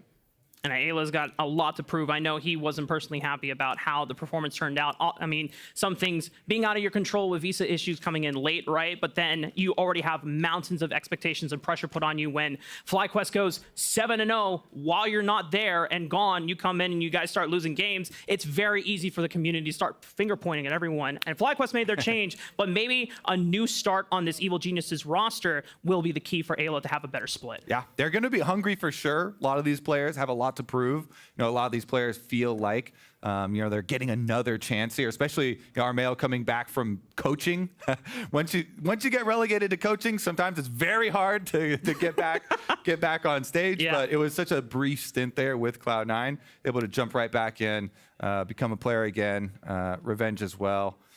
See what they can do. We are still, of course, fixing up some things. There's quite a lot of toilet paper, tissue paper all over JoJo's setup here. So JoJo had quite the spill, apparently. You can't get the keyboards. We'll work on that. We're getting there. A little bit of mess on aisle 3. The other thing on Energy that I want to really highlight, even though the bot lane swap is massive for this team in terms of change, I think a lot of people are sleeping on the fact that Energy had a really good run in spring. They finished the regular season, I want to say 4th place, something like that, yeah? So Yes. Okay, thank you. Thank you. Audience is confirming. I just want to make sure I didn't put false information on the internet. But the fact that Energy has big shoes to fill, I think this is something that a team cannot be slept on again in terms of favorites like FlyQuest and Cloud9. All right, I've got an important update. These towels are not actually for any spill that had occurred. That is not the delay we're having. The delay is something else. These are just because JoJo now likes to wipe his hands a lot when he's playing League. I think he's just really sweaty now. Does he get sweaty hands? Ever since he was grinding over in Korea, yeah. So now he's got plenty to dry off. If there's any sort of moisture in the area, boom, soak that right up. Well, I hope the knees aren't weak, or the Mom Spaghetti isn't coming out either. Otherwise, we're in a bad time. But we got Champ Select. Here we go. All right, Kobe, tell me. Nico has had a 98% presence rate globally. Does she actually get picked up, or is she one of the first? Never mind. Yeah, Nico gets banned. Either Zeri, Yumi here, because Aphelios is already taken off the table. There's a lot of pressure on bottom lane right now with the current meta. Milio, Yumi, Zeri, Aphelios are all very, very big issues. I do agree with Aphelios being just right out the gate your first ban because you're playing FBI. Yeah. Definitely one of his favorite AD carry champions and extremely strong in the meta right now. Cassante also deserves to be there. Showmaker is happy. The Vive following, a lot of people have been dropping the bans on the Vive. Personally, I actually prefer the Maokai right now. Sure. With the Maokai build not being the demonic build. I think so many Evan people Shroud, need right? to go with the Even Shroud into the Sunfire and Abyssal. It amps so much damage for your team. You have so much CC, so much setup. In the team fight meta, it's incredibly powerful. And you're still a legitimate tank. You know, with Demonic Embrace, you have a lot of HP, but you don't really have any resistances behind it. But you know, Maokai might be something that either these teams go for. Armeo, no, we know that he loves his facilitator junglers. Sejuani, Maokai are definitely in that wheelhouse. Gragas is a great flex pick. 3 ways that this could go for either Armeo, JoJo, or Revenge. Yep. Definitely a very good opener here. The most flexible champion in League of Legends, even though he doesn't look it. On the other side, the Jack. Wow, that's actually, is that fully locked there? Because usually you pick the Gragas to counter the Jax in lane and handle Jax up there. So yeah, that's why it's just a hover over. Not going to jump on that one. Don't want to go into an already showing Gragas here. And they'll actually take the Annie side of it because Nico is banned. So that is kind of the premier stun, setup, roaming, mid laner here. And Milio currently is the best support. Yeah. I was surprised to see that some of the teams are letting it go so far down the draft ban phase, but it just all comes down to if you have a really strong marksman player to pair it with. But there was a cat let through the ban phase. Who let that happen, guys? I thought we were not going to have any Yumi today. That's interesting too. They're pairing it with the Lucian here instead of like going for the classic Zeri combination with it being available. Since they're facing the Milio, maybe they were worried about like Draven into it. Milio Draven is also incredibly dominant lane. But because EG don't pick up the Zeri to go with their Yumi, that means that Energy get it with their Milio here, which is another really strong pairing. So that combined with Annie roaming power does look like a good 1-2-3. Now into the second round of bans. Junglers are still needing to be searched here for both sides, Energy, EG. I mean, technically, Gragas could still be flexed for Armeo if JoJo and Revenge want to splash a little bit more physical damage, let Armeo be a solo AP threat on Gragas. Wukong being taken off the table, Nocturne. So you already see that both teams are aware that they need to diminish the jungle pool even further. Interesting here. If you're going to whittle down the jungle pool, Maokai and Sejuani very prominent right now. With it being an enchanter meta, and we already have 2 enchanters for bottom lanes locked in, it does put more emphasis on having CC, having setup come from your jungle position as well. Yeah. I guess the only like floating jungle carry still left would be the Kindred. That is pretty prominent here, but the Sejuani Maokai trade fairly likely as they ban out the Jace. They don't want them to have the AD option for mid lane. That's right. I mean, if you were to lock Kindred here with Gragas, that's a great combo because you can at least punt people out with that explosive cast and setup, but you still need someone to be a reliable frontline CC. Evil Genius is aware of that, at least for Energy's side. Someone's got to be the tank. Someone's got to be able to walk up into those bushes late game and not get absolutely blown up by the damage that comes from the other team. Poppy would be a tank that fits in the role. Contracts is also a big Poppy fan. Sure. big Poppy fan, and it gives you a lot of priority around those objectives. Poppy ultimate, opponent out, so you can secure them pretty easily. It is technically also flexible right now. You can flex it to top side of the map. Yeah. Top side Poppy is also thriving. I feel like Dokla would want to play something a little bit more damage carry oriented though. So, but Contracts, if that is his Poppy, it does prevent a lot of other junglers that have mobility because you can always block them with the steadfast presence.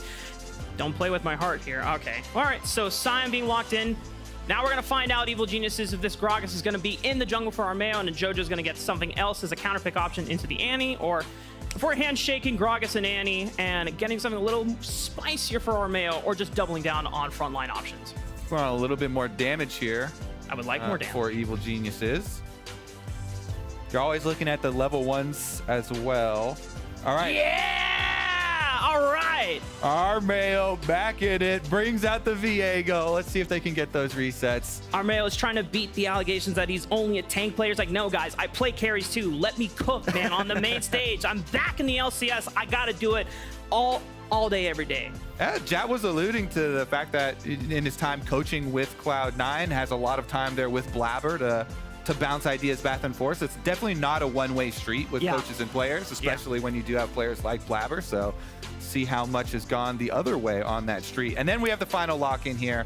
Dokla does pick up the Ornn into the matchup here. So I'm sorry, Rafa, it's not a bunch more damage, but it is that security of massive late game. You've got Ornn upgrades here for Azeri Melio, and plenty of frontline of CC, both Engage and Peel on their side. And it's not like this Energy roster is unfamiliar with late game territory. A lot of the games that they won in the spring split, big upset ones where they just huddled and stalled it out until 40+ minutes.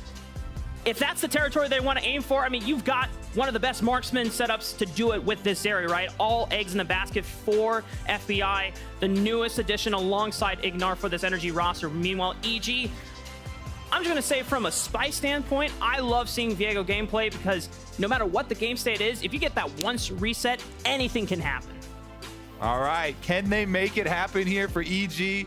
Just getting this squad all put together, blew up the entire roster in between the year here, between spring and summer.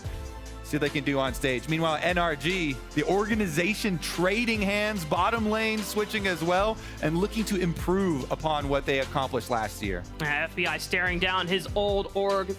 He was let go, whereas EG, a bunch of new phases means a world of new possibilities for this summer split. Both of these teams not necessarily hyped up to be in the top 3 conversation, but they will do their damnedest to be a dark horse for the summer split as we take to the stage for their first game. Looks like we aren't going to have any sort of shenanigans early on. No sweepers coming out for anyone starting either. All wards probably going to be the standoff here, even though Armeo is fishing around Raptors. Oh, prowling projectile. I don't think it connected. All right, we're just dancing. We're having a good time here in the river. Unforgiven and Ayla poising for a more aggressive take. I don't know if EG wants to go for a lead invade. I mean, there's a lot riding on this bottom lane for this entire split and the direction you want to go with for both of these teams. Yeah. You mentioned already FBI first game back out against his old organization. There were a lot of rumors flying around about the reasons why EG blew up the roster, and a lot of them surrounding not being able to afford the big star power that they had. See if they can make them pay for it. Revenge and Armeo coming in, and Dokla hits him. If JoJo shoves wave hard here, he can get prio, and then they can go for this delayed invade. I don't know how much they're looking to achieve off of it, but they're doing a decent job of bullying Contracts and Dokla and preventing them from starting, but Armeo and Revenge are also delayed at the start as well. Yeah, pretty rough there for EG. They just get stuffed on their attempted steal of Raptors here, trying to utilize the Scion. Armeo even has to use his potion early there on the Viego. Usually you want to save that for after your clear, for when you go for your gank, so you can have more all-in potential. And good defense there from NRG, defending those Raptors for Contracts. Poppy got some nice buffs and is the reason why he started to get right back into it. A lot of them were some of the shock damage on the Q, so that big AoE that you use to instantly clear out those Raptors feels quite nice. A curious start here from Armeo. He did Wolves, got level 2, and now he's on the bottom side of the map looking for red buff, so I wonder if he wants to beat Contract to the punch and hitting bot lane first as a gank. He could skip all these camps once he hits level 3 and just beeline towards the bot lane. Look at the most, get some summoners burned. Yeah, Unforgiven right now kind of trapped under tower with the Yuumi on it. The Lucian plus Yuumi, pretty rare combination, but should be able to scrap together the rest of the CS here, as it is an early recall for FBI and Ignar. Be able to get that nice shove off. You get your little cheater off. Armeo bounces back. It's still level 2. Does have his flash. Could go for the... Does he have W? I don't know if he started E or W second. We'll find out. They're looking for the gank. Body slam flash, and they connect the W. Don't even necessarily need a flash, but Armeo gets it. The follow-up, and that's first blood for Evil Genius. Oh, he's got the W, all right. Gets that stun, has the flash, and they get Palafox not only the kill, his flash down for the Annie as well from mid lane. Gonna reduce so much of that early playmaking potential. Man, what a bounce back there for Armeo, able to make it happen even with just being level 2, chased off of those Raptors, still completes it here for JoJo in mid lane. And JoJo is the player that they completely rebuilt right back around. Yep. The star player for sure for the squad.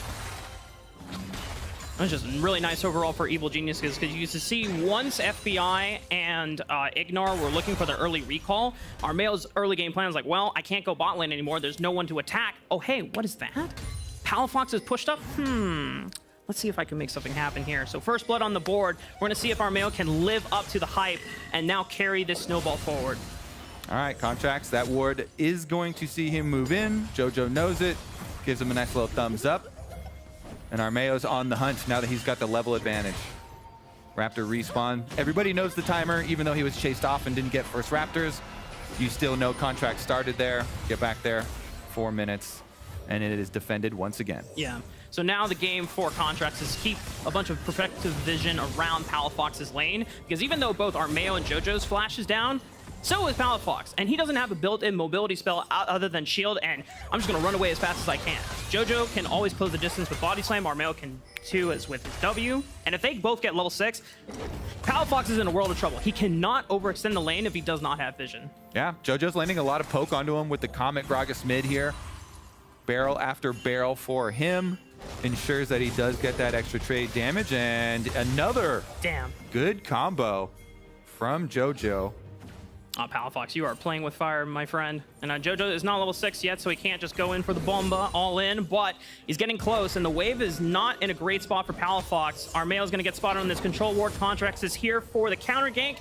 They're not going to get anything off of it, but it just ensures that Palafox does not die to this look from Armeo. I mean, they're trying to get this wave in. They're just scrapping here. Palafox had very little mana left, in addition to having very little health left. So trying to deal with the mid lane wave here. They end up even calling Ignar over as well. Recall finally goes off there for Palafox as JoJo thins it out in mid, and he'll get to the first level 6. Yeah, that's got to be super frustrating for Palafox too. He doesn't have teleport either, so he has to take the long walk of shame back to his lane. He's going to be down at least a level now for the rest of the game, and if JoJo starts to use that advantage, like you said before, if he gets level 6 first and goes for the all-in, Palafox is going to be in trouble. Meanwhile, we take a nice little detour up towards top lane tank farm situation. Nice. Pushing wave in. Bunch of noodles slapping each other. Dokla will be able to collect here. All right, let's see if he drops any. He hit the cannon. And that's all there is to see on the top side. Nothing more, folks. It's like when you go to the zoo, it's like, and we have our awesome lion exhibit, and they're sleeping. Maybe next time, folks. We'll come in tomorrow. We've seen enough. There's a 3 CS difference. Big action. Bot lane's got a nice push. Looking for maybe a drag rotation. I don't know. Maybe. Yeah, I think with the crab secured, control ward down here on Dragon as well. NRG just securing their vision first. JoJo does lose control of the wave a little bit here. Palafox is now level 6 as well with the Annie. Flashes are coming up for both JoJo and Armeo, but so is Palafox's flash. They know their timer's on the same as that But JoJo is looking for mid push at the moment while he's still bullying off Palafox. Armeo clearing out the vision. He has bot lane push at the moment. They know Contracts is on the top side of the map, so this should be first dragon secured for Evil Geniuses. The question is, can NRG reset in time and look for a Rift Herald off the back of it? Yeah, I think NRG just going to full give here as we see the Scion rotate through River too. So very nice stuff from Revenge as well, coordinating with the squad. Armeo moves in, as you said, with bottom lane push. He can start up the dragon. Mid lane pushes right back for them. JoJo gets control of the wave. And with Scion, you always have that extra leverage. Yeah. Being early in the game and having the option to just walk down River and ult through really does mean NRG commit to their decision. Give up Dragon number 1. Definitely don't need it. Definitely don't want to risk it. And on the flip side, you know, Contracts is the first one on the top side of the map with a nice clean reset as well. He's going to hover to make sure that JoJo doesn't get the best of Palafox or can at least reserve some of his HP. I mean, JoJo's going super aggressive, but Armeo's on the Krugs, so he's forced to use the explosive cast. At least that keeps himself alive and Palafox to reset. Yeah, really smart there from JoJo, and he absolutely dismantles NRG 2-1 here. Wow, Palafox is going to die. Oh, yeah. What the? What was that? A flash auto attack? I think it was the belly slam into the flash. Or, yeah, we're going to need to get the slow-mo replay. That looks so scuffed. But, yeah, I thought Palafox, I don't know why he was stepping up there, even though he got the stun. He was such low health, and JoJo's able to make him pay for it with the flash play. Armeo then instantly starting up this Rift Herald. Got to be a little slow on this one, though. Contracts is waiting in the wings, has Keeper's Verdict, the flash forward from Dokla. Call the Forge God, but Armeo flashes over, and nice interrupt from JoJo. The body slam denies the ultimate. Palafox is teleported back, but the jungler's already dead, and JoJo is absolutely smurfing this fight in the river. Double kill for the mid laner. Oh, he is sweaty, all right. JoJo is styling on the whole team here. Outplay after outplay. JoJo smurfing. Armeo's gonna get another objective for the team, and Rafa, this gold lead is already ballooning pre-10 minutes into the game. Big gold off of Rift Herald. You're also going to be ensured the extra plates with your Rift Herald. Holy moly. Okay, so let's get another look at it. I was already like, man, this is kind of questionable walking up to the wave here for Palafox. He puts his shield on, goes for the stun, and then walks forward still. And JoJo, yeah, it was the flash auto. Just hits him with the headbutt. Oh, meanwhile, all the action on the top side of the map, there is an isolated 2v2, Unforgiven and Ayla just run down FBI, and it's the calling. Oh, man. The tickling gets the best of him that time. Rafa, this team, it was blown up, and they're looking better than ever, actually. Evil Geniuses coming out on fire in the LCS. That's right. I mean, game 1, you know, I want to temper expectations. I'm super hyped to see this kind of look day 1, but there's still an entire summer split. Now, if Evil Geniuses carry this momentum, then I'm telling you, that will be a dark horse that we'll be looking at to challenge the top 3. All right. So, JoJo done such a good job this game soaking up pressure in mid lane. He's constantly chunking down Palafox.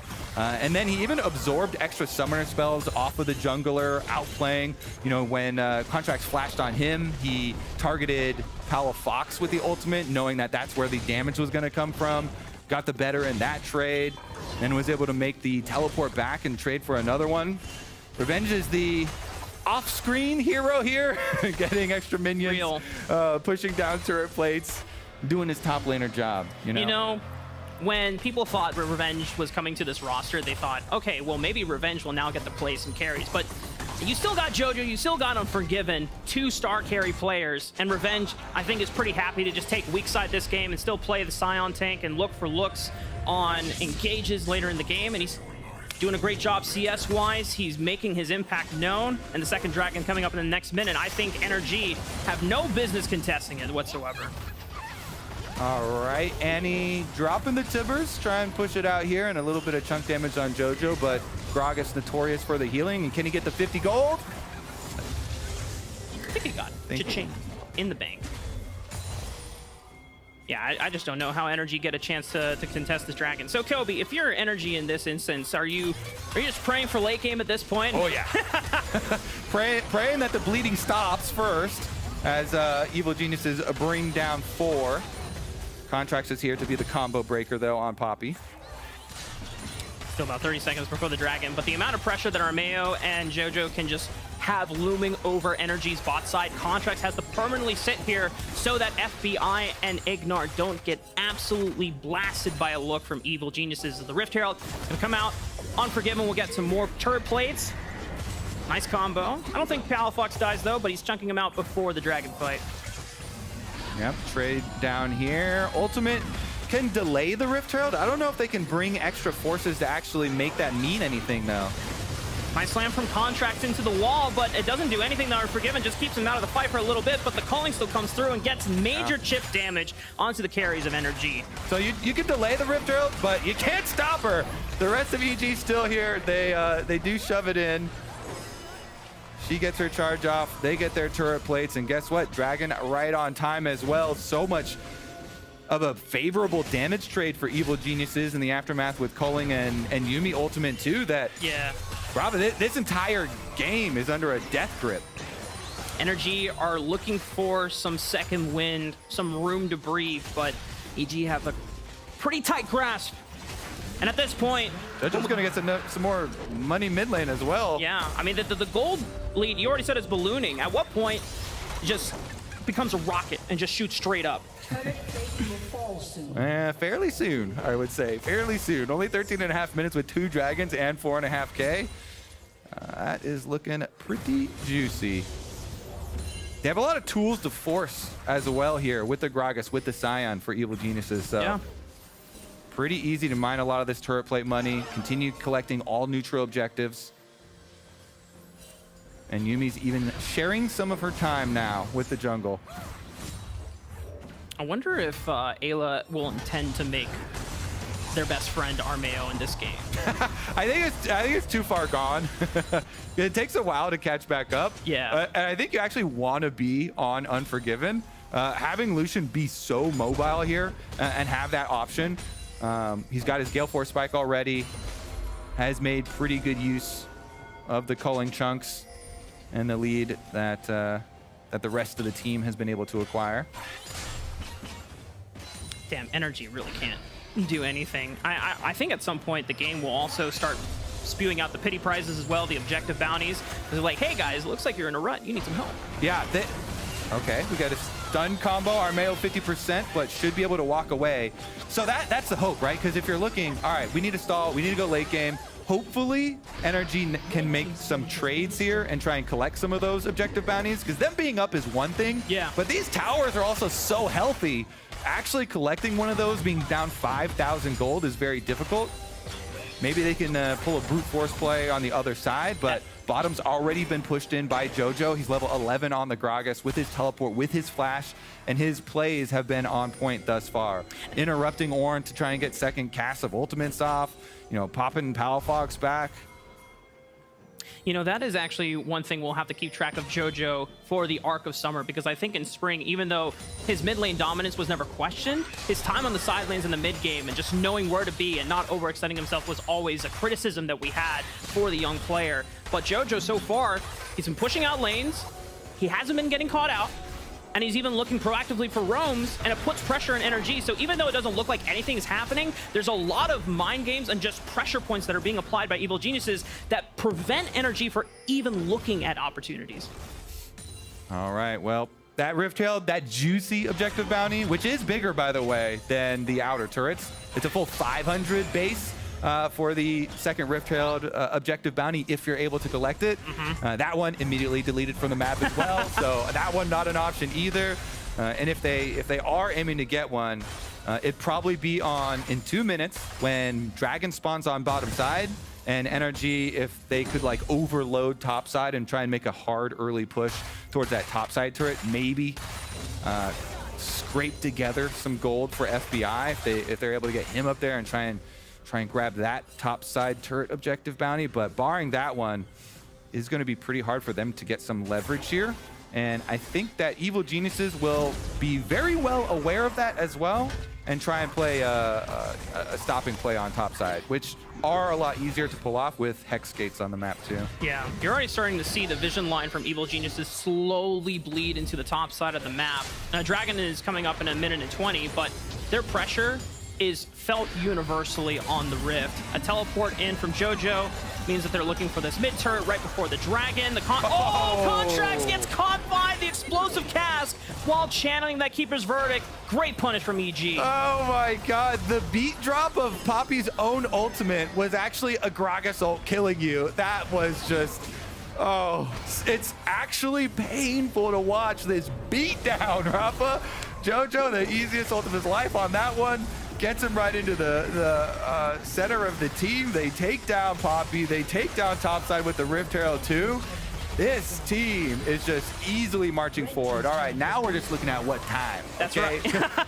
Because we're approaching 18 minutes here, approaching 30 seconds on this Dragon. That's going to be a pretty quick Dragon number 3 for Evil Geniuses. That's right. And since they're already able to shove back out topside, take down that topside turret, they should be able to deny Energy the trade play. Yeah, Evil Geniuses are on track for Soul pre 25 minutes at this point. So, not gonna lie to you, Kobe, for any Energy fans in the audience or at home right now, it's looking rough. You're hoping that maybe FBI just goes crazy and Evil Geniuses mess up and blunder big time, but Evil Geniuses, how clean can this win be? That is the next mark that they have to achieve because they've already done a great job early game. Mid game is going great, and Dokla is punted back by the explosive cast from JoJo. All right, Gragas ultimate down is actually big. They go for the flash play. Palafox. Uh-oh. Oh, and the teleport's coming in. Revenge, who is your target? Who do you want to look for? Palafox is isolated out. He doesn't have to do anything. The unstoppable onslaught hits FBI in the face, and it buys time for the rest of Evil Geniuses to follow up. Armeo was looking for a flash as he had the stun from the Annie as he possessed, but they can just kite on back. Dokla already used the Call of the Forge God to slow down the fight, but it's still a numbers advantage, and JoJo Pure body slam flash! Oh my god, it's beautiful from Evil Geniuses! Decimating smash on top of it as well! They are wiping the floor with energy! Yeah, they can take whatever they want now. The front door is open. Dragon will be collected by Armeo, and JoJo once again will lead the charge into enemy territory. He still had the flash, even without the ultimate, goes for the big play, gets another one for them.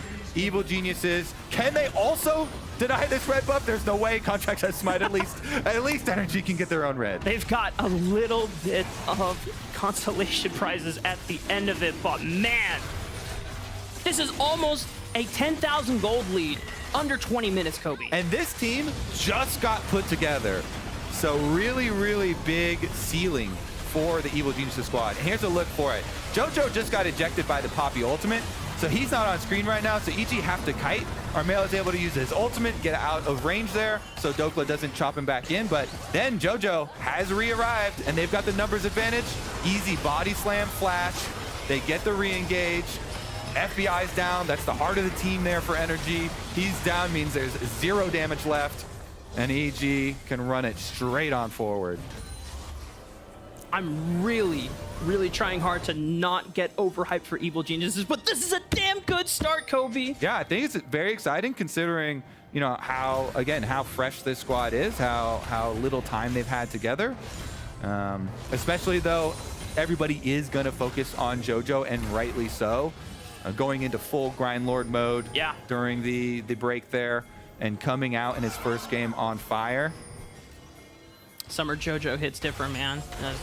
Motivation at an all-time high. JoJo already showing what he can do when he's at the top of his game. Oh, what a beautiful wombo! Explosive cast into the CC bounce house that is the Evil Geniuses composition, and the resets are coming in for Armeo as he possesses contracts. No jungler, no mid laner for Energy. That's a free Baron if I've ever seen one.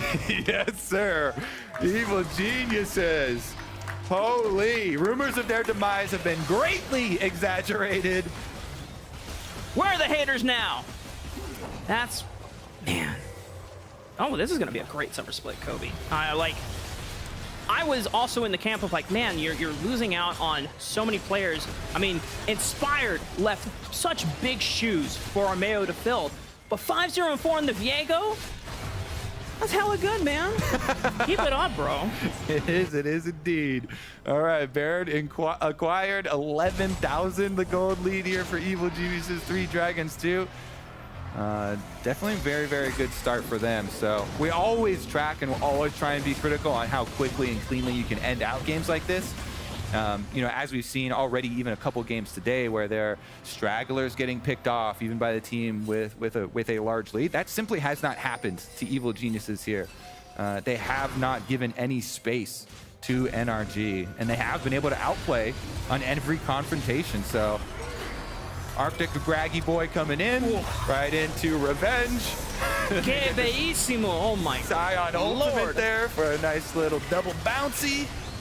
And they're pretty much dead. I mean, they have so much CC to just lock down and pick off targets one by one. Doku, I'm sorry, buddy, but that jungle no longer belongs to your team. The only extent that you can be extended on is in your own base.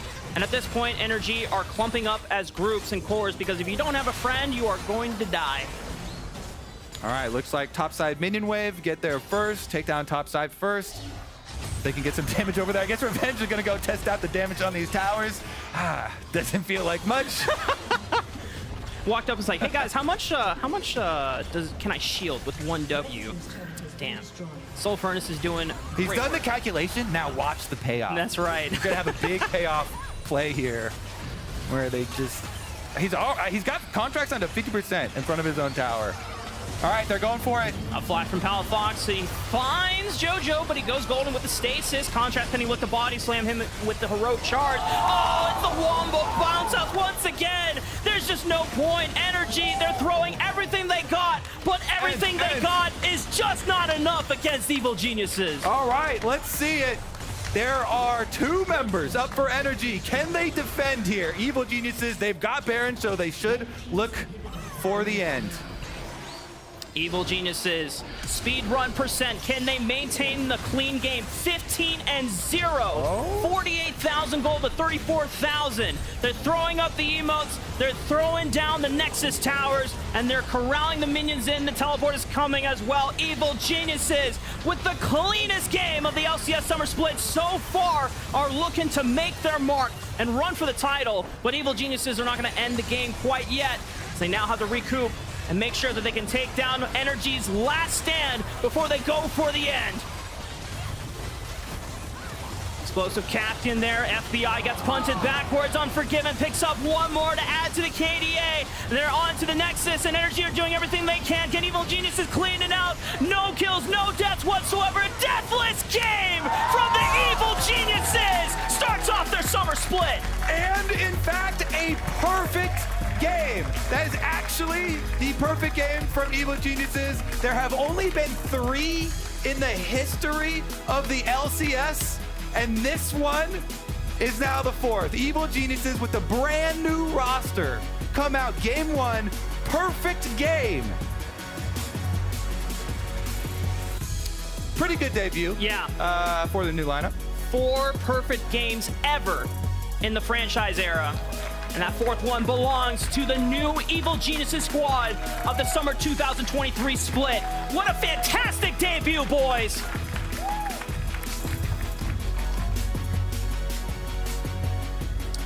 All right, back to the drawing board there for NRG though. Yeah, that was a rough one. They went a lot of scaling, but honestly, they got outplayed. Yeah, I mean the biggest focal point for them and the hope was FBI on this Zeri. You had the Melio as well to scale into the late game, but even when it wasn't that much affected by the top 3 core of Armeo, Revenge, and JoJo, we saw off-screen Unforgiven and Ayla get a solo 2v2 kill on FBI. And that means all pressure points just completely collapse from NRG in this opening draft. And it probably just mean for them that they severely underestimated Evil Genius's firepower at the start of the split. And they're going to have to rethink about that when they get to the next game. All right, here's a look at how it ended. At this point, NRG know they're very desperate. They're so far behind. They've got to go for something. So they make a play on the top side. They eject 1 player. They go for the Dokla ultimate here, but Contrax was already 50% health from mid lane there from Zion Chunks. And after that engage is Zonya's. Not really any follow-up. Not much hope left for them. Plenty of time there. Evil Geniuses then can just push it forward with the power of that Baron buff.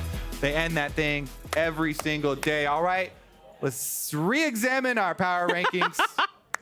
Quick little maths here. We got to change a few things. Evil Geniuses looking quite nice. That's right. Well, we're going to be joining Jat and Jojo Pyun for a Verizon post-game interview. Take it away, and congrats on a nice win today, Jojo. Yeah, thank you very much, Jojo. There's a lot. There's a lot to unpack here. You guys had a perfect game. There's only been 4 in the franchise era. This is actually one of them. I first want to ask about all the paper towel by your spot, because that's something we haven't seen before, that much at least. I mean, like, the water bottles are so sticky when you touch them. I don't know why. I don't know what Riot does that makes it so sticky when you touch the water bottle. So it gets my hands dirty. So, like, I don't want to play with a dirty hand, you know, because like, it just feels sticky on my mouth. So that's why I use the paper towels to cover it up. And yeah, clean hands, clean game. I want to ask you about a little bit of the trip to Korea. I've heard through the grapevine, you went to Korea and you came back like a new person. Like, you're just so much stronger in scrims, at least. Have you felt like the same thing is true? I don't know, to be honest. I mean, I feel like going to Korea definitely helped me a lot. I versed like some of the best mids there, and I got to practice against good players. So, I mean, it definitely helped me. And I think after last split, I realized like I fucked up, you know. So I just gotta. It's like a comeback season now, so I just gotta really just focus up this split. So I think it's both. Like, Korea made me better, but also I think my mentality changed. Fair enough. And also, I feel like with your career, so much in 2022, you won spring and then you're kind of like favorites all throughout summer. You mentioned you had a bad split, but then also you have 4 new teammates. So I'm actually curious, just outside noise being ignored, what are your expectations for the team this split? I mean, coming in, I had no clue that they would make these changes in Korea. Like, I knew by the end of Korea, so I was like, that's crazy. But the players we got were really good, and I really like them a lot. So I feel like we have a lot of potential on this team. I think we can definitely contest for being the best team. I feel like if I said that before, people would think I'm like, you had to have the one game first. I gotta play a game first to show it, but I definitely think we have potential. All right, 1 down, 17 to go. Jojo, congratulations. Thank you very much for the interview. And let's send it back to Rafa. Thank you so much, Jad and Jojo. FlyQuest versus 100 Thieves is next. But first, we got some behind the scenes of how Samsung SSD powers the LCS. This durable T7 Shield portable SSD made the trip to the beach with the LCS photo team a breeze as well. So make sure you pick and stock up on these guys. But after the break, we'll be kicking it off for our final game of the day. Make sure you tune in and you stick around. Hey, I'm Melissa from the Riot Esports photo team. We shoot thousands of photos on any given day, so having a reliable storage device is super important to us. That's why we love the Samsung T7 Shield portable SSD. On a shoot like today, we start sorting and editing right away. With T7 Shield, we can seamlessly transfer massive files in seconds. These drives are also water resistant, dust resistant, and drop resistant, which means we can work anywhere, and we don't have to worry about losing files.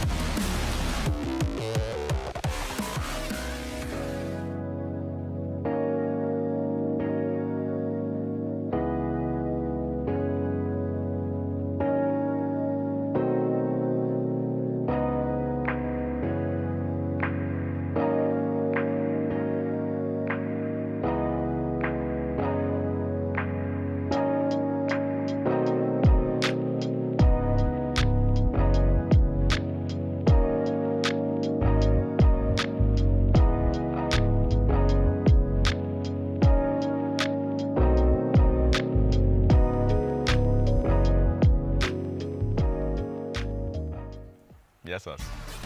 Welcome, everybody, to the best match of the day. Do what you will of this. All right. Best remaining match. Best remaining match of the day. Go! Best Yes! match. Depends on the Game 5 by perspective. default. Depends on the perspective, and there's a lot of perspectives because of this match. A lot of storylines, we care about. I will start with me and you, Emily. Yeah. So, what do we care about? All right, so I know people are like, oh man, Quid's not here. Yeah. That's sad. He couldn't get here in time because of visa. He's on his way. Yeah. But in the meantime, Nuke Duck is starting. So I want to present the week of the duck. Week of the Duck. I feel like he's only going to be here for a bit. Quid did say that he was going to Day of land. the or did Duck. land. It used to be the year of the duck.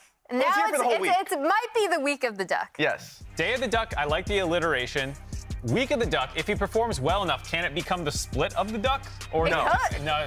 Maybe. Who knows? If they Hey, it could actually become the year of the duck, right? Because he also stepped in to coach 100 Thieves previously, now subbing in. We're seeing some of his insane highlights, right, from LEC.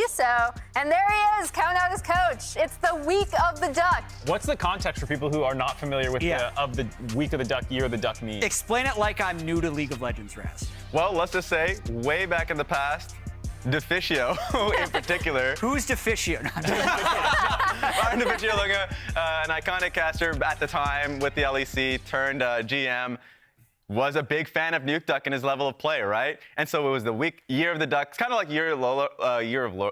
Who is Lorlo? I don't want to hear new to this. League of Legends. Wait, I don't want to that hear streamer? This. Yes, exactly. He's a streamer, okay. So we just expect him to play at the highest level at the time, and now he's back. The funniest thing, too, internally you hear about how Nuke Duck is as a coach, kind of like laid-back players type of coach that will criticize extensively how you play a champion, and now he gets to literally come up with an example. Yeah, I mean, also what was it, just win lol was the classic Nuke Duck advice. We'll see if he can follow his own advice. For me, the most interesting thing about this matchup is actually the someday Hall of Fame unretirement. I'm not even quite sure what to call it, but if people missed it in the offseason, Someday had been around with 100 Thieves since they started off and became a team in the LCS, and then they sent him away with a very nice Hall of Fame baby induction ceremony. This was very recent. This was a couple months ago. This was at the start of the year, basically, 6 months-ish ago, that they did this kind of Hall of Fame ceremony. They gave him a jacket. They put a mural of him on the building. They sent him off. He is a beloved member of the community of 100 Thieves. And now he's back. And I'm like, so what do you do after you put someone in the Hall of Fame, put him on your building, and... He's a Hall of Famer. Yeah. Have you watched wrestling? Does he have extra clout over the rest of the team now he's back? He's like, that's me on the wall over there. Absolutely. I don't see you on the wall, okay? Exactly. At the time, it was so heartfelt. He teared up. Yeah. Nate Shot teared up. Everyone in that moment was like, damn, it sucks that, he would be leaving at this with how beloved he was. He was here when 100 Thieves came in to the LCS, and now, welcome back. I agree, yours are funny, but you're kind of just picking the memes. We're talking about FlyQuest versus 100 Thieves. Prince versus Doublelift is still the most exciting story. Prince destroyed Doublelift in their games last split, but overall, Doublelift actually played pretty well. The all-important stat to me in this matchup is the fact that Prince won 2 Player of the Weeks and Doublelift just won 1. Doublelift is going to try and make that better this split, but honestly, it is still a bot lane meta. FlyQuest is still going to be playing around Prince. I think this extends to the fact that both of these guys actually got roster additions that will help them succeed. Yep. Prince got Vulcan as his support, and Doublelift got Kane as his coach, a former support player who coached him on Team Liquid and just played around bot lane all the time. I thought you were going to say he got Someday back, who's very happy to play weak side. That is actually what I would have was gonna supported say. your point. And You also, can't allow that. because Someday is willing to TP bot for plays. At 10 minutes, the patch changed in Doublelift's Exactly. Tenacity dare ask for ganks. That's why he's gone. Oh no. It's not true. No one run with that narrative. I don't think that's true. But also just Busio being as good as he was during the playoffs, on Recon especially, that means a lot because it was his rookie year. Of course, in his rookie split, in the first half of it didn't look too good, but by the end, I thought he was actually one of the better supports in the league. So I'm really looking forward to the Vulcan-Busio matchup bot lane. I think that's what it feels like. I mean, it's already a bot lane meta, but I feel like that's going to decide it because of the players as well. Yeah, I also have some news. Mark, good news? Okay. We've been scouring the internet, and we have a very relevant comment for you. So you need to actually walk over towards this 3-wall. Oh, God. Get over there. Oh, no. Get over there. Yeah, you need to walk over across the street. What is this? I appreciate anytime there is a post talking about our attire. And what did this post say? It was producers? I think it was Mark's sweater can't decide if it's a ripe or unripe mango, was something Yes. like that. And Is the top an overripe mango, or what's going on with the red part? I think it's just kind of in the middle. It's like, I don't know. I didn't sign up for this, by the way. yeah, so that is what we zoomed in too far. We can't see the comparison. But I think I'm more on this side. I think it's a little more orangey. yeah, and Mark, you need to go away to I have to go cast cast, the game so I'm now. gonna go over there. Yeah, as Mark heads up, I am actually curious because who had 100 Thieves highest in their power rankings? Ooh, Flowers did. Okay, it wasn't you. But I had it fourth. He had it third. Okay, but you have them fourth, so Yes. that gives them a pretty good chance against 100 Thieves. Like, what are your? I believe we all predicted FlyQuest to win this game, but I think it has a good chance of being close. Yes, it does. And I think for me with 100 Thieves, it's going to be a bot lane centric meta. And I think Someday, people don't appreciate Someday for how good he is as a player and how flexible he has become. I think he has been able to play carries for a while, but now able to communicate that to his team. And now alongside closer is going to be meaningful. So that's my take. Fair enough. I'm just seeing, I see 100 Thieves as GM on the stage at the moment. I was going to make a point about Kane, but I haven't seen him. He's been in all their videos. He's double his previous coach. They may have multiple visa issues, Raz? They may have multiple visa issues. We'll figure it out. But for now, the casters will be the ones to inform us. So that's going back to Mark, by the way. So I appreciate the casters to also continue to hail nonsense on Mark. Go ahead. What's up, y'all? Hey, we have third edition. Marks is joining us on the cast. Mango Mark. We got a tri-cast going on now. Yeah, so what is going on here? It looked like you were thrilled with the previous outfit. I mean, I like it, but I don't pick my outfits. Everyone tweets at me and they're like, "Where'd you get that sweater?" And I'm like, "I don't know." Where'd you get that dumb face? I don't know. Yeah, I didn't pick it. It just showed up here. It was found in the wardrobe. It was given to me. I didn't go to like get it touched up or anything. I'm super excited for this matchup also because I just saw Bjergsen is here also with a 100 Thieves jacket on. He might have gone to get some food, but he's in the audience now I don't too. believe it. I don't see him. So- oh, there he is. He's back there. Yeah. There he is up there. So he's here to support, support. He the probably squad. also hates that you did that because I saw him roaming around Worlds during the He was time. wearing the jacket and he just walked on stage. Okay, maybe less. He was trying to be really incognito at Worlds. Okay, he would have like his hood up and try and blend in. But very happy to be here. Good to see Bjergsen in attendance. Miss you, King. Anyway, 100 Thieves FlyQuest. Some new faces on 100 Thieves. I mean, technically. Yeah, Coach Face. Coach Face, yeah. Nuke Duck subbing in while Quid is still getting his way over from visa issues, but someday also being back. I mean, that means this is hopefully for 100 Thieves a reinvigorated roster. Yeah, I mean, so currently we are at 100% win rate today for coaches who turned players. Armeo just won. Armeo won. Let's see if Nuke Duck is also going to have the same sort of success because he, kind of like Armeo, was very recently still playing too. It was a year ago on XL in EU. So it's not like super far removed. He can still jump back in. I've been seeing him when Champions Queue was still running in Champions Queue games, so he was definitely still playing, still keeping the fingers warm. I just really liked the meme when he got moved up to head coach and they just started winning and it was all about his advice of just win the early game and just win the late game. Yeah, he's got to follow his own advice here. Sweet. And it's also not like a shock that he's on stage. It wasn't like suddenly there were problems with Quid's visa or, they knew for a little bit of time. So hopefully he is prepared to go. And I'm really excited to see where this goes because so far today, the games have been so stompy. There's been one perfect game, but there were a couple close ones where it was like just a single turret or a couple of kills going in favor of one team. Yeah. I hope we get an actual back and forth matchup between these two because I know a lot of people are very excited about the changes that came through for 100 Thieves. I was more on the pessimistic end in terms of the power rankings. Where did you have them again? I don't remember. I think I had them fourth. Yeah, so we were the opposite ends of the spectrum on where we thought they would land. All right, Nico off the table. No surprise here. Bottom lane wide open.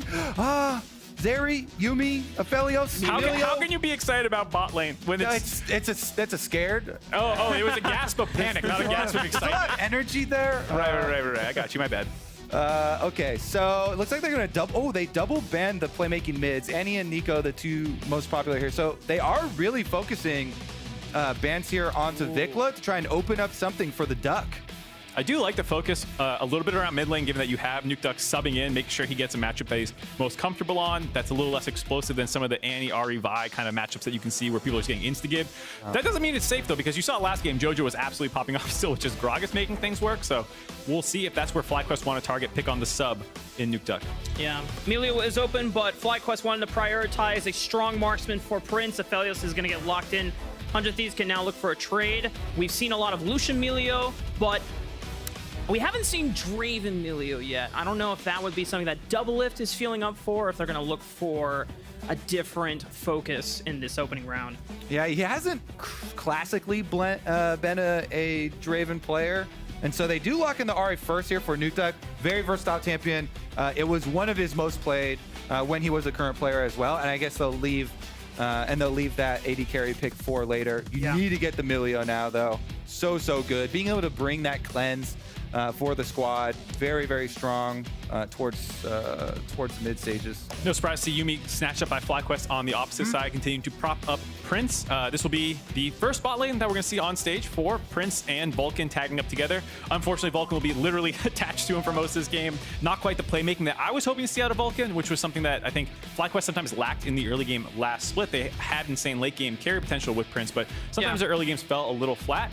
Will not be Vulcan running around the map this time, though. Yeah, I think that just means it's going to be up to Spica and Vikla to take the reins of looking for those openings in the mid game once they start grouping up. That was a big thing that we wanted to see improve from FlyQuest going into the summer split, is making sure that Spica and Vikla are on the same page and playing through together. Meanwhile, 100 Thieves, it's Lucian for Double Lift.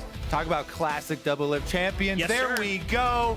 The pocket pick back in action. And Lucian was one of the first pairings that people jumped on with Milio, being able to buff him up for the extra range with the extra burst on your damage there. So a lot of very, very potent trades from that combination.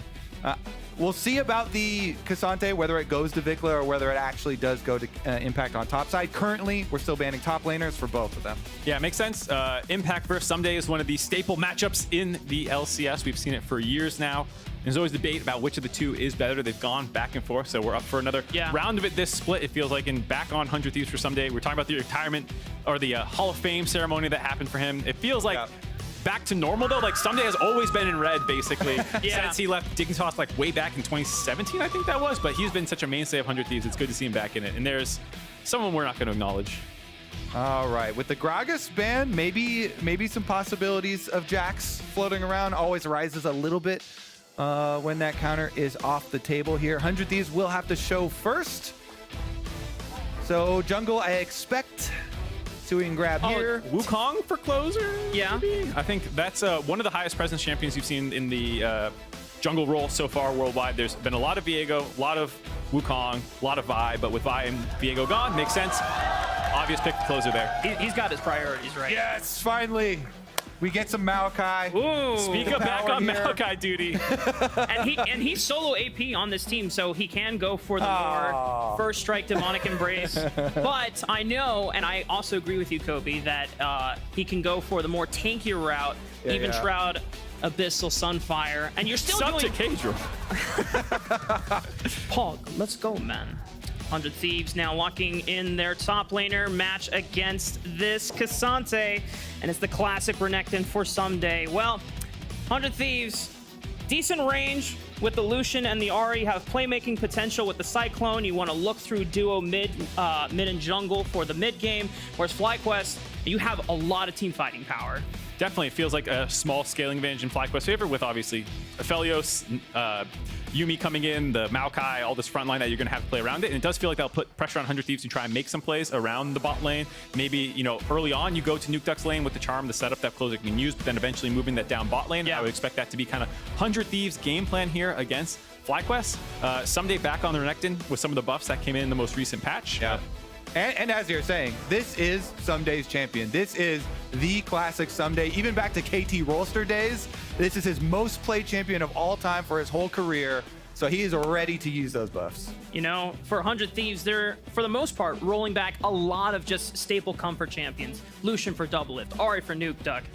Even Wukong for closer as well. Between that and Viego and Lee Sin, I feel like those have been some of his most prowess picks that he has locked in his career while being in the LCS. But on FlyQuest, all about Prince, man. If you have the front line set up, you get the poke ready from the Jace, Prince will roll over all on 100 Thieves.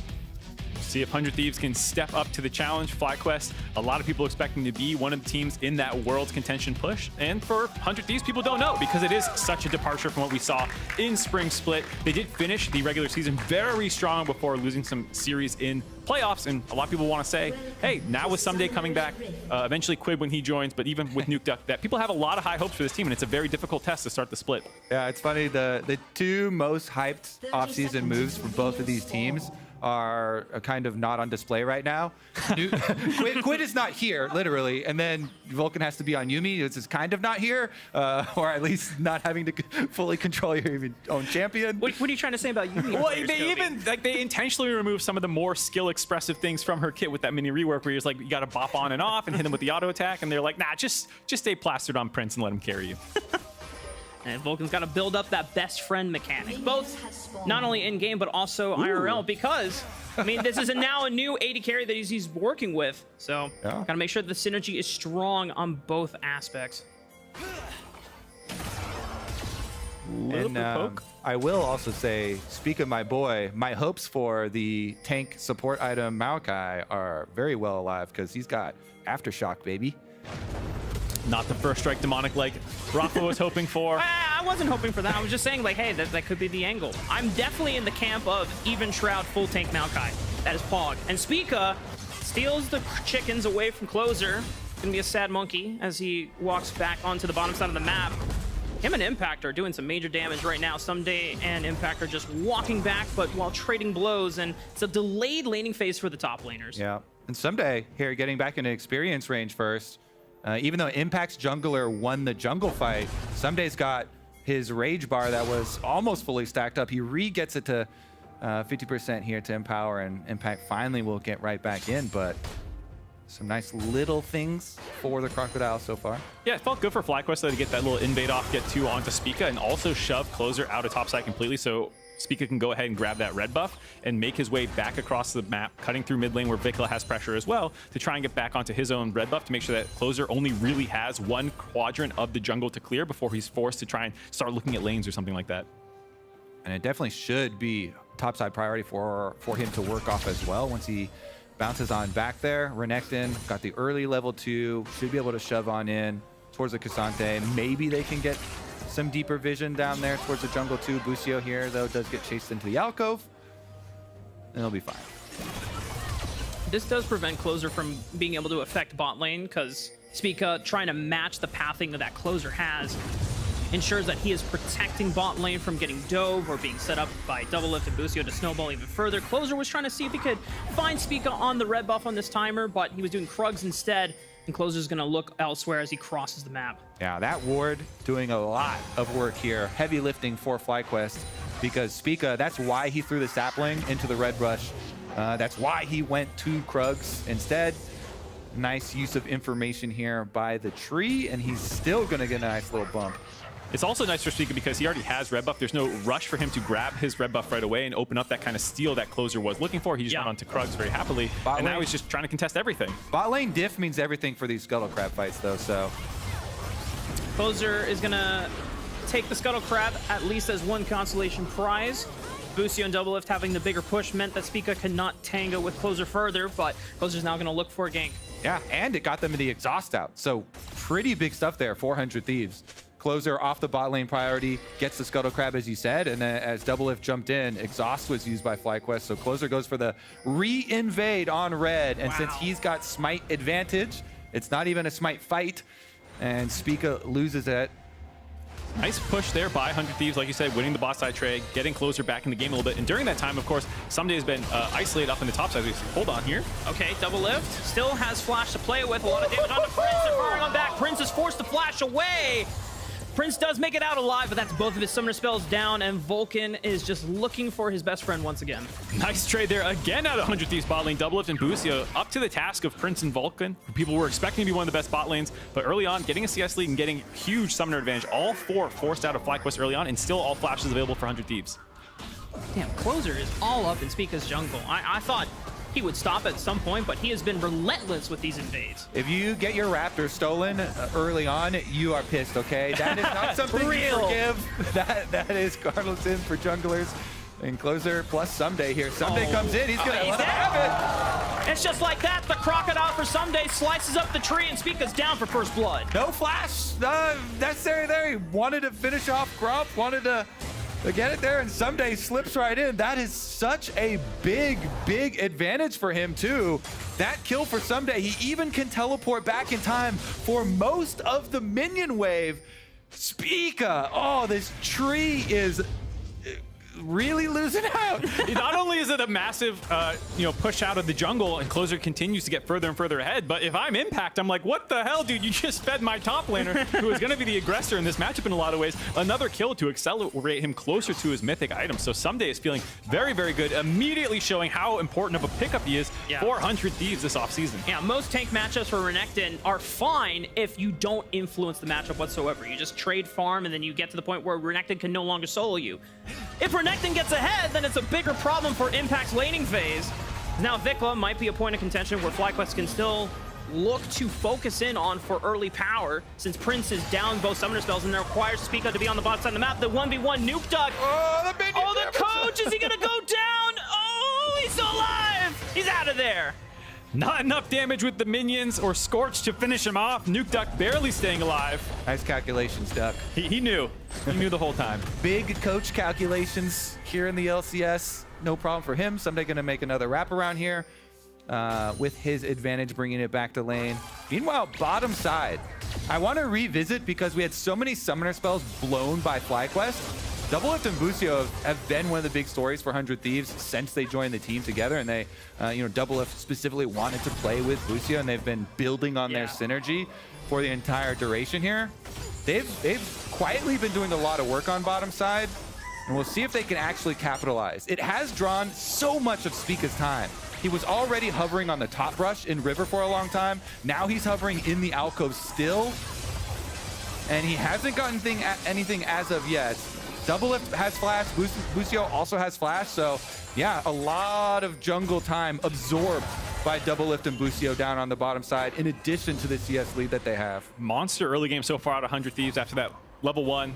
Winning in both sides of the map, having your jungler being able to pull off a lot of invades. It's really nice to see this because last split, while they did have that kind of identity that they discovered towards the end, which was like protect the Doublelift kind of, and Tenacity was just playing Sion and Gragas, it felt like here, this is a lot more proactive, and 2, showing that they have multiple threats that they can kind of count on right now. And it's good to see that Doublelift hasn't really missed a beat at all. He was playing quite well towards the end of the season and continuing to play well, 12 CS up. And Closer's going to for sure get level 6 way before Spica here with the advantage that 100 Thieves have out of Someday killing Maokai, as well as Closer with all the counter jungling. So top side actually. Oh, nice all out, and the angle forces Someday away. Spica's here for the collapse, but Closer can W over the wall. But Spica's just flashing forward, and now he finds that a monkey with a bong stick is there to fight them on the back end. But Impact's got enough damage because he's still all out, and he forces Closer to flash away. Oh, we still got more action on the bottom side of the map. Prince dies to Doublelift, and the breath of life from Busio gives him the second win, and it's just a cat. It can't do shit. 100 Thieves are on the board. Oh my goodness, 100 Thieves bringing it home. Despite the Cassante things going on the top side and some flashes being blown, now Impact is under attack again.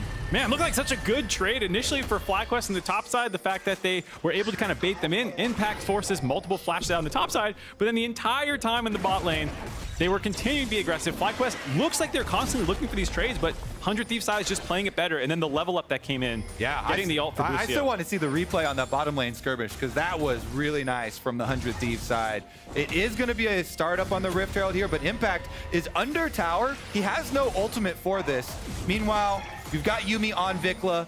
Mid lane going to be able to be the extra support that they need to secure this Rift Herald. And they do have plenty of time to get that Rift Herald charged up. So this actually does a lot for keeping FlyQuest competitive in this game. Spica going to be able to pick that up. He really does need it. They need that Maokai level 6. He's got to catch up a little bit here to Closer. Here's that fight in the bot side that you were looking for. Both teams level 5, and I think it's the initial kill they get that will give Busio 6. You can see why FlyQuest go for it. They think they get him so low. Summoners are back up though, able to pop the initial heal. The campfire going down as well. doing a good job getting Busio healed up again. And then doesn't look like there's anything else for Vulcan. The fact that they get that kill, get 6. Yep. Wow. All calculated from the bot lane of 100 Thieves. Honestly, kind of Giga Chad for Double-Lift to just step up and then full tank all the damage from Prince and Vulcan to keep Busio alive. Absolute faith in this young support. If they get out of that first kill alive, that they can turn around the entire fight. Yeah, and like I was saying before, that was not like the only big play that this bottom lane has made for 100 Thieves. They've been creating pressure, getting summoner spell advantages, soaking jungle time the whole game. And that was just kind of the culmination of it there that actually came out in 2 pretty close and big kills for them. It's also really impactful too because it accelerates Double-Lift with a double kill to his first item, grabbing the Kraken Slayer, very common to see on a lot of marksmen, especially when there's a big front line, which you're expecting Spica and Impact to become. But it also means that you might be so down in pressure for FlyQuest that you can't drop the Herald around the Aphelios because you'll never get shove again from here. And that is obviously where you want to funnel the gold. In terms of late game carries, in terms of the star player for FlyQuest, it's Prince. But now they're probably going to be shoved in for the rest of the early game. And Spica will have to find somewhere else that he wants to use this if it doesn't come on the back of a play where they're actually able to get some kills. Well, FlyQuest at this point are hoping for a little bit of life from Vikla because he is the only focal point that you can start building comeback pressure from. Because Prince, while being down a full item to double his Kraken Slayer completion, it is hard for you to match that power early on, which is why 100 Thieves get this pressure to take this dragon for free. Go ahead, grab first dragon of the game. Mountain Dragon it is. We'll see what they end up going for. And I gotta say, we talked about, I'm gonna get caster curse this as fast as possible. Nice. Perfect game on the board right now for 100 Thieves. Well, someday, for Mark's sake, don't die. Well, there's 3 people coming and a Cassante in your face. No flash. The ultimate from Maokai locks him up. They root him down. No way he survives this, right? No way he survives this! Someday is able to live through all the damage, all the CC, and FlyQuest are sent packing home. Oh, he's not done either. Some daddy's going for more. Vikla. Oh God, the big crocodile is out on the loose, and it's another 2v2 isolated double kill. Mark, you might be onto something here, man. A perfect game is looming in the shadows for 100 Thieves. 100 Thieves popping up all over the map. Closer making that play on the weak side for FlyQuest because they saw Spica show. They knew that they could make that dive happen, getting the double kill, 7-0 in kills now. Now, not hitting that shock blast on the Maokai ulted Renekton is actually the damage that makes this whole thing go in the pooper for them. You need that. Without that, they don't have enough damage to finish them off before Gore Drinker, before the Conqueror, before the Q here from Renekton. He healed so much. We saw the top side though. Here's the bottom side. Double-Lift dashed past the ultimate there. More aggressive than Prince was thinking. The extra range from the cozy campfire, giving him that extra bit of just range to reach Prince. Yeah, so FlyQuest in big trouble now. Still have the Rift Herald to use to funnel a little bit of gold into Vikla, but 4,000 gold behind 13 minutes into the game, excuse me. Does feel like they are slipping out of touching distance because they do have, you can argue the scaling advantage, but we've seen that hasn't really mattered so far in the first day of the LCS. Once teams fall behind, it continues to get worse and worse. We'll have to see where they can try and make some plays happen, but there's just not many pressure points on the map. Man, Double-Lift is playing with so much confidence. 4-0 Lucian here, 500 gold bounty, knocking at the front door of FlyQuest, and nobody's answering. He's getting more turret plate money. Yeah, one of the things that Kane was talking about when he first came back to the squad, he was surprised and also just excited that Double-Lift was still just as passionate about grinding the game at a high level. And coming back from being on a team for Team Liquid back-to-back title championship runs, and Double-Lift is still playing at such an accelerated level, which is one of the reasons why Kane was excited to still be on this or come back to this roster, but also like, hey, if Double-Lift is working his ass off, I want to work my ass off. It's definitely an underappreciated part of the 100 Thieves story is how all the changes are going to influence them, behind the scenes. Coach Kane coming in after they had a coach swap in the middle of the last split, a little bit more stability, familiarity, like you're saying, the fact that they had worked together before. Also, Someday being a returning voice. I think it was Closer in one of the interviews talking about how he missed some of the shot calling that Someday was able to provide. Yeah. So a lot more stability, it feels like, and players who had used to play with people they liked before coming back together. Yeah. I mean, Someday even offering a lot of good insight in post-match feedback as well and review. So 100 Thieves, I mean, this is a great start for the summer split. Yeah, I like how, the big thing about the Hall of Fame and about him moving on, and like you go through all the effort for the breakup, and then it's actually only like a 5-month little break. You get one of those cycles where you're like, you know what? I think we actually both should try it again. Like that was actually pretty good. Now that They we've been just needed apart. to see other people, like try something new. If you love something, you let it go, and it'll come back. That's why it's important to have a good breakup and not burn bridges. Always leave on good terms, y'all. Life lesson here in the LCS. It's not just about video games. As 100 Thieves are now getting ready for the second Rift Herald of the game. And it looks like they should have complete control. Massive gold advantage, 4,000 to their name, and almost everyone is in position to defend. Yeah, if they want to contest it, you do have Aphelios and Yuumi hovering around, but not much you can really do about it. No teleport on Cassante either. I feel like now is not the time to risk it all. 4,000 gold lead, and Rift Herald getting pushed in. Seems like farm a little bit for late here for FlyQuest. Calm it down.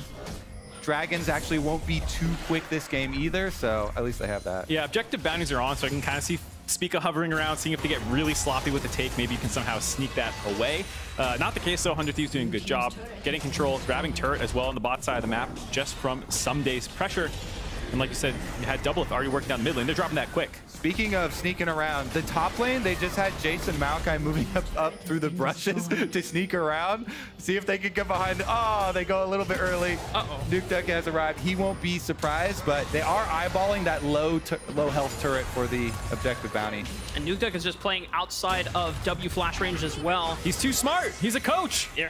He knows he's on the weak side. He's not going to step forward and contest there. Nuke Duck wasting the time of Spica, never actually stepping too far forward. He still had flash ult available. Big LCS coach play. Big brain right there. It would have been a very difficult play to make work anyways with flash and ult available. Ahri is notoriously slippery, and during that time, 100 Thieves just continue to rack up neutral objectives, working down the second dragon of the game. Yeah, I mean, you want the objective bounty. You also want to not get perfect gamed. So that'd be nice. You can start doing some disingenuous stuff to like, oh look, we didn't get perfect game. We sent 5 top at 20 minutes into the game. To realistically, that top tower and that objective bounty on it, that's the juice. Someday gets the red buff. Nothing is going FlyQuest's way. Damn. This is really tough for FlyQuest. I mean, we talked about it before at the start of the game state. For Prince, he is going to be the guy that has to rip through all of 100 Thieves. But he's behind the curve. 2 items have been completed for Doublelift, while Prince is still working on that second one. And his front line is not really a front line yet. They're only on 1 item apiece, and Demonic Embrace is not going to be the tankiest item for Maokai to set up. Yeah, I mean, a lot of difficulties here for FlyQuest, and so they kind of have to play those brush camp little pockets of fog of war plays, try and surprise somebody. Problem is, and one of the most annoying things about Milio, yeah, we've seen the prowess so far, with the range and the burst damage he's giving to Doublelift, all his speed for chase downs and the shields, but walking around with the champion that can cleanse everybody behind you too is like, okay, now it's even harder to make our surprise pick plays. We have to constantly track this Milio, and it's really, really difficult to make plays onto this champion with the knockback, with the ultimates. Yeah, he's a champion that it still feels like there's a lot to be explored about with synergies as well. You heard at the top of the day, Blabber kind of talking about the Kindred synergies with it in terms of being able at the end of it to cleanse everyone as the Kindred ult drops down, drop the extra healing, and make sure that you're ready to completely reset that team fight. Yeah. He's a really interesting champion with a lot of these like unique little mechanics that more and more people will unlock these synergies. Lucian being one of the first ones found with the extra range advantage for these double taps and these kinds of things that make your trading patterns so much more potent. Yeah. And it's like, Lucian has always been a strong champion, even with a 500 range. But, the fact that Milio gives you, I think, an extra 20% at rank 5? I mean, and then it allows Lucian to step up in a lot of matchups and team fights that he normally would not be able to exist in. So for 100 Thieves, they are all set up for success. And for FlyQuest, I mean, the only other person I can look at that maybe you can find an advantage through is Vikla, because he's building a lot of lethality. He's got the Moramana stacking. Oh, they're teleport play. It's not completed yet. Oh no, Vikla doesn't. I mean, he knows Closer and Nuke Duck are right there, but he's forced to flash away. Dodges out in the Everfrost, but Closer with the Flash Cyclone sends him back to the fountain. I have to ask, was that blue buff worth it? Well, probably not, especially with Baron coming up. I mean, 100 Thieves are actually far enough ahead that if you get a pick right before 20 minutes, you might be able to get more. Currently, it's dark.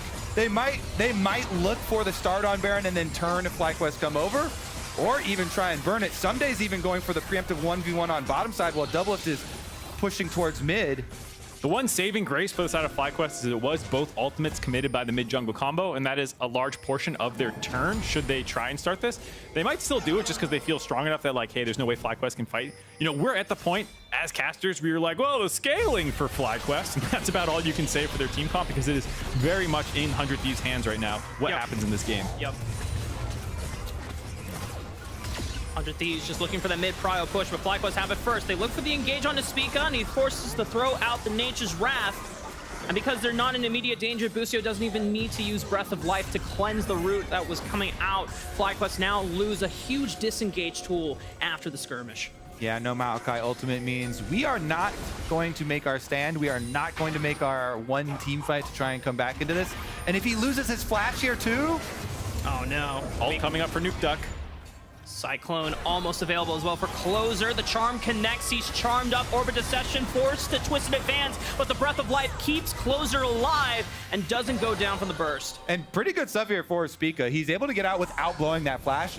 Without that too, they really would not have hopes in the attempted comeback team fight that they go out with. So honestly, out of that situation, pretty good escape for them. All right, here's the copium angle for FlyQuest fans. You're able to survive that little gambit there, where if he dropped or even maybe lost his flash, they can go back onto the Baron. There's a couple ultimates down. Double-Up doesn't have his. Busio down. Yeah. You're going to buy some stalling time. Dragon's coming up. You're probably not going to contest the third dragon. You're going to wait for Soul Point, and then it's about surviving through the Baron pressure. Up 7k. Honestly, 100 Thieves can easily just repeat trying to get FlyQuest to face check around Baron. But if you can stall that out, get your second item on Prince, then you start going for the Soul Point fight. You know, realistically, that's like 6 minutes from now. And if you can survive all that, you have a chance, Kobe. Did I sell you? Did I sell you? You ready to buy that? Love it. I am not buying that. I counted like 6 steps in that whole... It's like a parlay bet, you know? You just keep slapping on another conditional. You on could be there. like, oh man, and they have so much CC for their team fight, but Yeah, okay, yeah, well, they got frontline. The dragon is here. Yeah, and then 100 Thieves have Melio, and then that cleanses all of it. Dragon gonna get burned down though. You don't want to lose the game over that for FlyQuest. If you're gonna lose a game over something, lose it over Baron or your Nexus. I think a cannon creep's a good thing to lose a game over. I've lost a lot of games over cannon creeps. Felt pretty good. You and me both. Closer is in the deep part of the fight, but he cyclones his way out. Nuke Duck is caught up, but he still has got a Spirit Rush and a flash away. TP from Impact cuts off the rest of 100 Thieves. And to their credit for FlyQuest, they got a lot of damage down on both the mid laner and the jungler. They did get a bunch of damage. As you said, though, rightly so, the teleport is a pretty big investment because now someday you see the Crocodile pushing in the bottom side. You get that bottom side push, and then all of a sudden, you're the ones who can cross map there. You're the ones who can put even more pressure towards Baron with the threat of someday teleporting up. And he technically, right as of now, has the 2-level lead. Impacts will be able to at least cut that down to 1 pretty shortly here, but is going to sting for quite a while. It does suck that teleport did not work out, but I appreciate what FlyQuest was looking for there. They haven't had many good angles, and that was one where you had gotten Closer's ultimate out, you were kind of on top of the Ahri, winning the fight thus far. If the teleport comes through a little bit faster, or 100 Thieves got locked down a little bit more, then maybe you can find a killer turret, you grab a mid turret. And so I appreciate when you're this far behind and you see your first good look, like actually commit to it, you know, could Impact have been a little bit faster? Maybe they could have comboed CC a little bit better. I don't know. But at the end of the day, I would rather see that than continue to just sit in a side lane versus a Renekton, because you're still losing that situation too. I mean, if you're FlyQuest, if you just get slowly bled to death or you die quick, the end result is still the same. But you at least have a little bit more control in deciding the fate if you're the ones deciding those terms, right? So if FlyQuest find an opportunity, your risk tolerance is much higher. You have to go for something. You cannot just let 100 Thieves strangle you out of the game.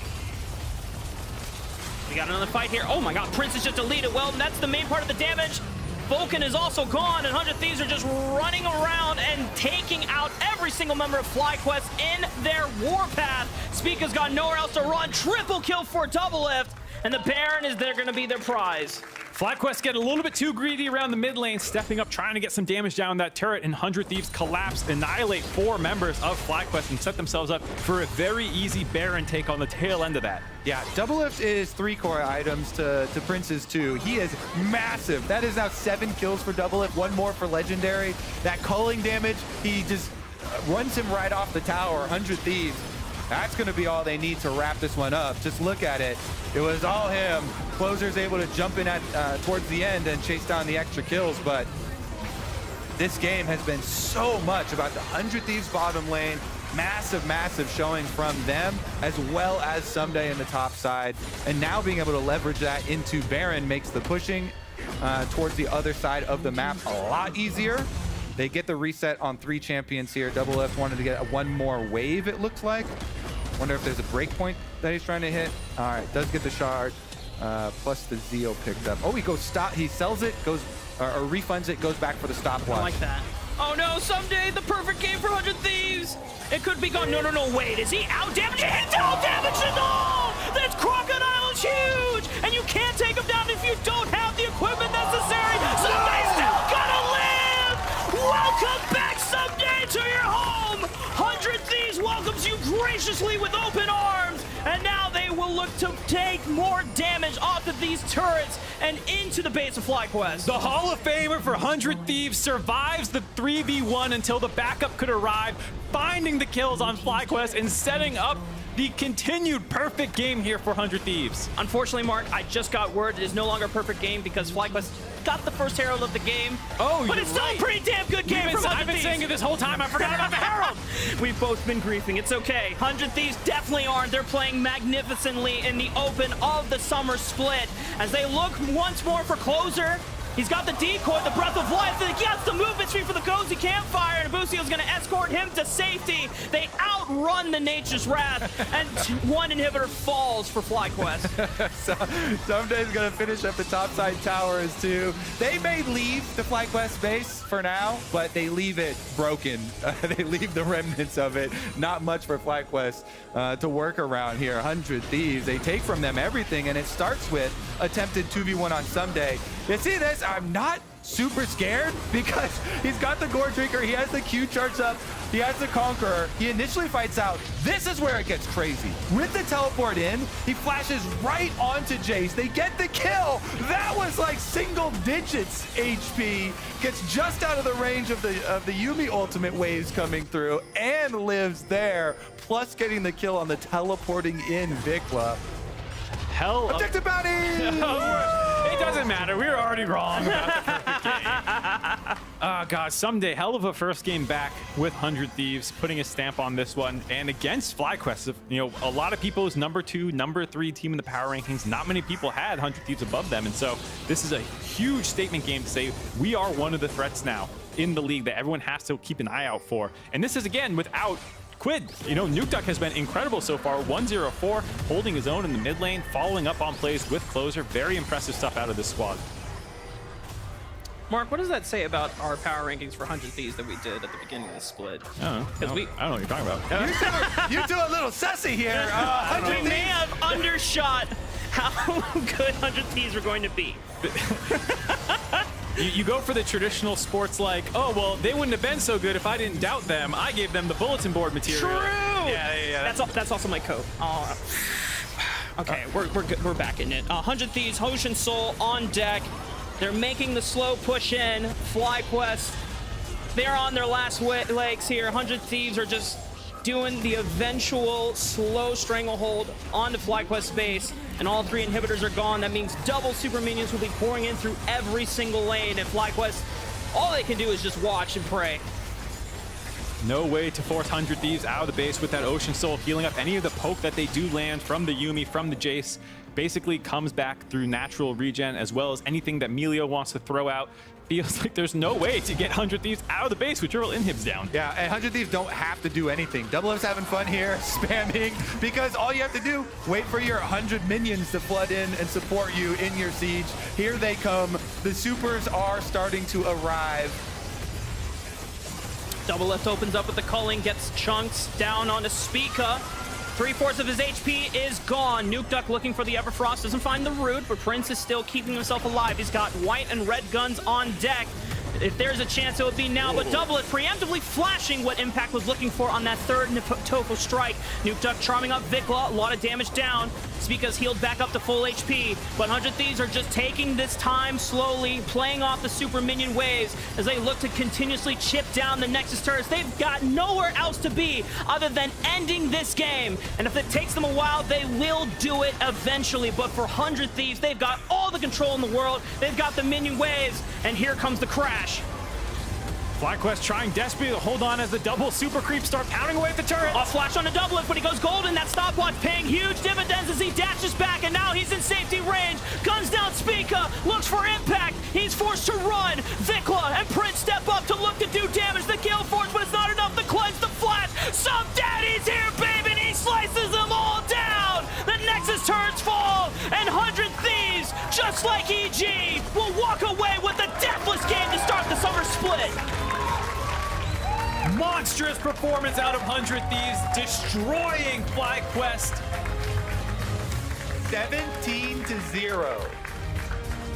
17-0, 30-minute game here from the Thieves. Coming in hot.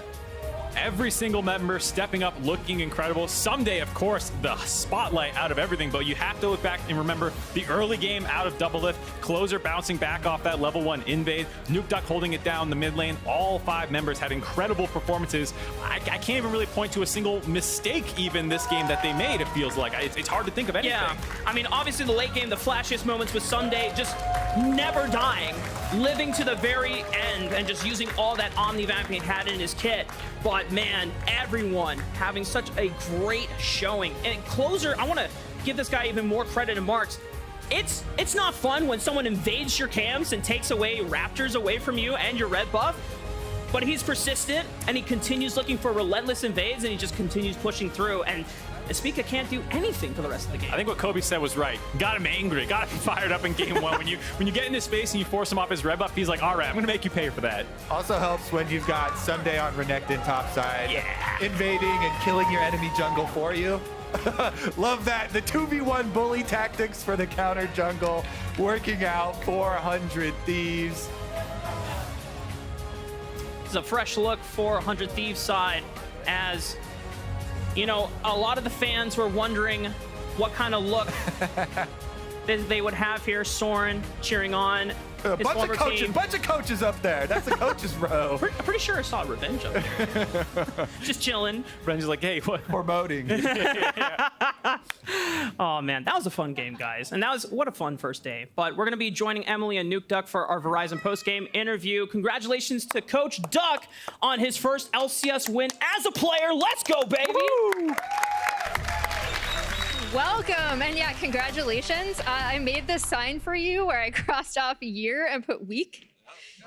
Thank you. But in all seriousness, obviously, congrats. This is your first stage game in quite some time. So just going into it, what was your prep like, and how does it feel to be back on stage? My prep was that I played Scrim since we came back from Korea, and I just didn't enjoy any solo queue, so I didn't practice like too much. But yeah, I was mostly just scrimming with the team and like trying to integrate myself. Yeah. Okay.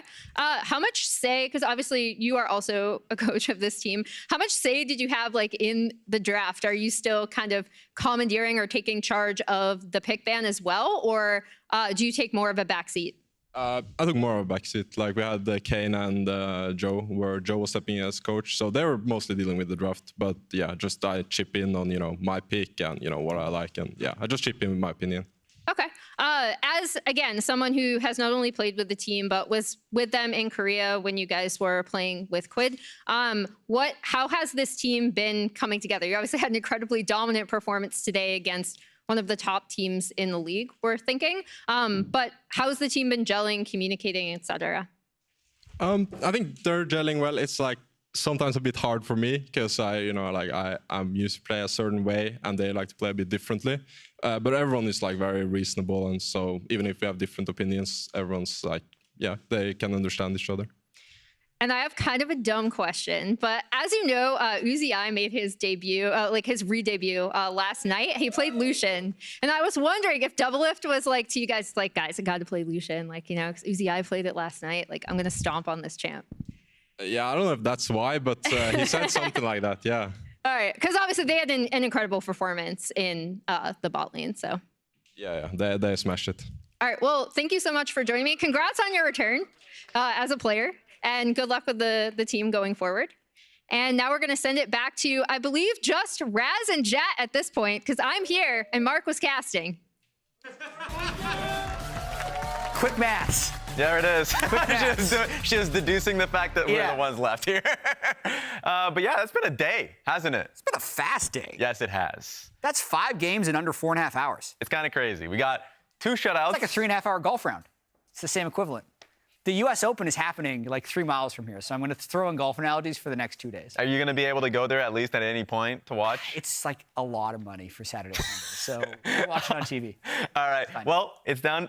We're done for day 1. Let's check out the POG updates just to see what we got here. Day 1. It's going to be a lot of ones. We only played 1 game, but Blabber, Summit, Kenvi, Jojo Pyun, and Someday are able to get that one. I actually didn't know that Someday won that one, so congratulations to him. Yeah, absolutely. Blabber and Summit had the closest games of the day, weirdly enough. The last 3 were speed runs.